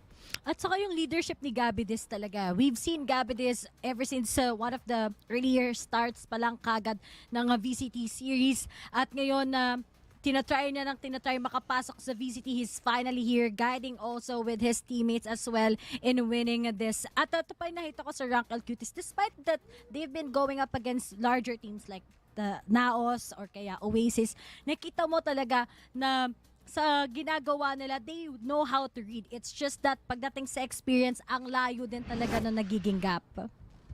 Yeah, and speaking of the gap and experience as well, you guys mentioned about the performance last night with Rank L Cuties. Si Jacob, yung kahit mismo lahat ng kaso siya nagsabi, may reason bakit tatlo yung binya sa mismo mga ganong klaseng lawan, and he really popped off.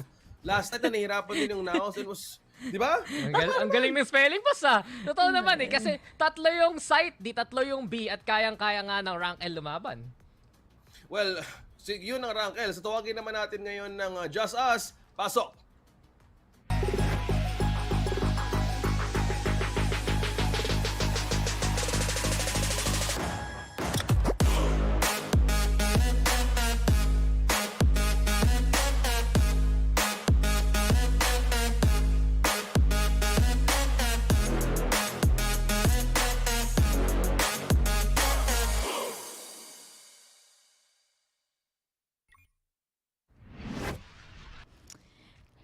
Last time, sila yung isa sa mga top 4 kings. But right now, it seems like it's pretty hard for JustUs. We have here Seiko, Second Love, Lloyd Dream, Par Schofield together with Repulsive. An amazing young roster na nakita natin. Finally nga, nakalaro na rin sila kagad last season. Pero this season, it's been really looking tough para sa kanila. But Dax, napag-usapan na natin si Lloyd Dream. Pero we gotta recognize din na may mga games sila na si Stacey kasi yung naglaro instead of Seiko.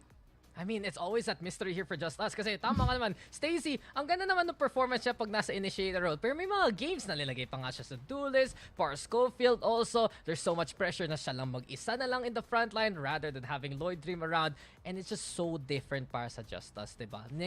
Itong team na to, they really rely on their raw talent. Na sila talaga papasok into the series, feeling nila kayang-kaya nila lahat. And that mindset goes a long way. Pero pagdating sa saan sila sanay, hindi nila nakukuha yung setup na usually handa sila, na usually na ini-expect nila. And I think that's the biggest concern na parang nawawalan pa ng leadership dito yung JustUs in some of their worst moments dito sa VCT. Pero may bawi naman dito against Seoul, and ito nga yung chance nila bumawi pa muli pagdating ng season natin.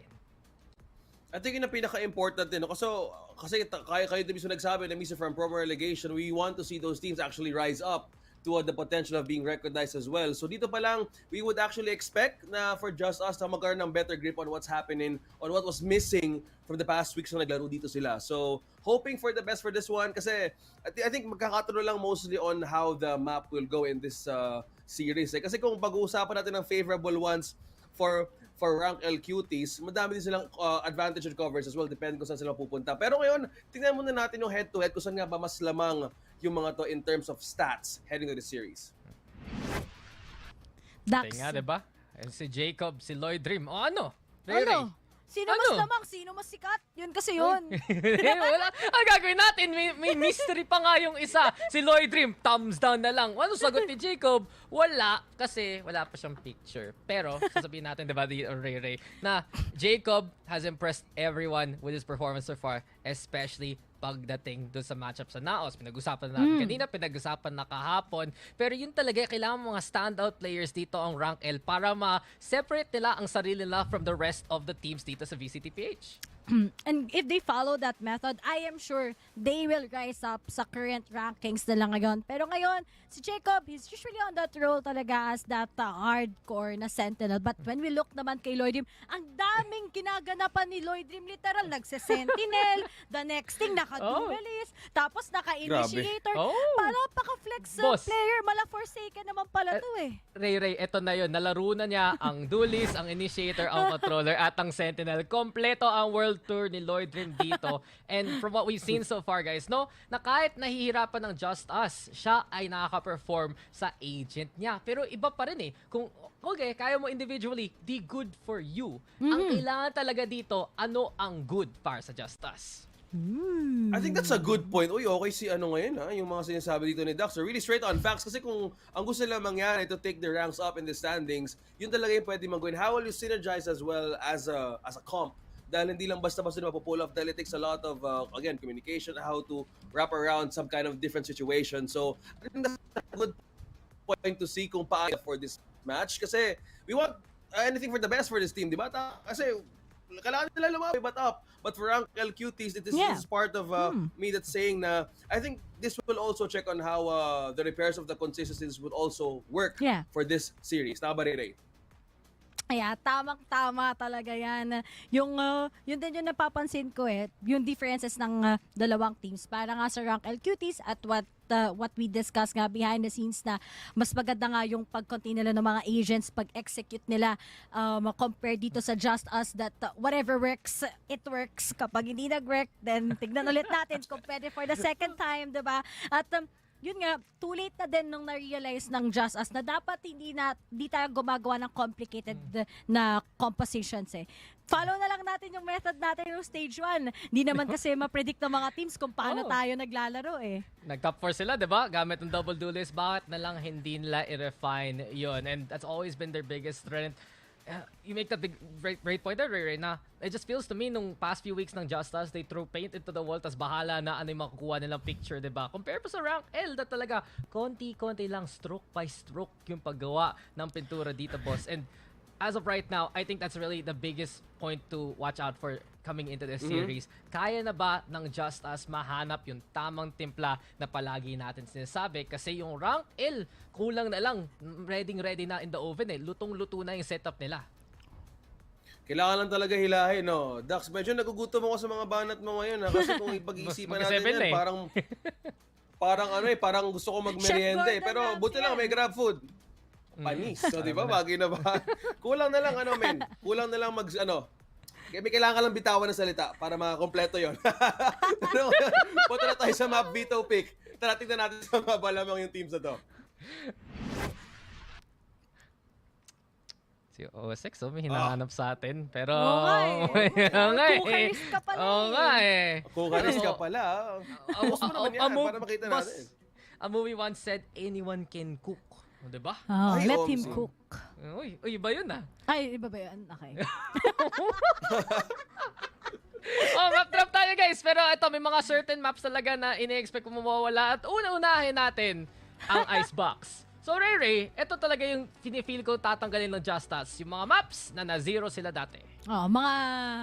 May PTSD sila as of now. Kasi nga, Icebox trinay na to eh.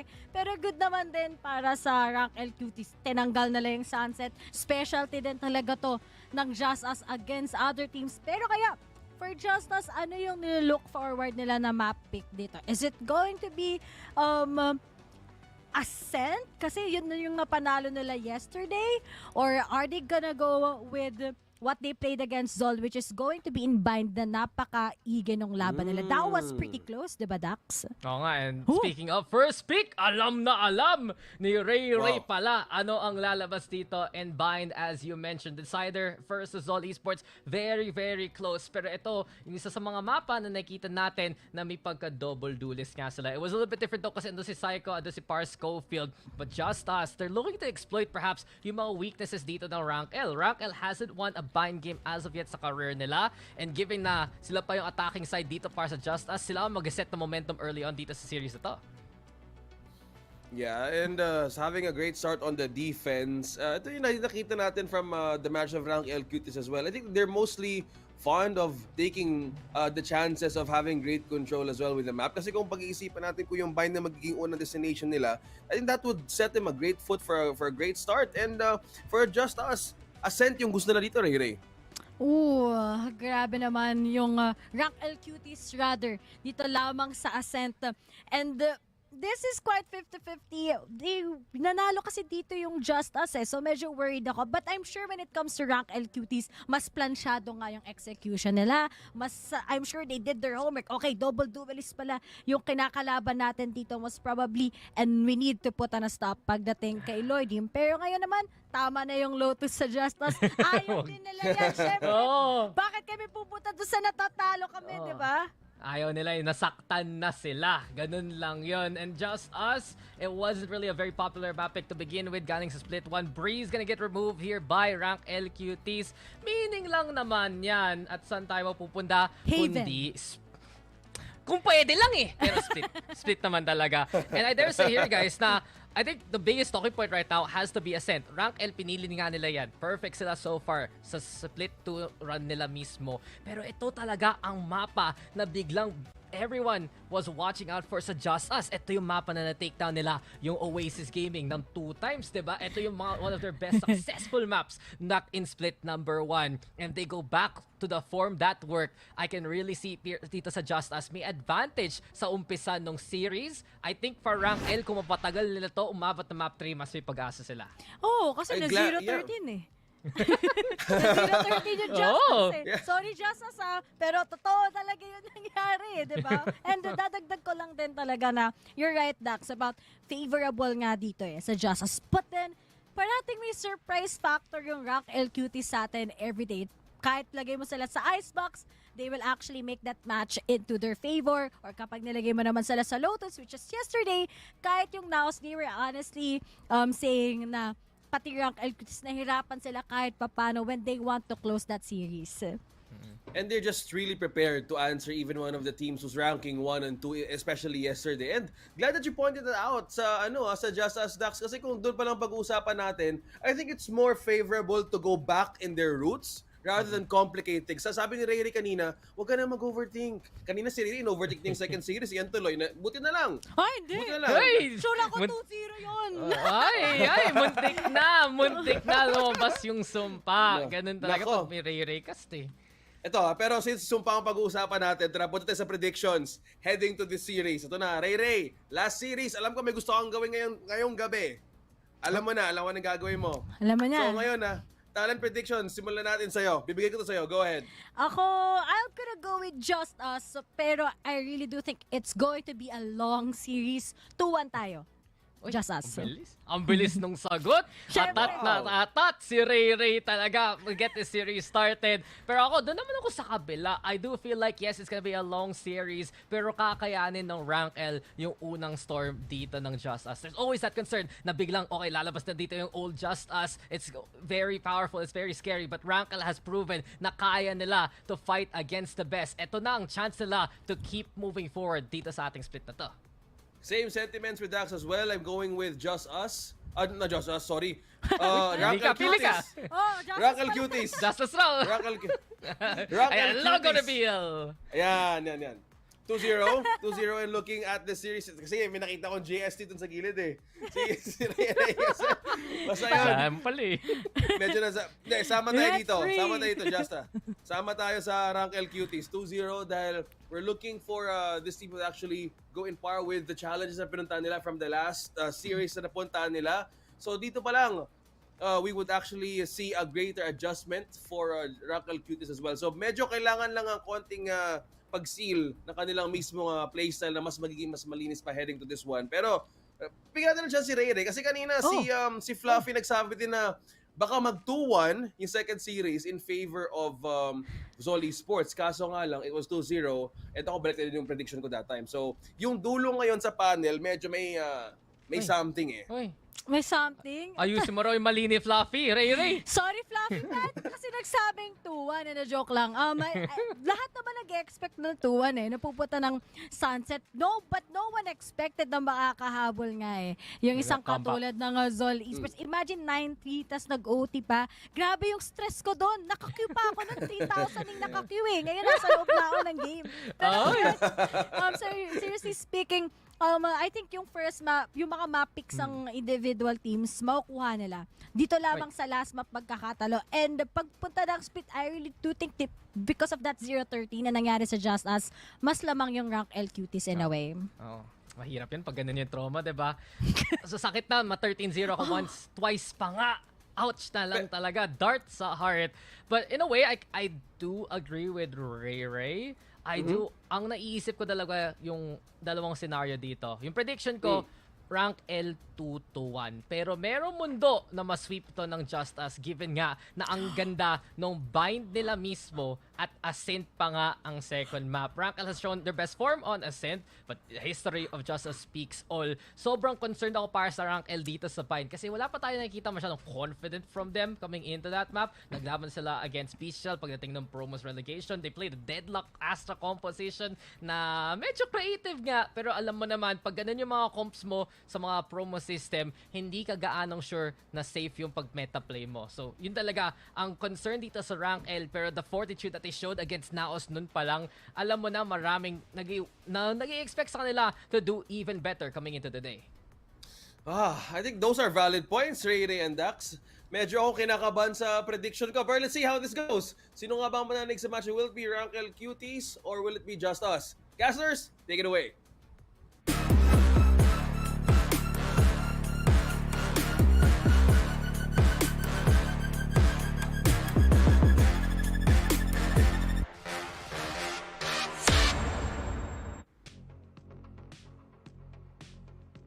Is that how you do your signature pose, sir? Hello, everybody. Welcome back to the show. Once again, my name is Raf. That is Raf02 apparently. So it is going to be the Raf and Raf cast, but enough confusion. We have enough Taylors in the universe. That handsome gentleman over there is Fluffy02, and we are honestly ready to nerd out. He is making fun of me because I have the Scott Summers shirt on apparently today. And he's very happy about it. I'm very happy about it, and I'm very excited, especially since we're moving on to the final match of today between Rank L, Cuties, and JustUs. The panel covered it extensively, but for me, JustUs always is that type of team that has that explosive potential. Yesterday, we saw them play both Bind as well as Ascent, and on the Bind map, our Schofield on his Reyna really popped off to save a lot of the game. So it really does boil down to how explosive of a start they can have and how good their momentum can carry on throughout the map. That's honestly true for a lot of these teams, most especially JustUs, if not them the most, right? I mean, it's such a weird trajectory too, because we thought they would go into a more stable position, especially with how they entered the league in the last split, but now it seems that they're kind of doubling down on their roots where they play like a really hyper version of a mixed team, and that's not necessarily a bad thing, right? But it does look like we are going to go on that Reyna. Reyna never really been bad on Bind. In fact, there was a good amount of time where a lot of the pro teams did pick this agent up, but that was about what, 2020 to late 2020, early 2021. Yeah, I mean, in the professional scene, Tier 1, we see Paper Rex pick it a couple of times, but they always do that in pair with a Sky, which they're doing as well here for JustUs. So taking a book or a page from their book, and Rank L Cuties, on the other hand, a bit more stability in their composition. They do have the Cypher as well as the double initiator. Surprising to see there is no Sky, but also after the Sky changes, it's nice to see a lot of other initiators. The Fade has been tried and tested here a couple times. It's a niche pick. It does give you a bit more control because you do have an accurate scan and a lot of ways to re-clear a lot of those tight chokes, like when you're clearing out elbow or clearing out lamps. Which is a direct antithesis to what JustUs might play, because again, they are going to be hard checking, hard clearing a lot of those corners. Meanwhile, like you mentioned, Rank L Cuties, they have a more careful, measured approach here. That's a lot of shootables too. So this might confuse a lot of maybe our newer viewers out there that'd be like, oh, but you can shoot everything out. But when everything kind of comes at you at the same time, it's a lot to handle. Yeah, it can be a lot of overwhelming presence sometimes, and sometimes when you're overwhelmed, that's the little gaps that they need so that someone can get a good swing on you, and that aggression is something that JustUs is looking to capitalize on with this double duelist. The rest of the composition for both teams though pretty standard with the Brimstone as well as Cypher to round things out. That does mean that they'll have a lot of map control, especially on Bind, where stability is important because of that consistency of how you can instantly just teleport from one side to the other. There is always a threat that someone going through the A short choke could just instantly go into B, and that could be very deadly if you're not prepared for any quick rotates. My biggest question of this matchup is how long can rank L Cuties resist the temptation of just duking it out with JustUs? Because, you know, on paper, right, they have a lot of the utility that they can bleed out JustUs. Realistically, they have double duelist, which was never good at the utility shuffle. And you kind of add the playstyle to the mix where everybody just kind of gets their own moments and, again, operates as individuals at times. How long can rank LQDs not fall into that type of trap? We don't have to wait any longer as we step onto the first round of our last series today. Rank LQDs against JustUs. Map number 1, it's going to be Bind. On the pistol round, we do see Rank LQDs on the defense with JustUs posturing for a B hit or B split with possible control onto Hookah. But that's where Rank LQDs is also expecting them with their own stack. I wouldn't necessarily want to be here as the Sky Flash could come at any moment, and it looks like Second Love will be the first to fall. Looks like it's not going to stop the rest of Cuties from holding this. They go for a super heavy Hookah take, and Par Schofield will dismiss out of this mess. Ruby tries to answer back, but this fight Very has been difficult to get out of this one. Choosing to TP instead, they're going to bolt towards the inside. Well, it does look like they are gonna brawl here, so it's just a matter of where they're gonna fight. Frenzy is doing some work, but Yort with a Ghost will eventually find Psycho. 3v4, Jacob and the rest of the gang are quite healthy. Our Schofield with a singular leer could try and force his way onto the site. Too many targets to click, doesn't matter, he gets one. Like we were talking about it earlier, there's just way too many things to shoot on the side of Cuties. A lot of bullets and not enough in the pistol round. It's just so difficult when you're overwhelmed with that much utility like you mentioned.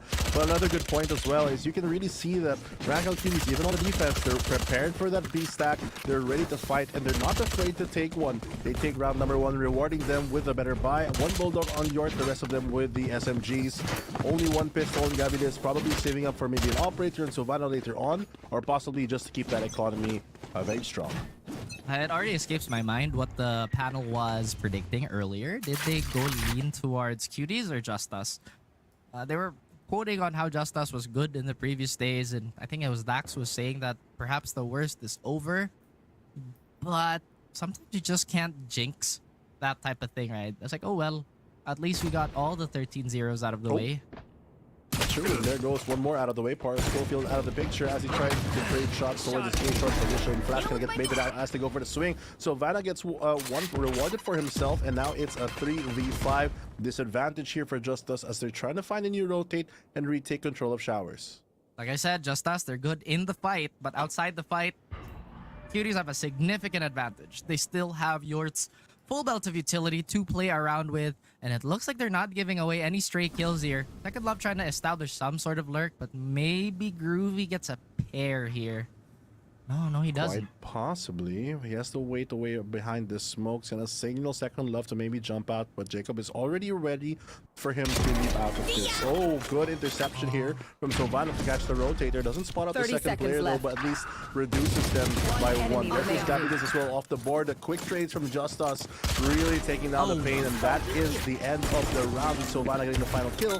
Quicker charging for the ultimate, the showstopper for Raze, but still a pretty decent eco, I would say. You don't get to plant the spike, but at least 2 weapons are gone. How do you go about this? As JustUs, yeah, you'll have your Leer and you'll have your Flash, but how long can they try and get that and slower build up compared to Cuties? The Cuties, they can just hang back. Realistically, all they have to do is hang back.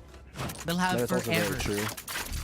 They do have a lot of initiators so that they can always just re-clear without really sacrificing or putting anyone at risk. Just using util instead to check any of those tight angles or anything that might be a bit sketchy for your team. But this time, Par Schofield gonna creep his way up outside of Hookah, try to clear this position for his team and get a more forward base to establish. Oh, again, JustUs, they're leaving Lloyd Dream alone. I don't know how that's gonna fare. Imagine if there was a stray push from Showers.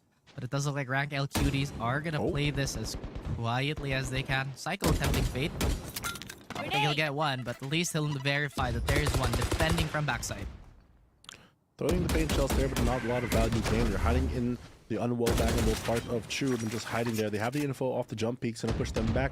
Brim Smoke's gonna stop that push altogether. Second Love trying to find a new avenue as he walks onto the garden side, but that's still space on the B side where there's no real action on A. Instead, defenders gonna start pushing up for a pincer if they take too long, but here comes the attack. Well, it is going to be incredibly heavy. They do manage to evade most of it, but the rifles are a bit too strong. Savano gets a dip and gets Second Love again. That's Cypher out of here, and now the flag is completely vulnerable. We still see no movement on the side of Gabby, but it doesn't matter. 30 as seconds Jacob left. and the gang are going to hold down the fort. These Vandals and Phantoms, they seem to be made out of styrofoam, but it is hitting them right in the eye, blinding the opposition. Yort, One enemy remaining. far to get it. 1v1 now. Gabby and Repulsive. How does this? Spike It's gonna unfold. planted. 5 bullets. Oh, has to check. Not sure if he spotted out the gun there. He knows he's somewhere mid-side because of the plant position. Spots out the head last second. Has an idea of where to look. Silent drop. Walking across. They're not looking in the right direction. He knows he's on backside somewhere. And gets the angle first. Gabby scores for them. And the advantage that JustUs tried to get with that gun round just disappears. Not the boom That's you awful. hoped for. Honestly, that feels terrible if you're JustUs. They were so close. But again, this was supposedly their bonus. They want Par Schofield to hit the ground running here, but it seems like they're not finding these openings, right? And again, it's no surprise. What can they do when there's a Dizzy, there's a Prowler being thrown in your face, plus the cages, and they know that Raze has no utility anymore. So they're just chill. They do need to take a chill pill, and who's really chilling here is Rank Cuties with a very confident 3-0 at the moment. Very smart play by them not to take a fight. They just hold the position towards that tube and make sure that no one can enter. They buy so much time that they just force JustUs to take an unfavorable fight. Now an early molly by Gabby is dissuading this orb contention. Will he expect 3 players behind the smoke though? He can double up with his teammate, but the flash gonna come through, not gonna land on anyone though. The crossfire is gonna begin. Spray downs for everyone, and there is Rank L Cuties on top yet again. Operator shot not gonna land, forced him to back away. Gonna go for the repeat and actually still find one. Oh, he saw the shoulder. And Brimstone's chunky hitboxes are just model in general, not lending anything to JustUs. I think they take a timeout here. They have to do something differently now. They do have a big ult economy going. They have Seekers, they have Orbital, they have Empress for whatever it's worth. If I'm not mistaken, this is what what's the patch number now? This is pre-duelist buff, right? Right, this is pre-duelist buff. We are playing on the previous patch, not the one on live right now for VCT 6, so all the teams can be practiced. And right now, looks like JustUs taking a lot of practice rounds against just Rank L Cuties as they are slowly trying to still find their groove and their foothold. You need to get that ball rolling, because if you don't find the spark, they can't really heat up and keep any heat retention because they're going cold right now. Second Love staring down the barrel of 2. He doesn't know that they're right behind this. Jiggle for the jiggle.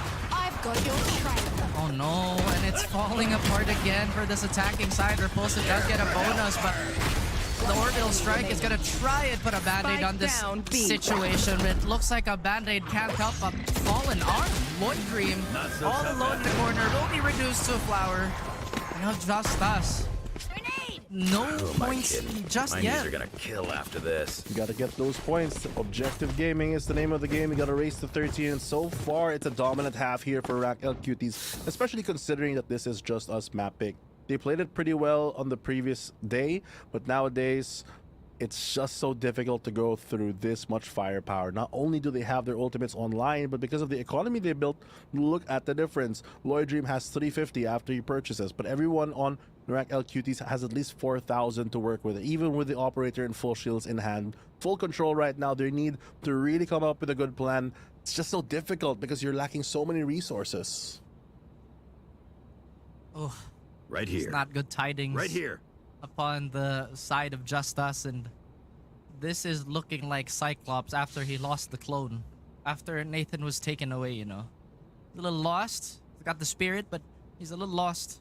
Right Rank here. L Cuties looking to play the role of Mr. Sinister. Do some damage, then just bounce. Very, very true. You cannot dwell on the days of future past, but right now in the present, it seems to be a struggle here for JustUs, as that unstoppable force has really been their crux, and Rank L Cuties are trying to push that advantage even further. I like the fact that they even used the Brimstone ultimate on the previous round to really try to secure as much as they can. But this time, they still have it available, as well as the Thrash to counter any of these aggressive plays that JustUs want to provide. Gabby, interesting choice here, and you can see the confidence on the side of Cuties. Overflow. JustUs don't necessarily have the best weapons, but they could steal a few kills here and maybe get a rifle on their end. If they don't check this, then it will be just the beginning of their woes. What? Oh, what a spam! Just going through, and there goes more! Exterminatus already as Rank L Cuties just destroy them using that orbital bombardment, as well as the sprays through the damage. It's just an unfavorable fight to say the least, and JustUs walk into a trap well placed. Oh boy. This is not going very well for JustUs. This is not what I expected, to be honest exactly. with you. I thought it would be JustUs potentially strong-arming a lot of these situations because they have the right to do so. Rank L Cuties, again, on paper, were kind of handing themselves on a platter, right? Because there were so many times where they'd play on-site against Raze, Reyna, against Sky. That's not good. Like, I feel like that's the simplest way I can put it. That is terrible. But Savano getting the kill on Second Love might just push Rank L Cuties into lucky number 7 here. Par Schofield with the Empress could deal a lot of damage if he can find the space to do so. At the very least, JustUs get the post plant down. The hunt begins. Very true. They at least get the post plant this time. Now it's up to them to defend it. Some spam's gonna go through and damage Par Schofield, but he has the overheal available as well as the heal from his Sky. Finally, Repulsive attacks Silvano, taking control of that elbow position. Now they're forced to go back, but there comes the Thrash. Spam will take out quickly, and there goes another member from Rank L Cuties. JustUs trying to survive out of this one, and they're just taking the fight this time, and they wouldn't. Par Schofield with the double at the end to secure a round. The foothold finally in place for JustUs to mount a comeback. Rank L Cuties there, taking a bit of time, swinging into those angles, giving JustUs just enough leg room to really get it going, get some blood flow. JustUs now have a round on the board, and as you mentioned, that economy was just way too hard to deal with, Fluff. Despite everything, they still have an operator. They could go for another one, in all honesty. But they go for the same buy. So Vano has 12 and 3. Jacob could use this neural theft if there's a stray corpse somewhere in the world. Now it looks like JustUs have announced their presence towards B Long.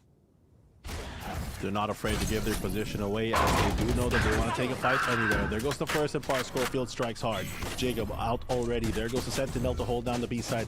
Might fall for the rotate here as the rest of the Rank L Cuties go for one, but the great shot there by Silvano off the flick, or a micro flick if anything. But here comes the rest of the fight, and JustUs just plugged in with a great spam as well. Now he reduces just Gabby this in a 1v4. Dropping the hammer is JustUs. And they're going with a great white shark mentality here. They're not overcomplicating things. They know they're equipped to just kind of chomp through the competition, and bit by bit, they're slicing through Rank L Cuties. But again, this just does not do anything to the economy just yet. For a third time in a row, Savano still has an operator. The damage is gone. The round goes their way, but still they're struggling to get back into the game. Good momentum build though for their team, and great confidence, honestly, attacking this B side. It might be something that QT just wants to really consider bolstering, so they send 3 players this time around to protect it. Interestingly enough, the Rank L Cuties have played a multitude of setups towards B. Wow. The most effective one was when everybody was on site, fronting this properly. York does get rid of the bot. I'm not sure if that was enough to sell the fake here. That tripwire is still going to be a bit of a nuisance, but there's nobody to follow up on it, really. It's gonna be a bit difficult here. Trailblazer clears the path, doesn't destroy the chip, but there comes the showstopper to steal the show. Going for the pre-fire here, nothing connects though, but the rest of the spray should have sprayed through. 1, 2 in the open, trading each other equal, 3 to 3, and there goes another shot on the backside. It's Groovy. That is his way to the Fire and Flames to try to get something out of the situation. He's just dodging all the shots here, but at the end of it, JustUs, they clean up with 2, and it's all left to Silvano yet again. He has the operator, but it looks like he disconnected. That's unfortunate. That's gonna be the round for JustUs, and I wouldn't be surprised if there's gonna be a pause call here. Disregarding I that, wouldn't be surprised either. yeah. Disregarding that, I think Yort's just so reliable as a player. He's always in these one and done spots, but before he gets discovered, he's been throwing everything that he can, so there's not a lot of wasted utility on his end. And despite him getting caught out, he's still getting a frag. Sometimes he gets 2. But more importantly, he's getting damage done despite being in such an awful position. Exactly, and look at the score right now. 3 rounds have gone the way of JustUs, and slowly but surely, not just this game, but throughout the day, we've already seen these insane comebacks, even from a 9-3 in the previous series. So this one already is a good sign that they have the momentum. Hopefully, JustUs does get what they need to get going. They have the Orbital Strike on Repulsive, as well as almost the Seekers and Empress from Park Schofield and Lloyd Dream to really bolster a lot of their attack. The overwhelming firepower that they have whenever they do enter sites has really been one of the difficulties for QT, as they're not able to really stop them. They have no stall in a sense. They only have the trip. They have no mollies that they want to use early, because if he uses the Brim molly, it's good, but it feels kind of awkward to use at times, and Mosh Pit doesn't really do enough damage, at least to dissuade people from pushing it. So really, it's so difficult to stop them mid-fight. You're going to have to go for a clean retake with this Fade, which might be a good strategy. The problem is, though, if it does not work out, you just lose a lot of these duels because everyone has their util out. Yeah, there's a lot of moments, right, where, yes, I see the value of this C's plus Molly combo on the side of Rank L Cuties, and as long as they get the rhythm for JustUs, these combos will work. But like you mentioned, once JustUs tries to start mixing things up, this is where Rank L Cuties have to decide, do we want to go for the full retake when now they have Nightfall, when they could have Prowlered something, etc., etc. I don't think this is a round that they might just do that. It does look like they're going to go for a Hero Vandal on Groovy. So number 1 priority is to just do eco damage. After all, JustUs is in a decently fragile place. They'll have 2 more buy rounds no matter what happens, but still not ideal in terms of economy for them. Very true. I mean, Rank L Cuties, they have some fire in them. They might force out this Hero Vandal. The rest of the team will maybe go for a save. I think they can possibly buy 1 more rifle up. That might just be enough. The issue is it's just so difficult to really intercept the push coming in from JustUs, because between both the Reyna Lear as well as the Guiding Light, there's no escape if they flash properly for you to really look at, and they can get a safe exit with this double duelist. Playing against that, though, it's also kind of difficult to go for a retake, since you have a lot of utility, yes, but a lot of them, like you mentioned, is destructible, so they might not get the full value. There will have to be players in the correct positions to play off of it, and I'm not sure that Rank L Cuties will have the space if JustUs is playing as aggressive as they are. I'm trying to think if this squad on the side of Rank L Cuties is that high execution, because I don't feel like it is. I mean, there's a lot of points of error, question mark. It's definitely not the most demanding lineup we've seen all day. Well, we've talked about... not. Yeah. It's like, it's not the simplest. Yeah? I do think it's a bit hard to really judge what to do because of how erratic JustUs plays. On one hand, sometimes looks so disjointed that Rank L Cuties can just really fight against that, like on paper, but in actuality, if Park Schofield is online dancing around with this Reyna, it's very difficult to pin them down. So I do have actually a lot of hope that JustUs can really come back from this, considering the fact that they've already gotten these past 3 rounds and they've already destroyed the economy of Rank L Cuties. If they get this next round, then it'll be a 6-4. Then it'll go even Steven, and I think on that 50-50, there's a high chance that JustUs does win out if they can get that opening entry. The problem is, if Rank L Cutie is able to take an earlier fight that they don't expect when they're not prepared, that's when they can really start crumbling. I guess that covers most bases, because JustUs is basically, if we have 1 good flash, we can win the round. Like, I wish I was joking, but sometimes the win con is just that, right? Lloyd Dream's flash placement, I think there were days that it was a bit more precise. But maybe right now they're just kind of gathering the data for Cuties and they're looking for how they want to play. But yeah, I still stand by my point. Sometimes it's just one flash into a snowball. Very true. At least on the retake, though, Rangal Cuties does have a better chance because they do have that neural theft available, as well as the nightfall coming in from Groovy.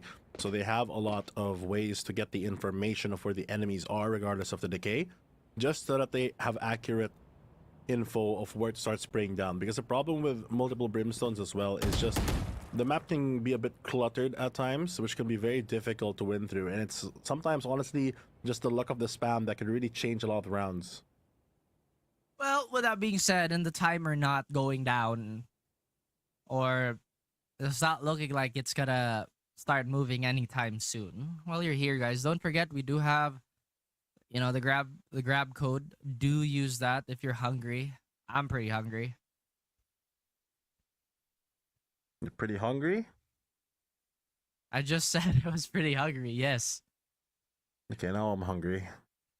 It's infectious now. Okay. We've covered most bases of what has happened and what could potentially happen in the game. So I think we have a little bit of leeway to talk about everything else. Well, I'm hungry. I think if I want pizza tonight, or maybe like a rotisserie chicken, you know. Very, very good thoughts, especially since it is our official super app partner, and Grab has a lot of codes that the panel do mention every time that we go on these breaks, so that you can get whatever you like at the cheapest prices. I personally just ordered a while ago. That's Grab Food 60, by the way, guys. So that's 60 off on your next order, minimum spend of 550. So go ahead, do that. Do it for us, you know? Show us some... I'm joking. You don't have to. But it is a pretty warm, humid, summery night. Milkshake would be nice. Oh, that's true. I had that milkshake addiction phase a couple of weeks ago, and I had to shake that one off, so don't remind me. Are you a strawberry milkshake enjoyer? I'm basic. I'm a vanilla enjoyer. Well, that's fine. I mean, like, I like chocolate, you know. People are going, oh, you are so basic. You like a chocolate milkshake. I mean, who doesn't? Like, honestly. I low-key don't. Why? Because, I don't know, it's like vanilla. It's my favorite flavor. So why don't you like it if it's like your favorite flavor? That makes no sense. No, I like vanilla. I just don't like chocolate milkshakes. I like chocolate. What's the science behind not liking... I don't like milk chocolate. I like dark chocolate. There's no dark chocolate shakes, right? Because dark chocolate is No, because then you're putting milk in it, so it becomes milk now chocolate. It's gonna be sweet. Okay. He's right. He's absolutely correct. If you put milk and dark chocolate together, it just becomes regular chocolate. You are a man of science, but it does look like the production and everybody is trying to get this show on the road. While we are doing this, we are just waiting for confirmation on what might happen, ladies and gents. So, quick recap. It is Rangal Cuties taking the lead. I believe it was 6-3 now, Puff, and JustUs going on a bit of a rally, taking a few rounds here and there. And I think everybody's just deciding on the correct course of action. Well, before we decide what the correct course of action is, we're going to go on a quick break and just sort things out for a bit. See you guys in a bit.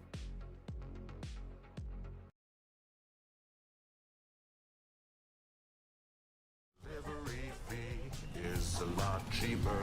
Grab food, saver won't make it roll. Yeah, oh yeah. Grab food saver is the one to choose. Grab food saver meals 99 plus. Grab food saver 99 plus. Dining meals, if it's a bill, saver meals won't make you go. Yeah.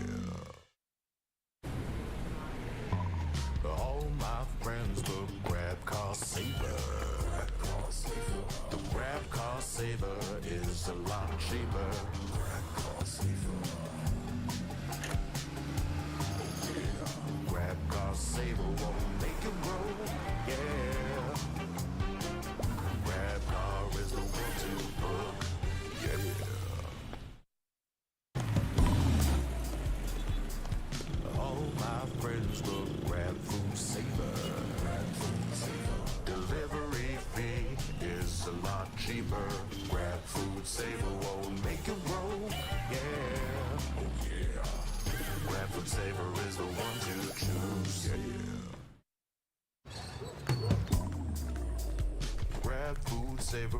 99 plus. Dining meals, if it's a bill, Savor Meals won't make you go, yeah. All my friends will grab car saver. The grab car saver is a lot cheaper.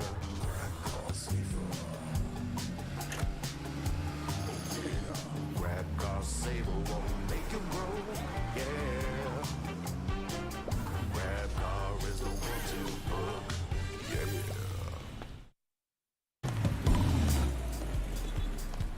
All my friends will grab food saver. Delivery fee is a lot cheaper. Grab food saver won't make you broke, yeah. Oh yeah. Grab food saver is the one to choose, yeah. Grab food saver meals 99 plus.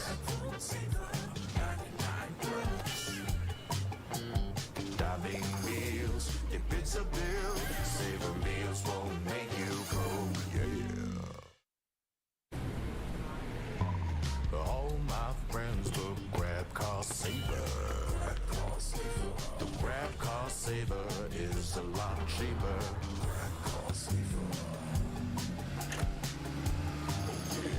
Grab car saver won't make you broke, yeah. Grab car is the one to book, yeah.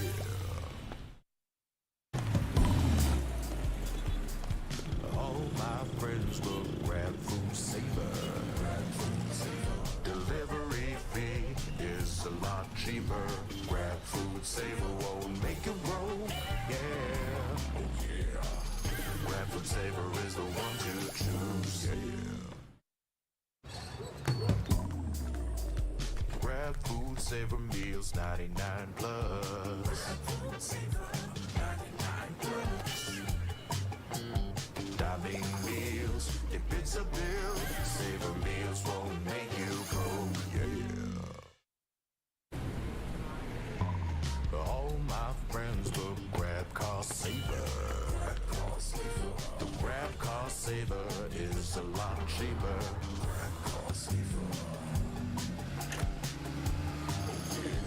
Grab car saver won't make you broke, yeah. Grab car is the one to book, yeah.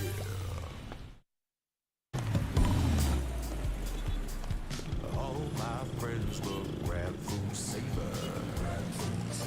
Delivery fee is a lot cheaper. Grab food saver won't make you broke, yeah. Oh yeah. Grab food saver is the one to choose, yeah.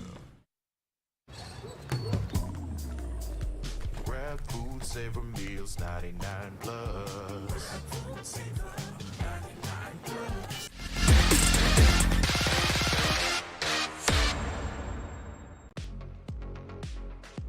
Welcome back, ladies and gentlemen, as we jump right into, we're jumping right into the bind game. And again, to clear the confusion that we may have caused, you don't put dark chocolate and milk in a milkshake because it'll just turn into regular chocolate. Thank you, by the way, I Mr. can't believe you just realized that now. No, because... What? Whatever. Well, we're going to be jumping back into the game real soon. We're going to continue on from where we left off. Not about the milkshakes, but back into the game. Just so that everyone's updated, it will still be just us versus Rank L Cuties. And Rank L Cuties have that advantage in this map so far. It's up to just us to really strike back and really get that foothold going. Because so far in the past 3 rounds, they have been getting some momentum. And now, we might have to take a bit more time before we go back into the game. That's right, but I just, for clarity's sake, it just did not cross my mind that we don't have dark chocolate milkshakes.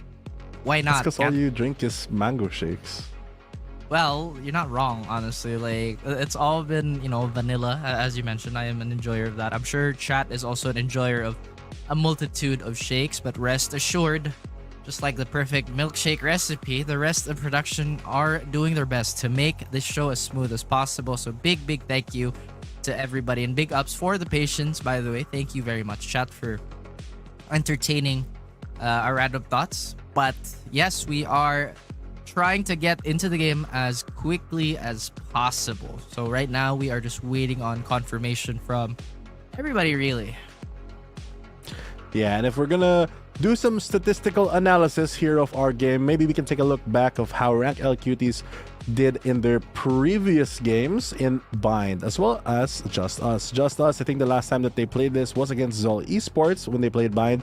Unfortunately, though, yesterday they did fall 11-13, so not a great sign. But I remember, because I think I was casting that game, where it was really the step up between their duelists that got them clawing back into that round. And that same theme has been running through for our game today, because Parascovild, as well as his teammates, are really stepping up in the past couple of rounds. The biggest problem, though, is that the economy is pretty built up already by Rank L Cuties. So after this next round, which, if I remember correctly, is when they're on the lower buy, means that if they don't really break the camel's back right now, it's a hard chance, or it's a very low chance, that they're going to be able to get out of this with a good half.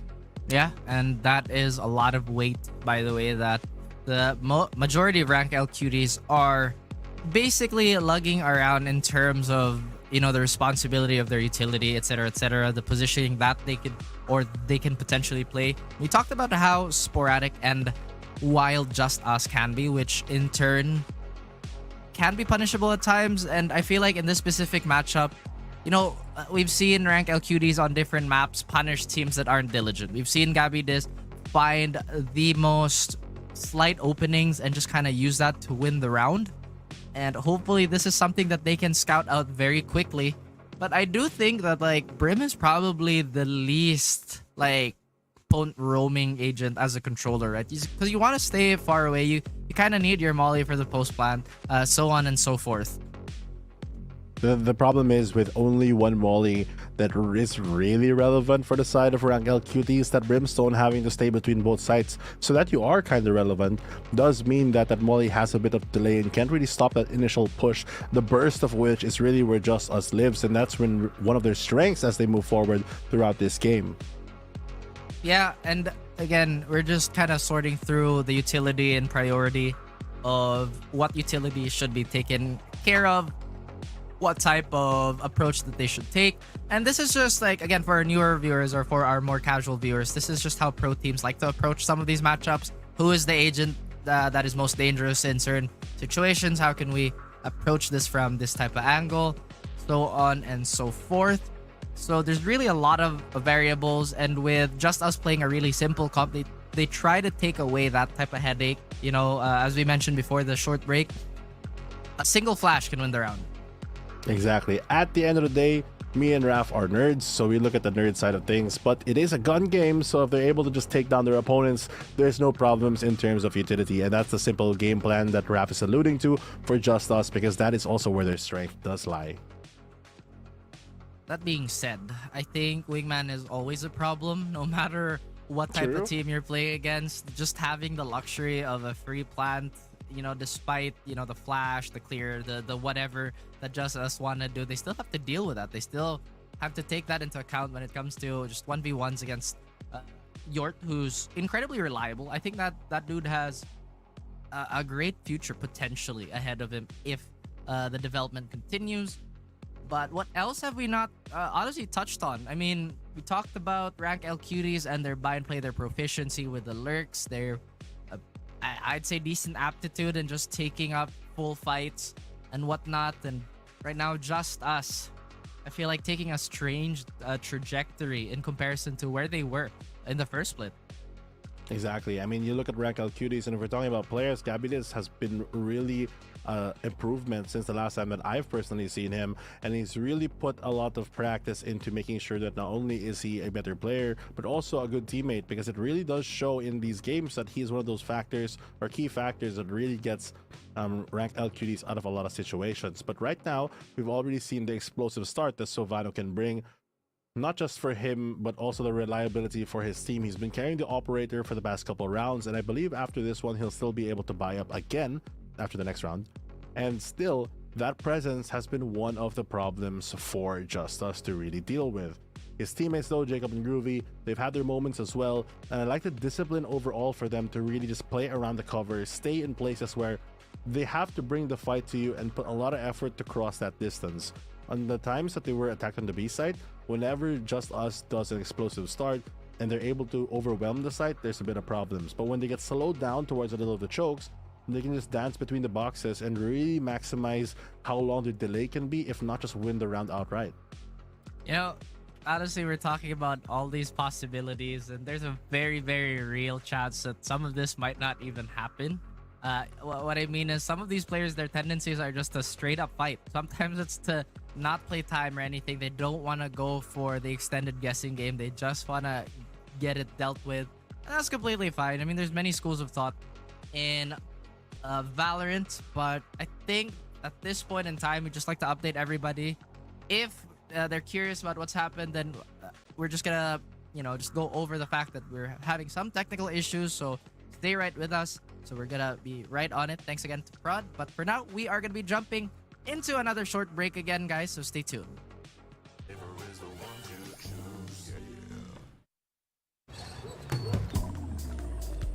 Grab food, savor meals, 99 plus. Dining meals, if it's a bill, savor meals won't make you broke, All my friends will grab car saver. The grab car saver is a lot cheaper.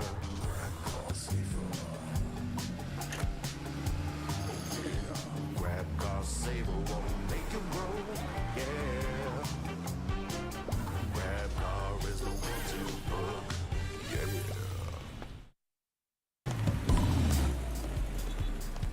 All my friends will grab food saver. Delivery fee is a lot cheaper. Grab food saver won't make you broke, Grab food saver is the one to choose, Grab food saver meals, 99 plus. Dining meals, if it's a bill, saver meals won't make you broke, All my friends will grab car saver. The grab car saver is a lot cheaper.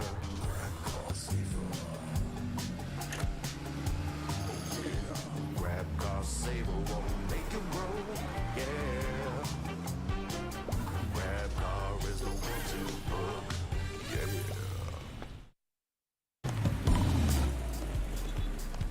All my friends will grab food saver. Delivery fee is a lot cheaper. Grab food saver won't make you broke, Grab food saver is the one to choose, Grab food saver meals, 99 plus.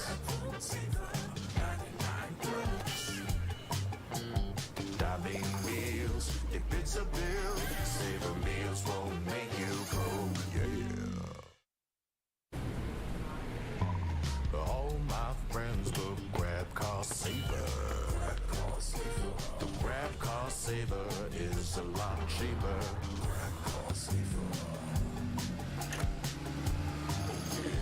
Grab car saver won't make you broke, Grab car is the one to book,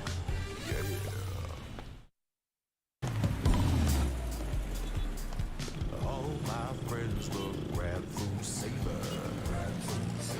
Delivery fee is a lot cheaper. Grab food saver won't make you broke, Grab food saver is the one to choose, Grab food saver meals, 99 plus. Dining meals, if it's a bill, saver meals won't make you broke, All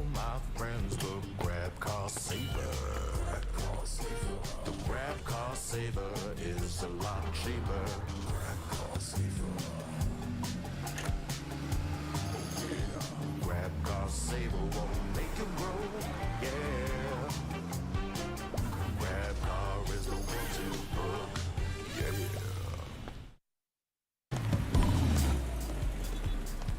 All my friends will grab food saver.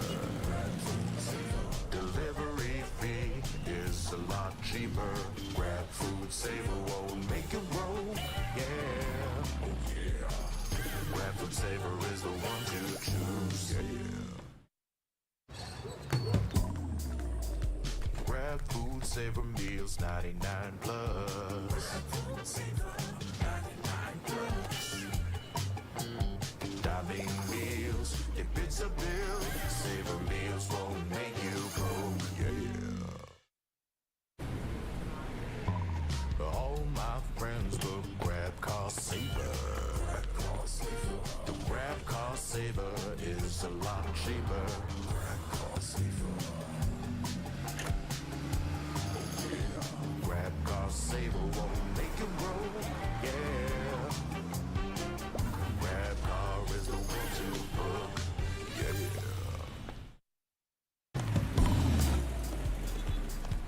All my friends will grab food saver. Delivery fee is a lot cheaper. Grab food saver won't make it roll, yeah. Oh yeah. Grab food saver is the one to choose, yeah. Grab food saver meals 99 plus. Dining meals, if it's a bill, saver meals won't make you go, yeah. All my friends will grab car saver. The grab car saver is a lot cheaper. Grab car saver. Grab car saver won't make it roll, yeah. Grab car is the one to book, yeah.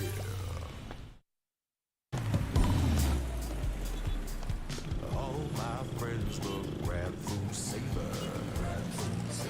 Delivery fee is a lot cheaper. Grab food saver won't make it roll, yeah. Oh yeah. Grab food saver is the one to choose, yeah. Grab food saver meals 99 plus. Dining meals, if it's a bill, saver meals won't make you go, yeah. All my friends will grab car saver. The grab car saver is a lot cheaper. Grab car saver. Grab car saver won't make it roll, yeah. Grab car is the one to book, yeah.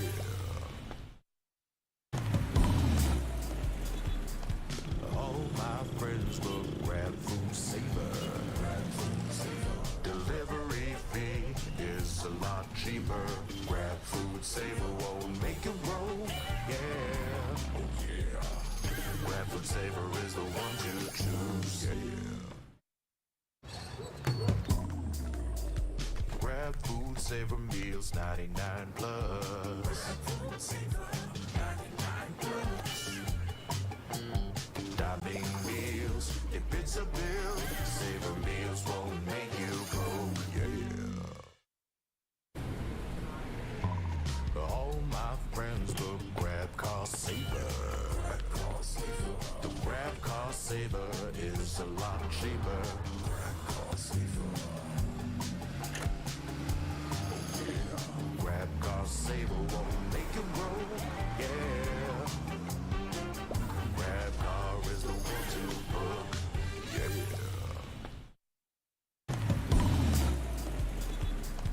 All my friends will grab food saver. Delivery fee is a lot cheaper. Grab food saver won't make it roll,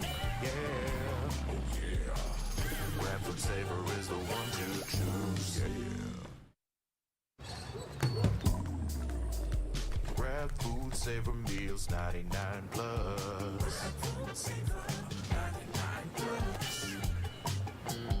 Dining meals, if it's a bill, Saver meals won't make you go, yeah. All my friends will grab car saver. The grab car saver is a lot cheaper.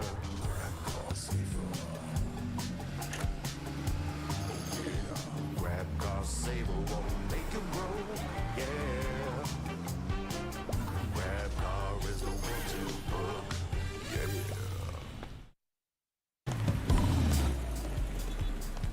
All my friends will grab food saver. Delivery fee is a lot cheaper.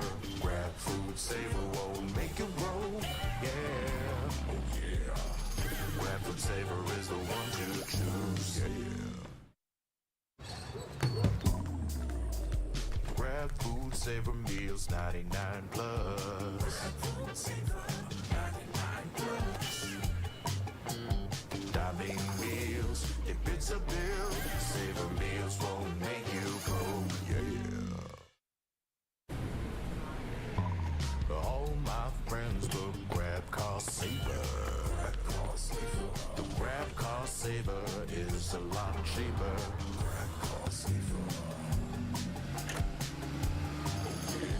Grab car saver won't make you roll, yeah. Grab car is the one to book, yeah.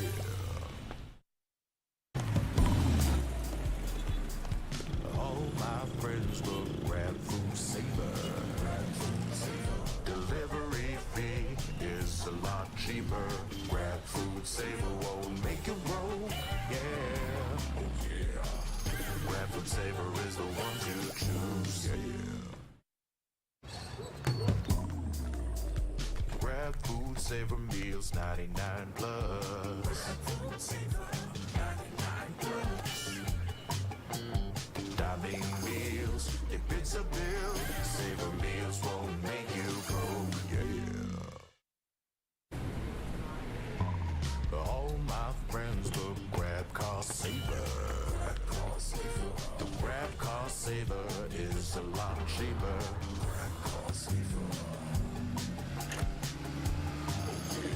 Grab car saver won't make you roll, yeah. Grab car is the one to book, yeah.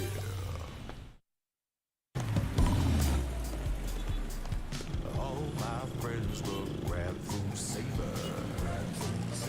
Delivery fee is a lot cheaper. Grab food saver won't make you roll, yeah. Oh yeah. Grab food saver is the one to choose, yeah. Grab food saver meals 99 plus. Dining meals, if it's a bill, Saver meals won't make you go, yeah. All my friends will grab car saver. The grab car saver is a lot cheaper.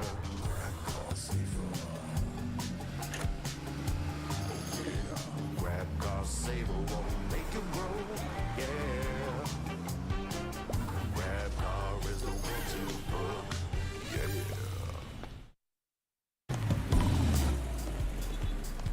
All my friends will grab food saver.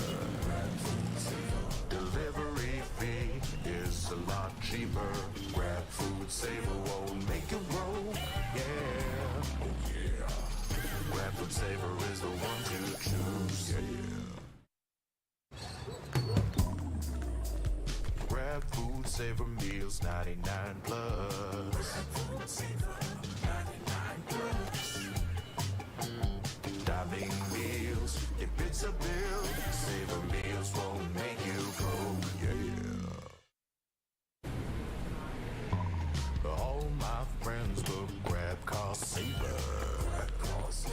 The grab car saver is a lot cheaper.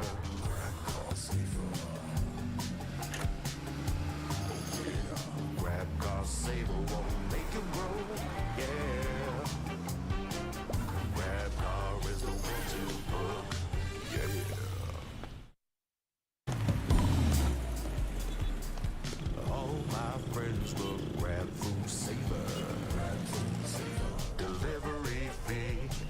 a lot cheaper. Grab food, saver won't make it roll. Yeah, oh yeah. Grab food saver is the one to choose. Yeah. Grab food saver meals 99 plus. Grab food saver 99 plus. Diving meals, if it's a bill, saver meals won't make you go. All my friends will grab cost saver. The grab cost saver is a lot cheaper. Grab cost saver. Grab cost saver won't make you roll. Yeah. Grab car is the one to book. Yeah.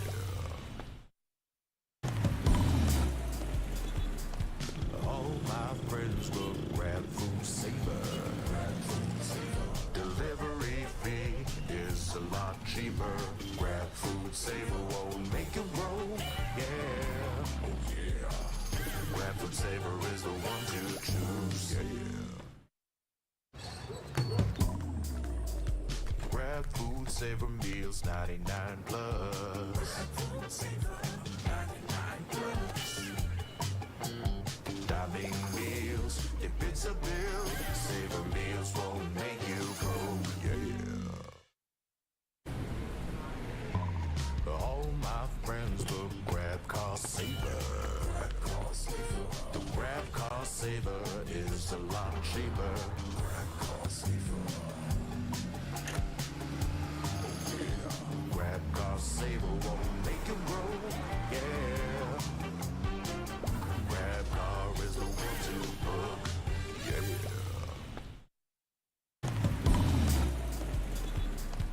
All my friends will grab food saver. Delivery fee is a lot cheaper. Grab food saver won't make it roll. Yeah, oh yeah. Grab food saver is the one to choose. Yeah. Grab food saver meals 99 plus. Grab food saver 99 plus.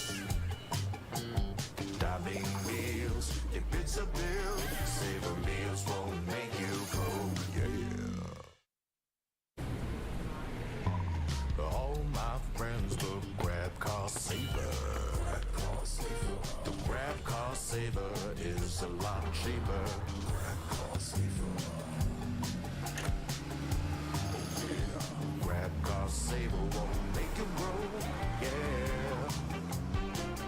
Grab car is the one to book. Yeah.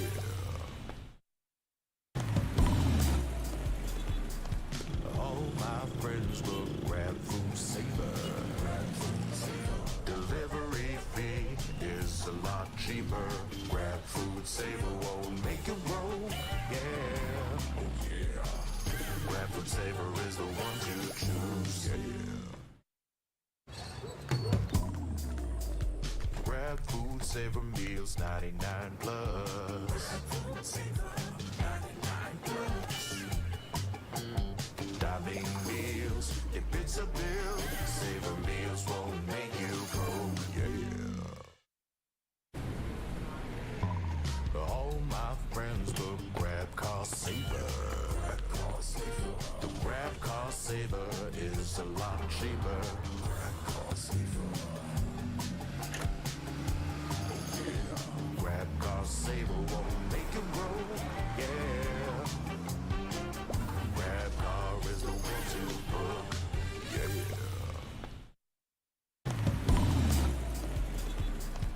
All my friends will grab food saver. Delivery fee is a lot cheaper. Grab food saver won't make it roll. Yeah, oh yeah. Grab food saver is the one to choose. Yeah.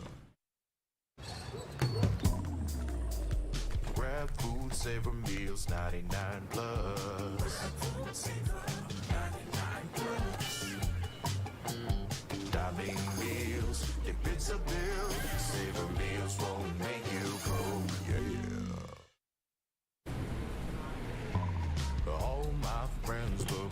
car saver. The grab car saver is a lot cheaper.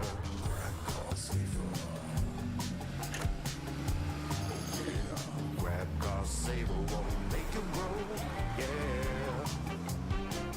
Grab car is the one to book, yeah.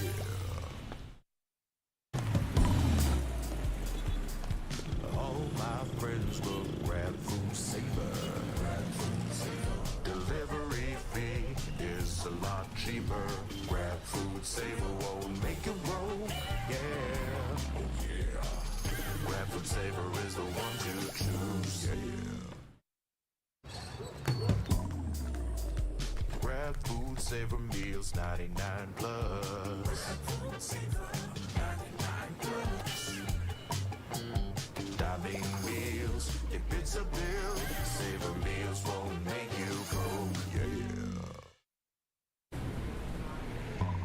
All my friends will grab car saver.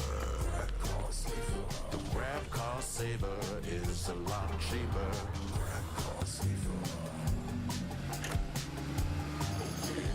Grab car saver won't make you roll, yeah. Grab car is the one to book, yeah.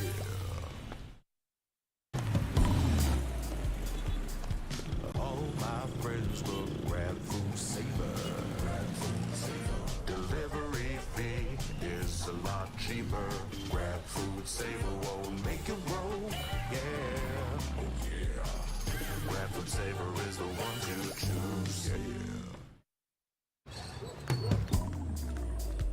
Grab food saver meals 99 plus. Dining meals, if it's a bill, saver meals won't make you go, yeah. All my friends will grab car saver. The grab car saver is a lot cheaper.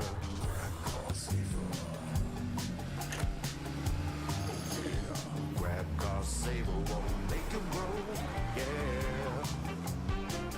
Grab car is the one to book, yeah.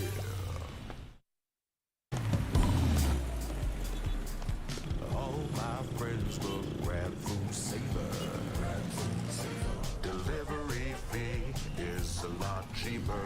Grab food saver won't make you roll, yeah. Oh yeah. Grab food saver is the one to choose, yeah. Grab food saver meals 99 plus. Dining meals, if it's a bill, saver meals won't make you go, yeah. All my friends will grab car saver. The grab car saver is a lot cheaper.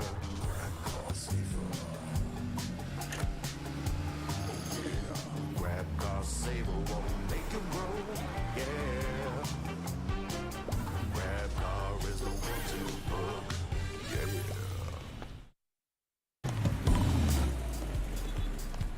All my friends will grab food saver. Delivery fee is a lot cheaper. Grab food saver won't make you roll, yeah. Oh yeah. Grab food saver is the one to choose, yeah.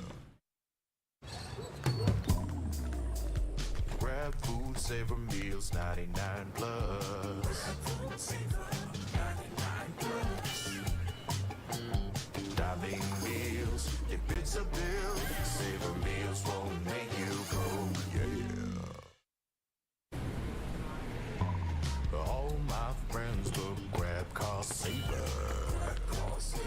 The grab car saver is a lot cheaper.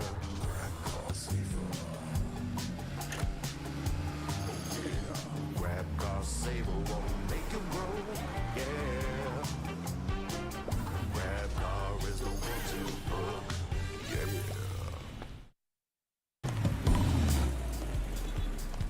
All my friends will grab food saver. Delivery fee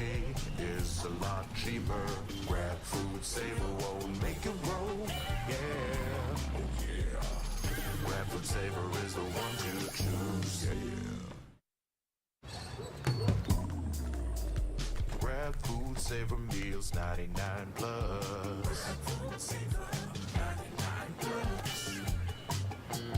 Diving meals, if it's a bill, savor meals won't make you go, yeah. All my friends will grab car saver. The grab car saver is a lot cheaper.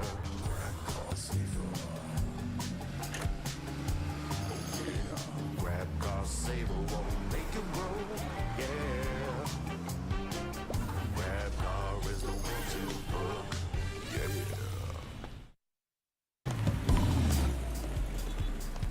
All my friends will grab food saver. Delivery fee is a lot cheaper. Grab food saver won't make you roll, yeah. Oh yeah. Grab food saver is the one to choose, yeah. Grab food saver meals, 99 plus. Diving meals, if it's a bill, saver meals won't make you go, yeah. All my friends will grab car saver. The grab car saver is a lot cheaper.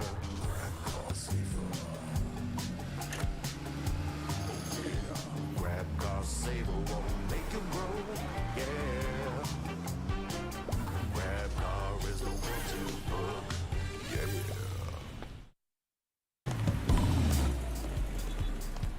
All my friends will grab food saver.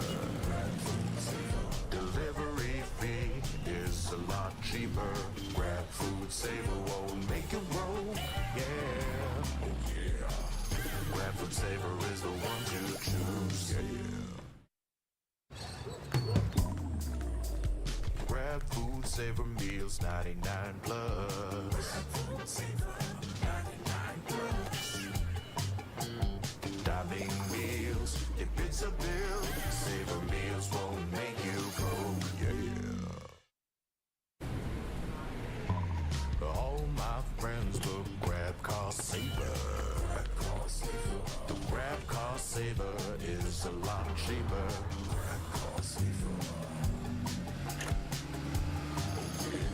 Grab car saver won't make you roll, yeah. Grab car is the one to book, yeah.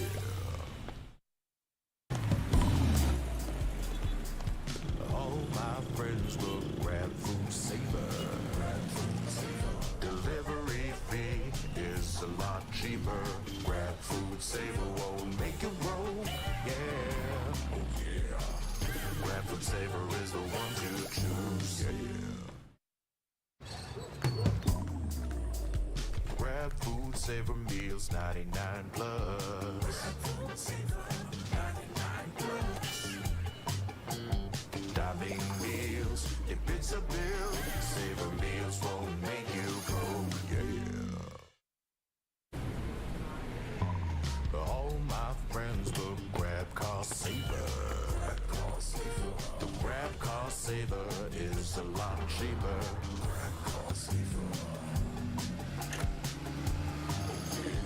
Grab car saver won't make you roll, yeah. Grab car is the one to book, yeah.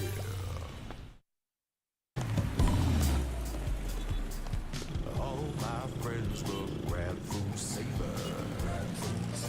Delivery fee is a lot cheaper. Grab food saver won't make you roll, yeah. Oh yeah. Grab food saver is the one to choose, yeah.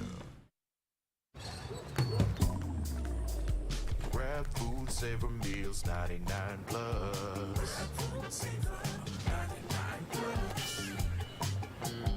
Diving meals, if it's a bill, saver meals won't make you go, yeah. All my friends will grab car saver. The grab car saver is a lot cheaper.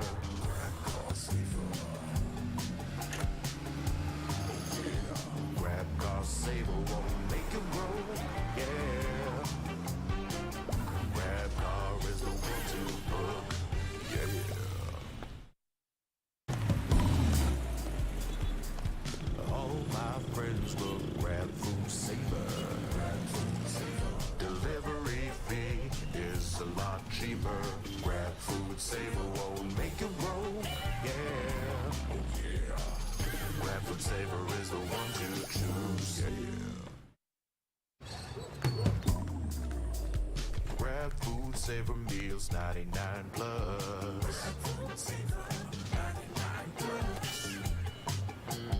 Diving meals, if it's a bill, Saver Meals won't make you broke, yeah.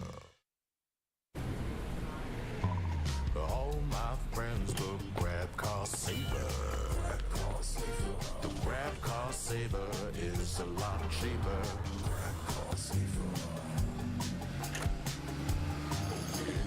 Grab car saver won't make you broke, yeah. Grab car is the one to book, yeah.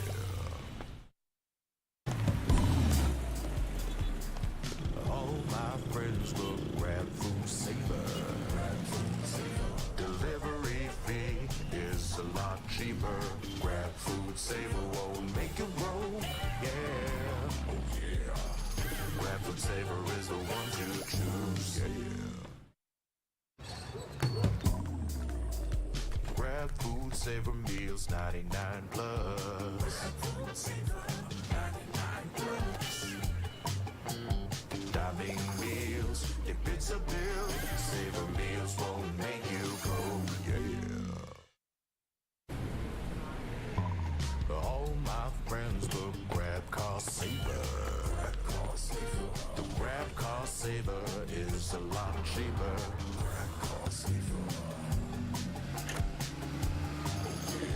Grab car saver won't make you broke, yeah.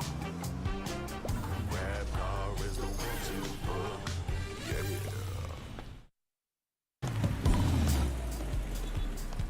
All my friends will grab food saver. Delivery fee is a lot cheaper. Grab food saver won't make you roll, yeah. Oh yeah. Grab food saver is the one to choose, yeah. Grab food saver meals 99 plus. Diving meals, if it's a bill, Saver Meals won't make you broke, yeah. All my friends will grab car saver. The grab car saver is a lot cheaper.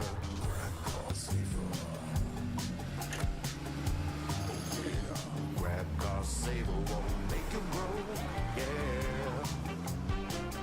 Grab car is the one to book, yeah.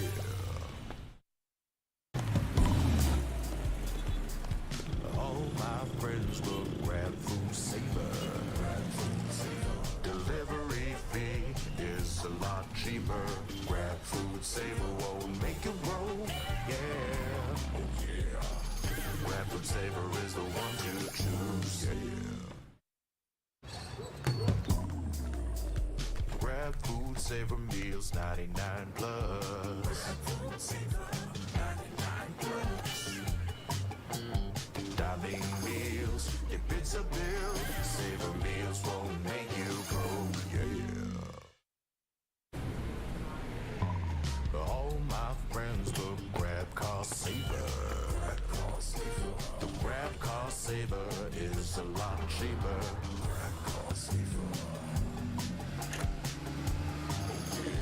Grab car saver won't make you roll, yeah. Grab car is the one to book, yeah.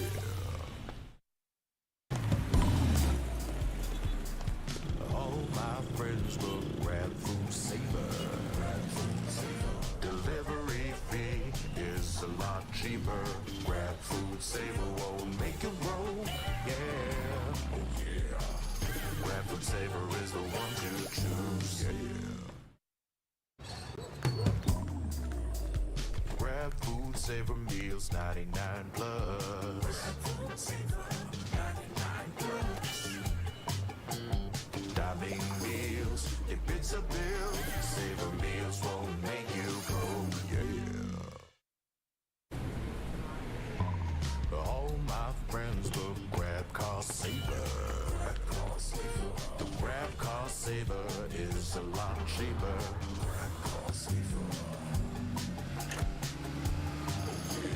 Grab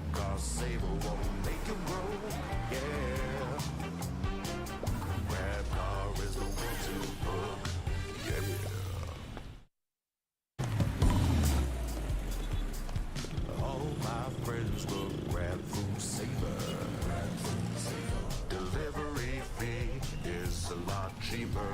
Grab food, saver won't make it roll. Yeah, oh yeah. Grab food saver is the one to choose. Yeah. Grab food saver meals 99 plus. Grab food saver 99 plus. Dining meals, if it's a bill, saver meals won't make you go. Yeah. All my friends will grab cost saver. The grab cost saver is a lot cheaper. Grab cost saver. Grab cost saver won't make it roll. Yeah. Grab car is the one to book. Yeah.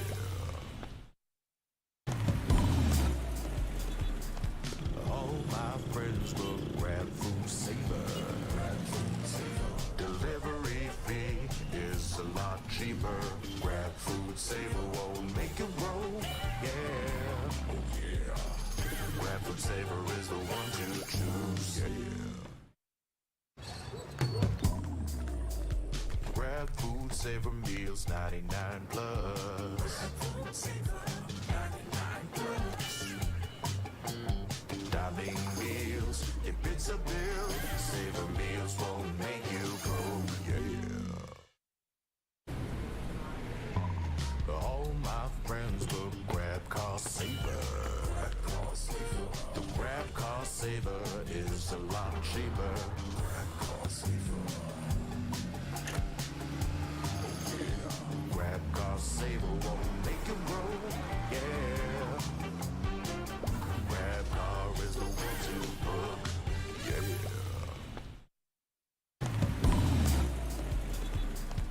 All my friends will grab food saver. Delivery fee is a lot cheaper. Grab food saver won't make it roll. Yeah, oh yeah. Grab food saver is the one to choose. Yeah. Grab food saver meals 99 plus. Grab food saver 99 plus. Dining meals, if it's a bill, saver meals won't make you go. Yeah. All my friends will grab cost saver. The grab cost saver is a lot cheaper. Grab cost saver. Grab cost saver won't make it roll. Yeah. Grab car is the one to book. Yeah.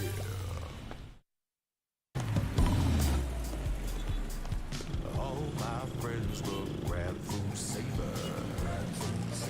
Delivery fee is a lot cheaper. Grab food saver won't make it roll. Yeah, oh yeah. Grab food saver is the one to choose. Yeah. Grab food saver meals 99 plus. Grab food saver 99 plus. Dining meals, if it's a bill, saver meals won't make you go. Yeah. All my friends will grab cost saver. The grab cost saver is a lot cheaper. Grab cost saver. Grab cost saver won't make it roll. Yeah. Grab car is the one to book. Yeah.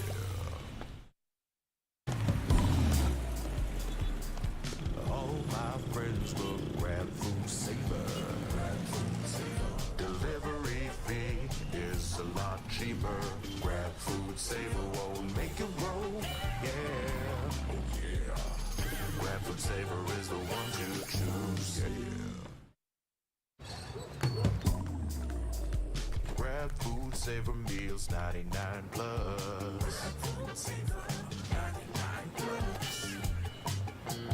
Dining meals, if it's a bill, saver meals won't make you go. Yeah. friends book Grab Car Saver. The Grab Car Saver is a lot cheaper.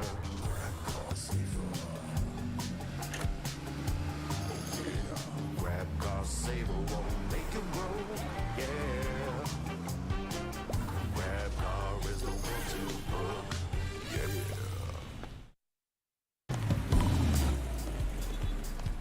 All my friends will Grab Food Saver. Delivery fee is a lot cheaper. Grab Food Saver won't make you roll, yeah. Oh yeah. Grab Food Saver is the one to choose, yeah. Grab Food Saver meals 99 plus. Dining meals, if it's a bill, Saver meals won't make you broke, yeah. All my friends will Grab Car Saver. The Grab Car Saver is a lot cheaper.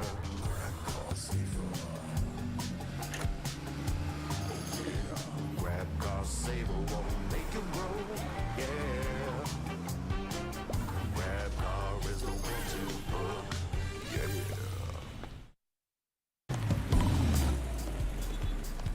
All my friends will Grab Food Saver. Delivery fee is a lot cheaper. Grab Food Saver won't make you roll, yeah. Oh yeah. Grab Food Saver is the one to choose, yeah. Grab Food Saver meals 99 plus. Dining meals, if it's a bill, Saver meals won't make you broke, yeah. All my friends will Grab Car Saver. The Grab Car Saver is a lot cheaper.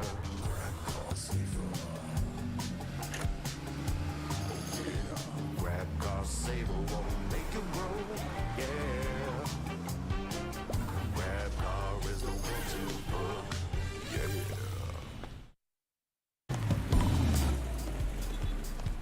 All my friends will Grab Food Saver. Delivery fee is a lot cheaper. Grab Food Saver won't make you roll, yeah. Oh yeah. Grab Food Saver is the one to choose, yeah. Grab Food Saver meals 99 plus. Dining meals, if it's a bill, Saver meals won't make you broke, yeah. All my friends will Grab Car Saver.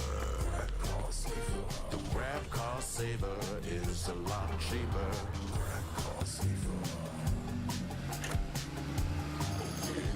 Grab Car Saver won't make you roll, yeah. Grab Car is the one to book, yeah.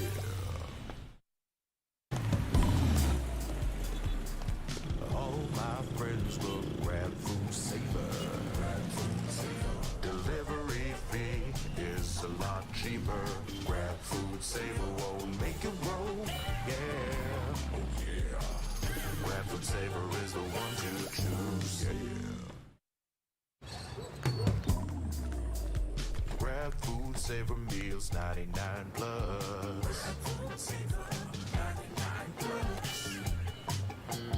Dining meals, if it's a bill, Saver meals won't make you broke, yeah. All my friends will Grab Car Saver. The Grab Car Saver is a lot cheaper.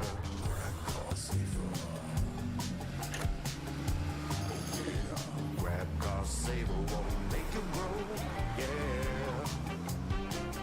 Grab Car is the one to book, yeah.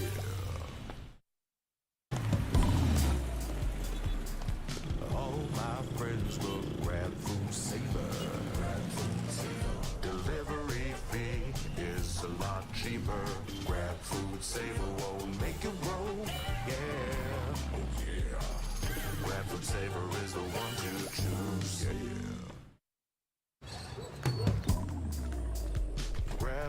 Saver meals 99 plus. Diving meals, if it's a bill, Saver meals won't make you go, yeah. All my friends will grab cost saver. The grab cost saver is a lot cheaper.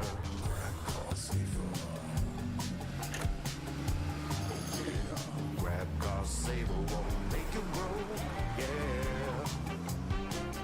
Grab car is the one to book, yeah.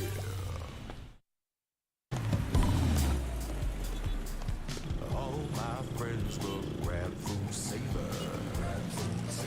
Delivery fee is a lot cheaper. Grab food saver won't make you roll, yeah. Oh yeah. Grab food saver is the one to choose, yeah. Grab food saver meals 99 plus. Diving meals, if it's a bill, Saver meals won't make you go, yeah. All my friends will grab cost saver. The grab cost saver is a lot cheaper.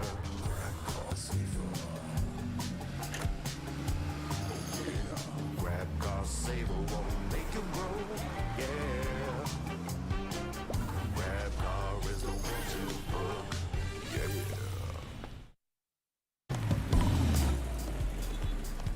All my friends will grab food saver. Delivery fee is a lot cheaper.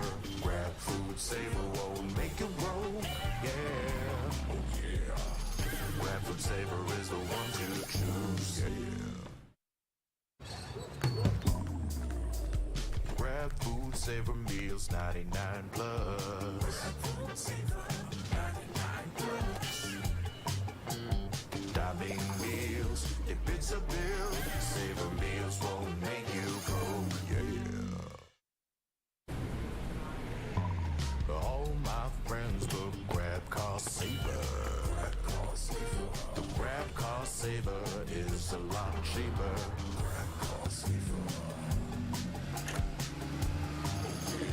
Grab cost saver won't make you roll, yeah. Grab car is the one to book, yeah.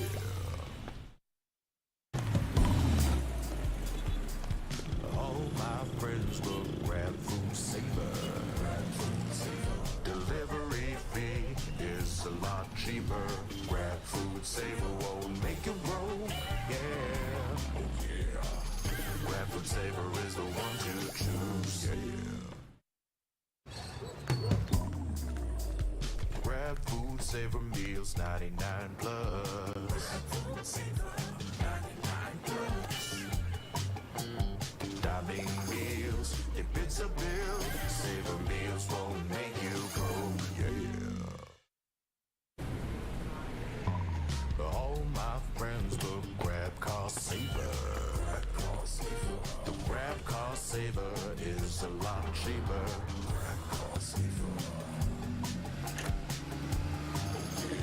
Grab cost saver won't make you roll, yeah. Grab car is the one to book, yeah.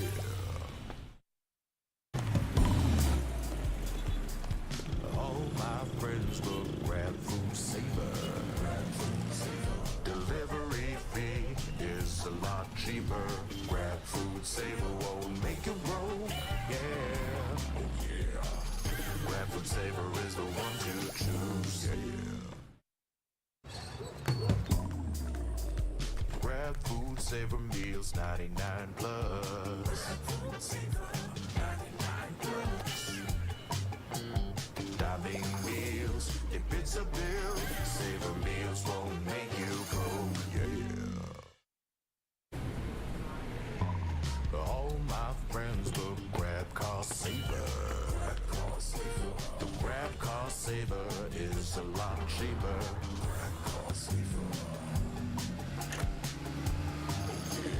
Grab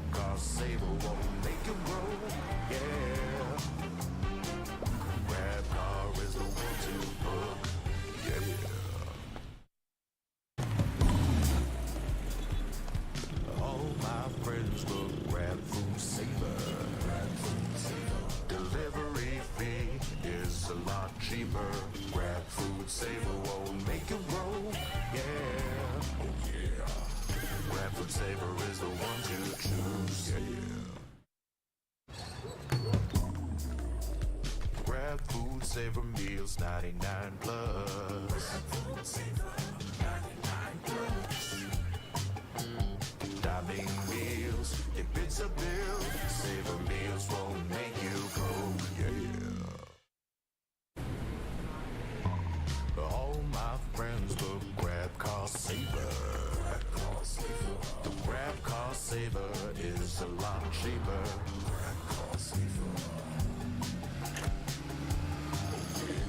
Grab cost saver won't make you broke, yeah.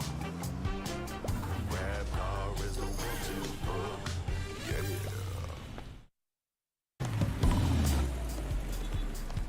All my friends will grab food saver. Delivery fee is a lot cheaper. Grab food saver won't make you broke, yeah. Oh yeah. Grab food saver is the one to choose, yeah. Grab food saver meals 99 plus. Dining meals, if it's a bill, Saver meals won't make you go, yeah. All my friends will grab cost saver. The grab cost saver is a lot cheaper.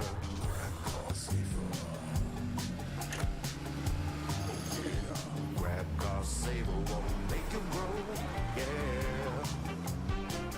Grab car is the one to book, yeah.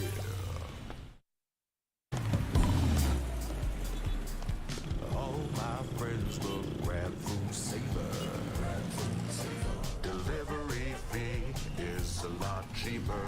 Grab food saver won't make you broke, yeah. Oh yeah. Grab food saver is the one to choose, yeah. Grab food saver meals 99 plus. Dining meals, if it's a bill, Saver meals won't make you go, yeah.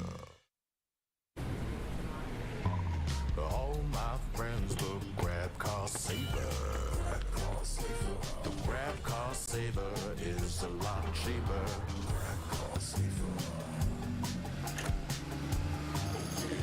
Grab cost saver won't make you broke, yeah. Grab car is the one to book, yeah.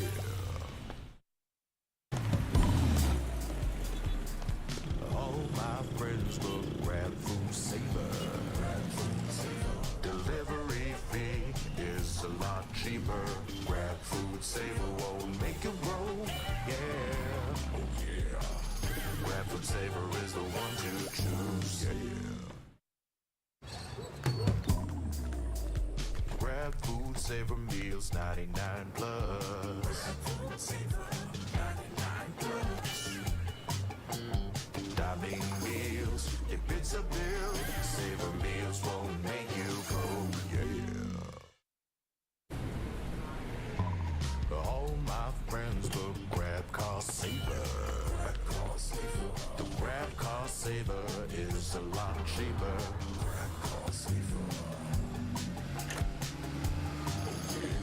Grab cost saver won't make you broke, yeah. Grab car is the one to book, yeah.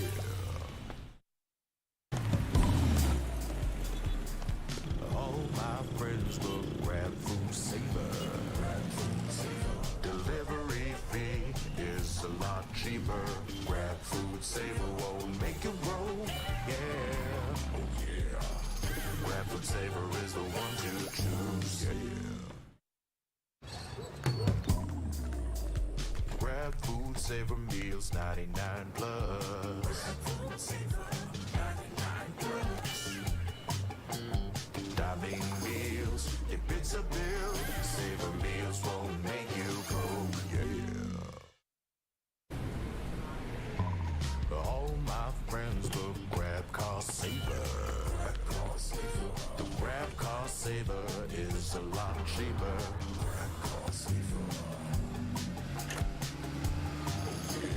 Grab cost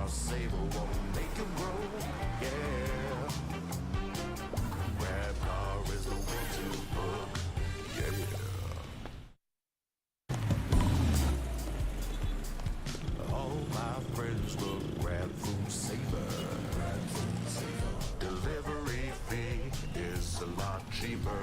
Grab food, saver won't make it roll. Yeah, oh yeah.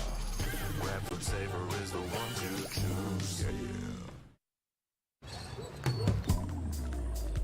Grab food saver meals 99 plus. Grab food saver 99 plus.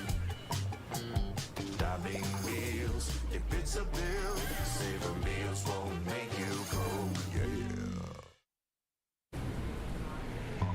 All my friends look grab car saver. The grab car saver is a lot cheaper. Grab car saver. Grab car saver won't make it roll. Yeah.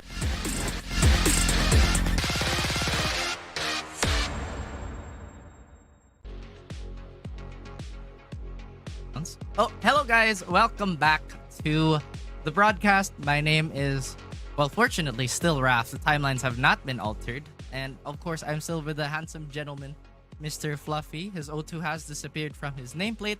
But yes, there he is. Professional second placer, apparently. I could be a Raph in a different universe, to be fair, but in this one, we have the one and only, the one who's just like Scott Summers, and it's gonna be an X factor right now because there's a lot to break down after an exciting first half of what we've seen so far. The question still remains of what remains. Yes, yes. We are very good at conveying.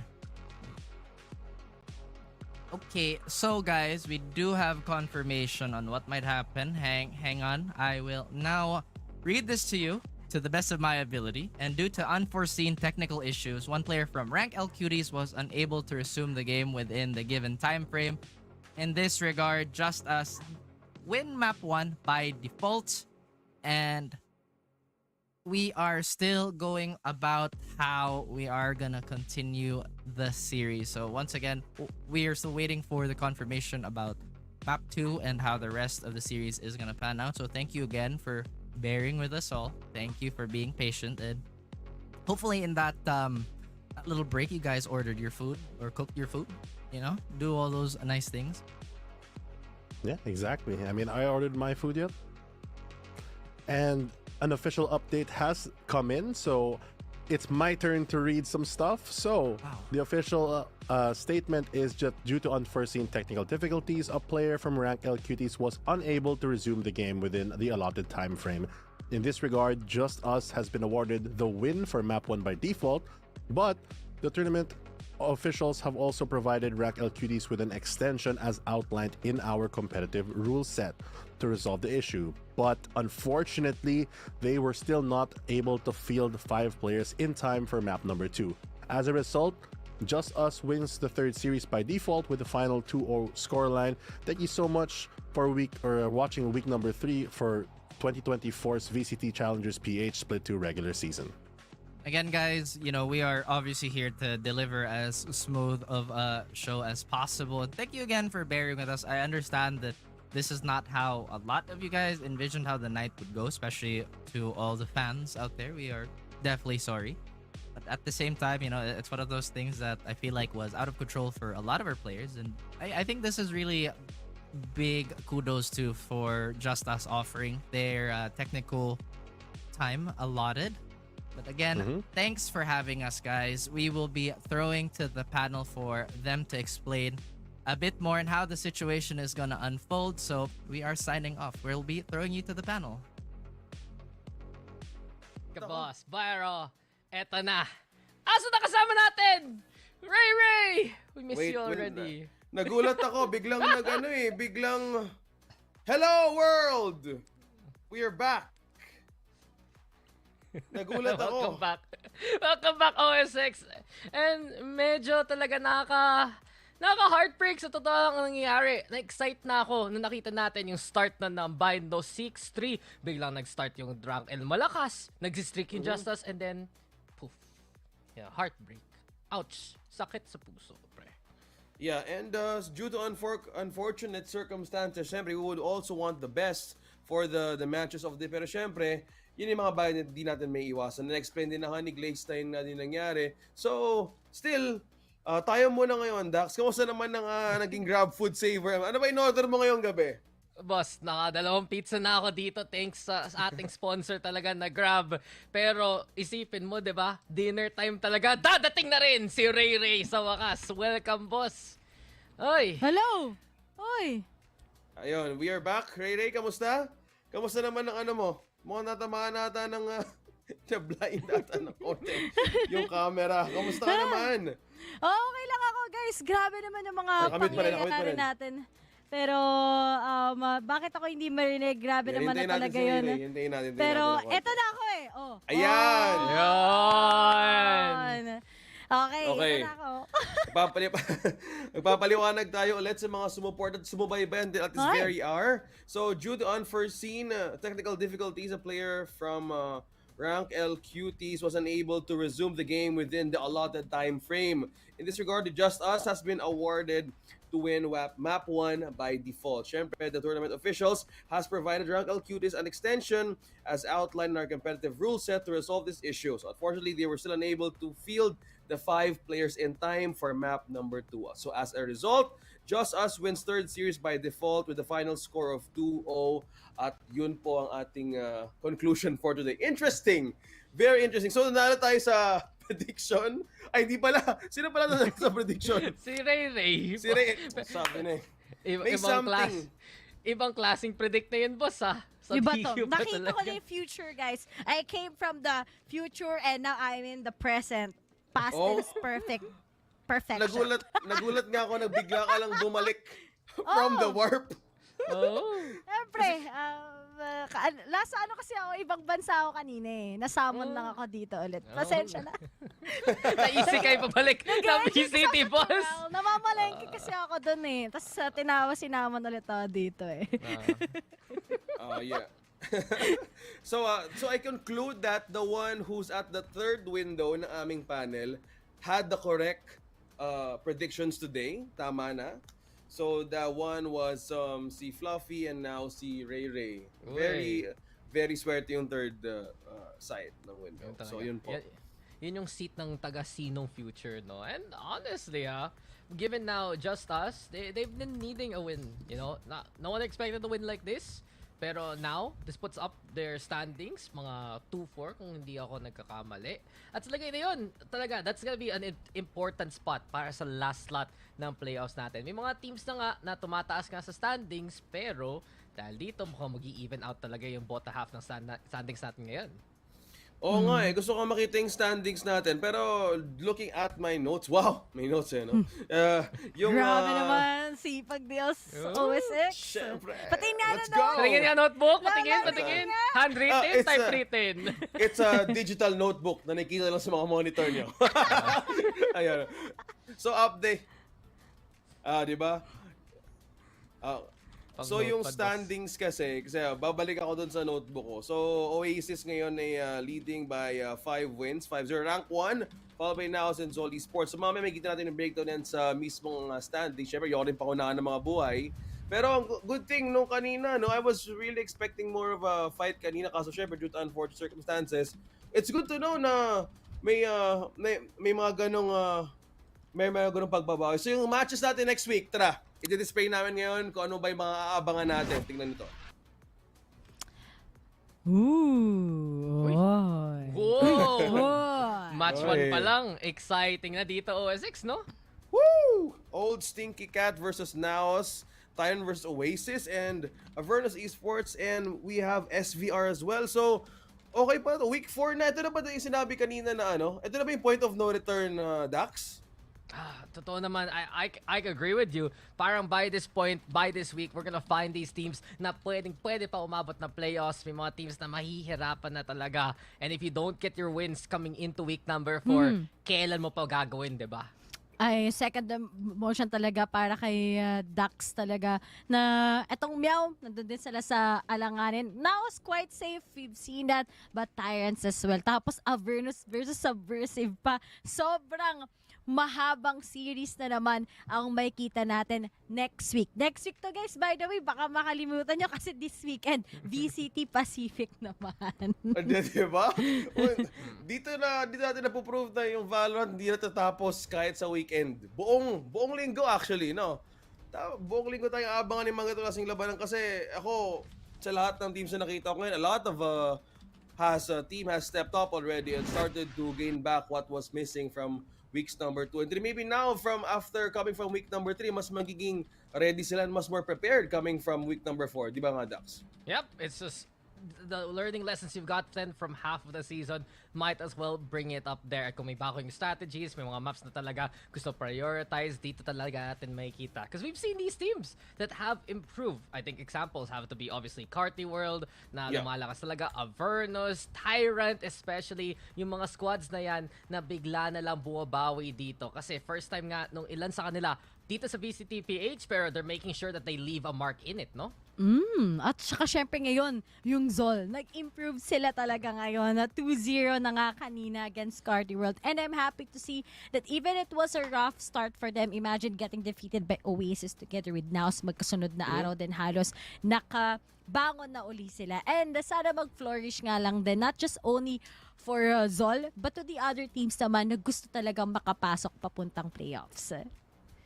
Yeah, and also next week may kita rin natin yung mga teams na na-stuck din also from the bottom 4. I think Subversive as well as JustUs. We're looking forward on how they're gonna be preparing then. Syempre, we're at the stage na parang kailangan na magbawian kasi we're looking at 4 teams down from the standings. Tama, it's Rankle, Cuties, Esports, JustUs, and Subversive. So dito pa lang, sino ba yung medyo malapit dito na pwede masungkit yung pwesto ng Avernus Esports? Meron ba? Or mas kailangan nila i-hold yung position na yun?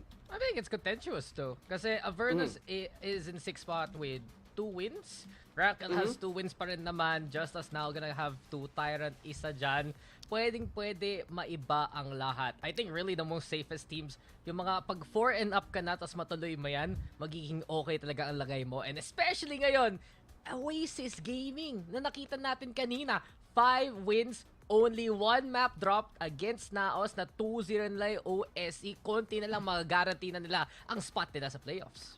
Grabe, ang bilis ng mga pangyayari from the start kaagad ng regular season natin. At papunta na tayo halos sa playoffs. But then nga, make the most out of the matches na meron tayo. Alam mo saan mamaya yun magkakatalunan talaga is yung map differential and everything. Yun yung mga concerns sa mga teams. Ano ba yung odds talaga para maipanalo nila, para makapasok sila papuntang playoffs. Siyempre, ang importante naman doon sa kind of secured na is yung placing nila. Sino ba yung makakalaban nila pagdating nga lang kagad sa ating semifinals. And syempre, sino ba ang magdutunggali going into the championship? Diba? Advance ako mag-isip. Alam ni Ray format. And guys, don't forget na, ang top 2 natin, ang alala ko, instant sila sa semifinals kagad. Malaking bagay yun for 2 reasons. Kasi 1, para sa grand finals, na LAN pa nga, isipin mo, may crowd talaga manunod sa'yo. Pero 2, and this is actually really important right now, pagdating ng split 3, may split 3. Pero hindi na sa PH lang. Nasa SEA na mismo. At kung umabot ka sa grand finals dito ng split number 2 natin, meaning nun, ikaw ay magpa-participate sa split 3 ng buong region. Grabe, di ba? Palaki ng palaki to ang pangmalakasan yan. Pero, sa mga nagulat kasi alam ko, Dax, hindi pa lahat updated dun sa sinabi mo. Check nyo lang mismo sa, search nyo lang, meron dyan sa best friend natin si Google. At pinosted mismo yan ng, if I remember itong PPGL together, syempre itong iba pa nating mga trauma. Pero ito guys, alam ko talaga daming nangyari for today, no? Gusto ko lang tanongin, nabibilhin nyo ba yung bagong bundle? Ay! Ang cute ng Nauna na ako, Ray. Every bundle capped already bago pa mag-start yung broadcast. Kung akin, kulay orange. Ikaw bahala sa anong kulay yung sa'yo. Hinihintay ko pa manalo sa giveaway. Sali ako nagsali. Desperado ako. Malay mo, diba swerte na kung may Ray-Rakers. Alam ko na nanalo ako sa mga raffle na yan eh. Kasi nag-uwi nga ako ng aircon, diba? Nag-uwi pa ako ng mouse. Swerte mo naman. Uy. Nag-online bingohan kami, ako host. Ako din nanalo ng aircon. Kaya pareho sila, si Ray Ray at si Laika ang pinakamagaling bumuha ng mga giveaway na yan. Yung isa nakakuha ng appliance, yung isa nakakuha ng PC. Ako, ano ba pinaka napanalo ko? Nung bata ako, nanalo ako ng Lotto sa Neopets, kung alam nyo yun. Oy! In fairness maganda yun. Third place, may trophy pa nga. Tapos, sakap nung kain nung nung Neopet ko.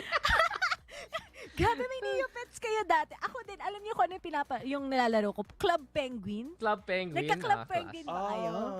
Sakto lang. Feel ko tas ko hindi yan yung Barbie World, nilalaro ko yon. Yung dating parang mga Barbie, tas nakikipag-interact ka. Sorry guys, yun kasi yung boy ko. Si OSX, ano mga childhood game mo, boss? Ang naabutan ko lang, Temple Run, tsaka Candy Crush eh. Uy! OSX, alam naman natin na ikaw talagang pinaka-veteran dito. Oo nga eh. Yun lang. Check real quick. Grabe, wag na tayo mag-joke. Nagulat ako sa mga pets na sinabi. Sabi ko, Neopets, ito ata yung mga nilalaro dati ng mga lolo ko. So parang, ano pala yung sinasabi mo na. Wow! Nung panahon ng Gaya Online, mga ganun. Wala, yun na naabutan ko eh. Tapos yung yung childhood star ko, si Justin Bieber na naabutan ko, yun lang. Ganun! Childhood kayo ba? Yun. Sino ba naabutan mo? Taylor Swift. Pwede. Nung bata ako, si The Weeknd, boss. Bata pa ako nun. Nung bata din ako, meron na ako kagad nung iPhone 15. Pre, wow. Nung bata tayo, maganda yung tugtugan ng Beanie. Grabe! Wow! Di ba Paano yun ka yung oh shucks, ito ba yung pag-ibig na? Grabe. Nostalgic. Paano ka nakapag-gas dito, Dax? Kung di na naabutan mo. College pa lang kami ni Dax. Boss, may age requirement ba ang casting? Actually, it's a good question. Talaga? Meron ba? That's a good question. Grabe. Pati, Napatanong tuloy kami. Hinahanap ko yung napaisip ako. Tamagotchi ko. May Tamagotchi kasi ako dito kakabili ko lang. Alam niyo ba na may bagong version ng Tamagotchi? Oo naman. Ano talaga? Ano yan? Yan natin nakita ko sa museum last time eh. Meron ka pa pala niyan? I mean may bago. Binili ko sa nasa LA ako, nasa US. Wow! This is Kaya just pala wala me. ka dito. This is just ako lang to. Alam mo, translation, this is just me. Ito si Ray Ray, in-invite ko sa States eh. Hindi naman kami nagkita. Sorry. So weird so far kasi ang tawag. Yung day na po. Boss, yung day na nagplano ko ng riot namin, anong day ka lipad dito, Ray Ray? Yung day mismo. Ang galing! Ang galing ka talaga. Alam mo ba, OSX? Di ba? Ayan na. Mamaya ko siya nagkweto. Next time na yun. Okay na eh. Secret na Tutuloy lang. naman yung podcast sa susunod. Standings muna tayo. Day number 3. Oasis on top, followed by Nakazenzol Esports. Ito na pala yung top 6 natin. Dax siya ka, Ray Ray. For now, week 3. Naman. Carti World, though, taking a loss there versus Zol has really boosted Zol up into the standings. I'm surprised na 4-0 lang ba ang Oasis Gaming dito. Pero kita natin talaga the powerhouse teams na Ray Ray. We put them, they're in the spots that we kind of expect them to be. At, based on my observation, if only Rank L Cuties won this series, 2-0, matatamaan nila, it's either old Stinky Cat together with Advernus Esports. Hindi ako sobrang galing sa math kasi talagang kaya ako nag-shoutcaster, di ba? Pero if we put into that perspective, sayang talaga yung opportunity for Rank L Cuties. Pero looking at the differences, hindi nagkakalayo Old Stinky Cat still, they need to be careful. Avernus yung mga top 4 to 10 looking forward tayo dyan. Pero for Oasis now, together with Zol, I really do think they just need to win a lot of matches para lang straight sila kagad papuntang semifinals. Yeah, I think I agree with you guys. Kailangan lang talaga magbatakan at syempre mag-double time doon how to make it work dahil nga ilang days na lang din heading to the end of the regular season. So dito pa lang, I think that the most important thing that how the team started their own journey dito sa Split 2 is always about the momentum. And so far, teams are starting to maintain it as well. Because ako kung titingnan ko rin, from week 1 to 3, maintaining that rank 2 or 1, may mga struggles din, may inconsistencies pa rin. So there's a challenge na pwede ka pa rin talaga na matanggal doon mismo sa pwesto mo. Yeah, I agree with you. Kasi especially yung ating top 4, there is a big chance na pwede tayo umabot sa mga tiebreaker, no? And especially yung mga head-to-head wins. It's a big deal para sa Oasis na natalo nila yung Naos. It's a big deal para sa side ng Zol na nakatalo nila yung Carti World. Baka yung pa nga maging malaking implications pagdating sa end ng regular season natin. Yeah, I think ito na ata. Tutuloy na ata natin yung podcast mamaya-maya after this series dahil aabangan natin ang susunod na week dito lang sa split number, may number pa no? Sa split number. Naabangan yung week number 4. naman. Sorry, kailangan ko ibalik ang sarili ko sa Earth. Medyo nawala tayo sa kuha ng konti doon. Nasa iba ka atang fantasy. Uy, ikaw Final ba yun? Medyo... Meron bang tray? May dadaanan ka ba doon? Kasi pupuntahan na natin in a short while. So muli po, maraming salamat sa mga sumuport at sumubaybay this very hour. Medyo naging anticlimactic pero babawi tayo ulit sa week number 4. Sa ngalan na Fluffy, Rockhart, Raph, kasama ko din si Ray at si Dak, kasama namin SK Production. Muli po maraming salamat. Kita-kits po tayo ulit sa week number 4. Ako po si OSX. Peace out.